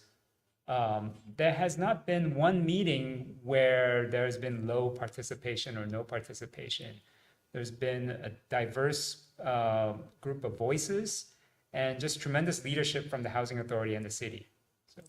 Sean, you sort of identified this whole thing with Choice Neighborhoods a while back, over a year ago, I believe now at this point, came before mayor and council, sort of presented it. As Woo said, it's been about 11 months at this point in time.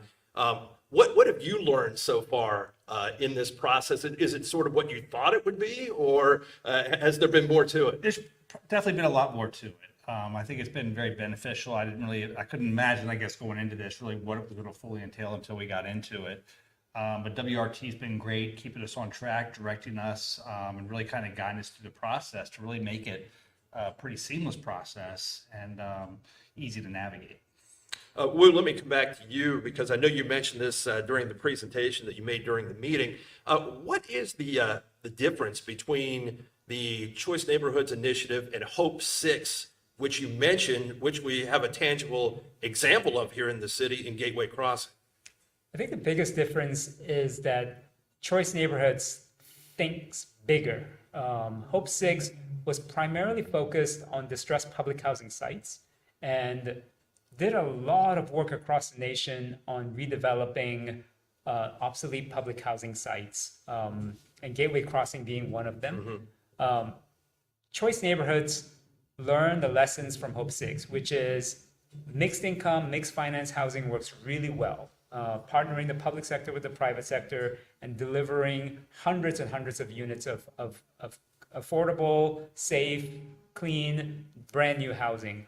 Fantastic. However, Hope 6 did not have a one-for-one replacement charge, and so many residents were displaced. And in essence, poverty was distributed and was displaced. Choice attempts to address that through the one-for-one requirement, as well as the people and neighborhood plans, which are brand new to this program and were not part of the Hope 6 program. And that really looks at comprehensive place-based transformation of neighborhoods. Yeah, just much more inclusive and goes a lot deeper. That's right. Than the surface that you really kind of scratched with Hope 6 and Gateway Crossing. Margie, let me ask you, just as a resident of Hagerstown, I mean, why should someone have any interest in this initiative, and why should it sort of matter to them if they don't live in one of the targeted neighborhood sites? I think as far as there being a lot more to it, as Sean mentioned, because it's not just about the housing, it's about the whole neighborhood.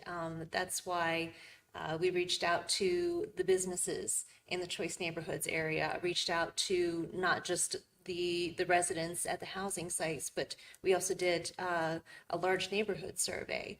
And, as we saw, we got really encouraging responses. And but just the fact that there is, that this whole initiative is completely community driven, creating the transformation plan for and with the people that are going to be the most affected by it. And I think that's, like, for me, I mean, just like on a personal level, I think that's kind of the most exciting part about it. It's not just lip service. Yeah, we want to hear what you have to say. It's been a huge part of the work that's been done to this point. And Rachel, can you talk about those surveys a little bit? Because there were 3 separate surveys. So can you kind of give us a refresher on what they entailed and who they went to? Yeah, absolutely. So the first survey was the resident survey. That was administered directly to residents of the 3 target housing sites by our community partners. They were longer surveys, about 45 minutes, completed with another person there to help them through the questions on an iPad. Assisting people if there were any issues with digital literacy at all. And then our neighborhood survey was pushed out to people who live and to people who work in the city if they were interested in responding that way as well. And that was a little bit, that one and the business survey were a little bit shorter, a little bit easier for people to just go through, give their opinions. But those opinions are things that really matter and are being put into this plan. Pretty much the same with the business owners. We contacted the business community, asked for their input because their livelihood depends on the quality of downtown and the nature of what's happening. So those were the 3 main surveys, and we got a really good response. So we're excited about that. Jill, let me ask you, because I know it's always a bit of a challenge when you talk about downtown and just the resources that exist and then the resources that don't exist. So as it relates to a project like this, obviously we're not necessarily going to create those resources overnight, but at the same time, through those surveys and that information that we've received, how are we able to move forward with maybe creating and being able to supply some of those things that aren't there now? Right. I think we did hear tonight that a part of the market analysis and the data collection is an asset mapping of the geographic area that is part of the study. So we did hear that we're asset rich in terms of the amenities that the entire study area offers. I think downtown's included as a part of this study because it creates opportunities for employment for people in the adjacent neighborhoods. And I think there's opportunity to build upon the employment base that currently exists in downtown and also build upon the housing base that is growing downtown with the reuse of upper floor units for housing with retail on the first floor and mixed use buildings in our downtown. Yeah, we've certainly been seeing that, so that's a good sign. We're headed in the right direction already for that kind of laying that foundation. Sean, let me ask you, one of the things that, during the presentation that I sort of took note of was that low median household income.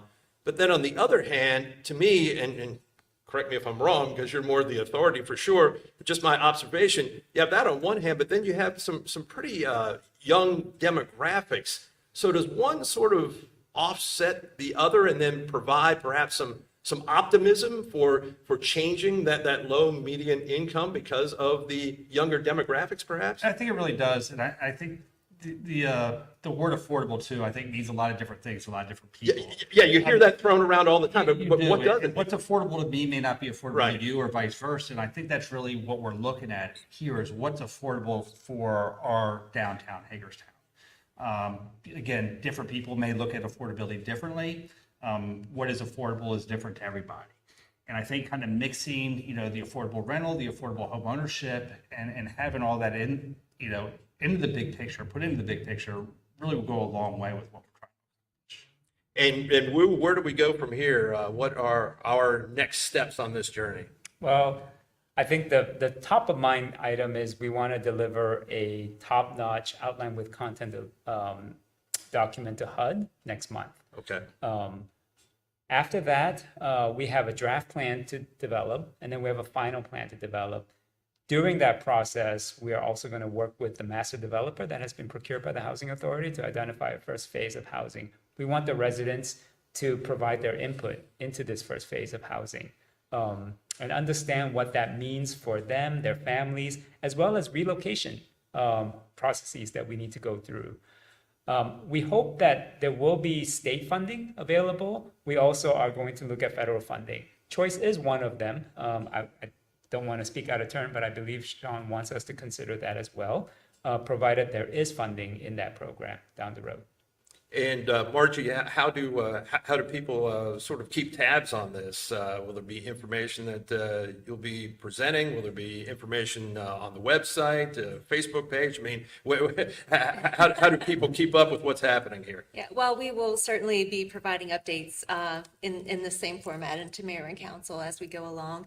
Also, the Hagerstown Housing Authority's website has a choice page that provides updates and information, so. Awesome. Sean, anything that you'd like to add before we wrap up? No, I think, as the community hears more about it, we really want everybody to get involved. We want to hear from everybody. We want everybody's input to help make the plan, like you were saying, part of the community and hear from the community. So it's not the housing authority, it's not the city developing this, it's the community as a whole. Yeah, I mean, it's a tremendous partnership, overarching just the city of Hagerstown, the Hagerstown Housing Authority. Thanks to all of you for sticking around and sharing some of your knowledge on this. I think it's invaluable for a project that is so, it comes with so much optimism. And, as you said, we're about halfway through it right now. So much more to come. And we look forward to getting there as we move through this. Again, thanks to all of you. Thanks to all of you for watching. And look for you next time. For now, that's a wrap. See you next time on Council Wrap.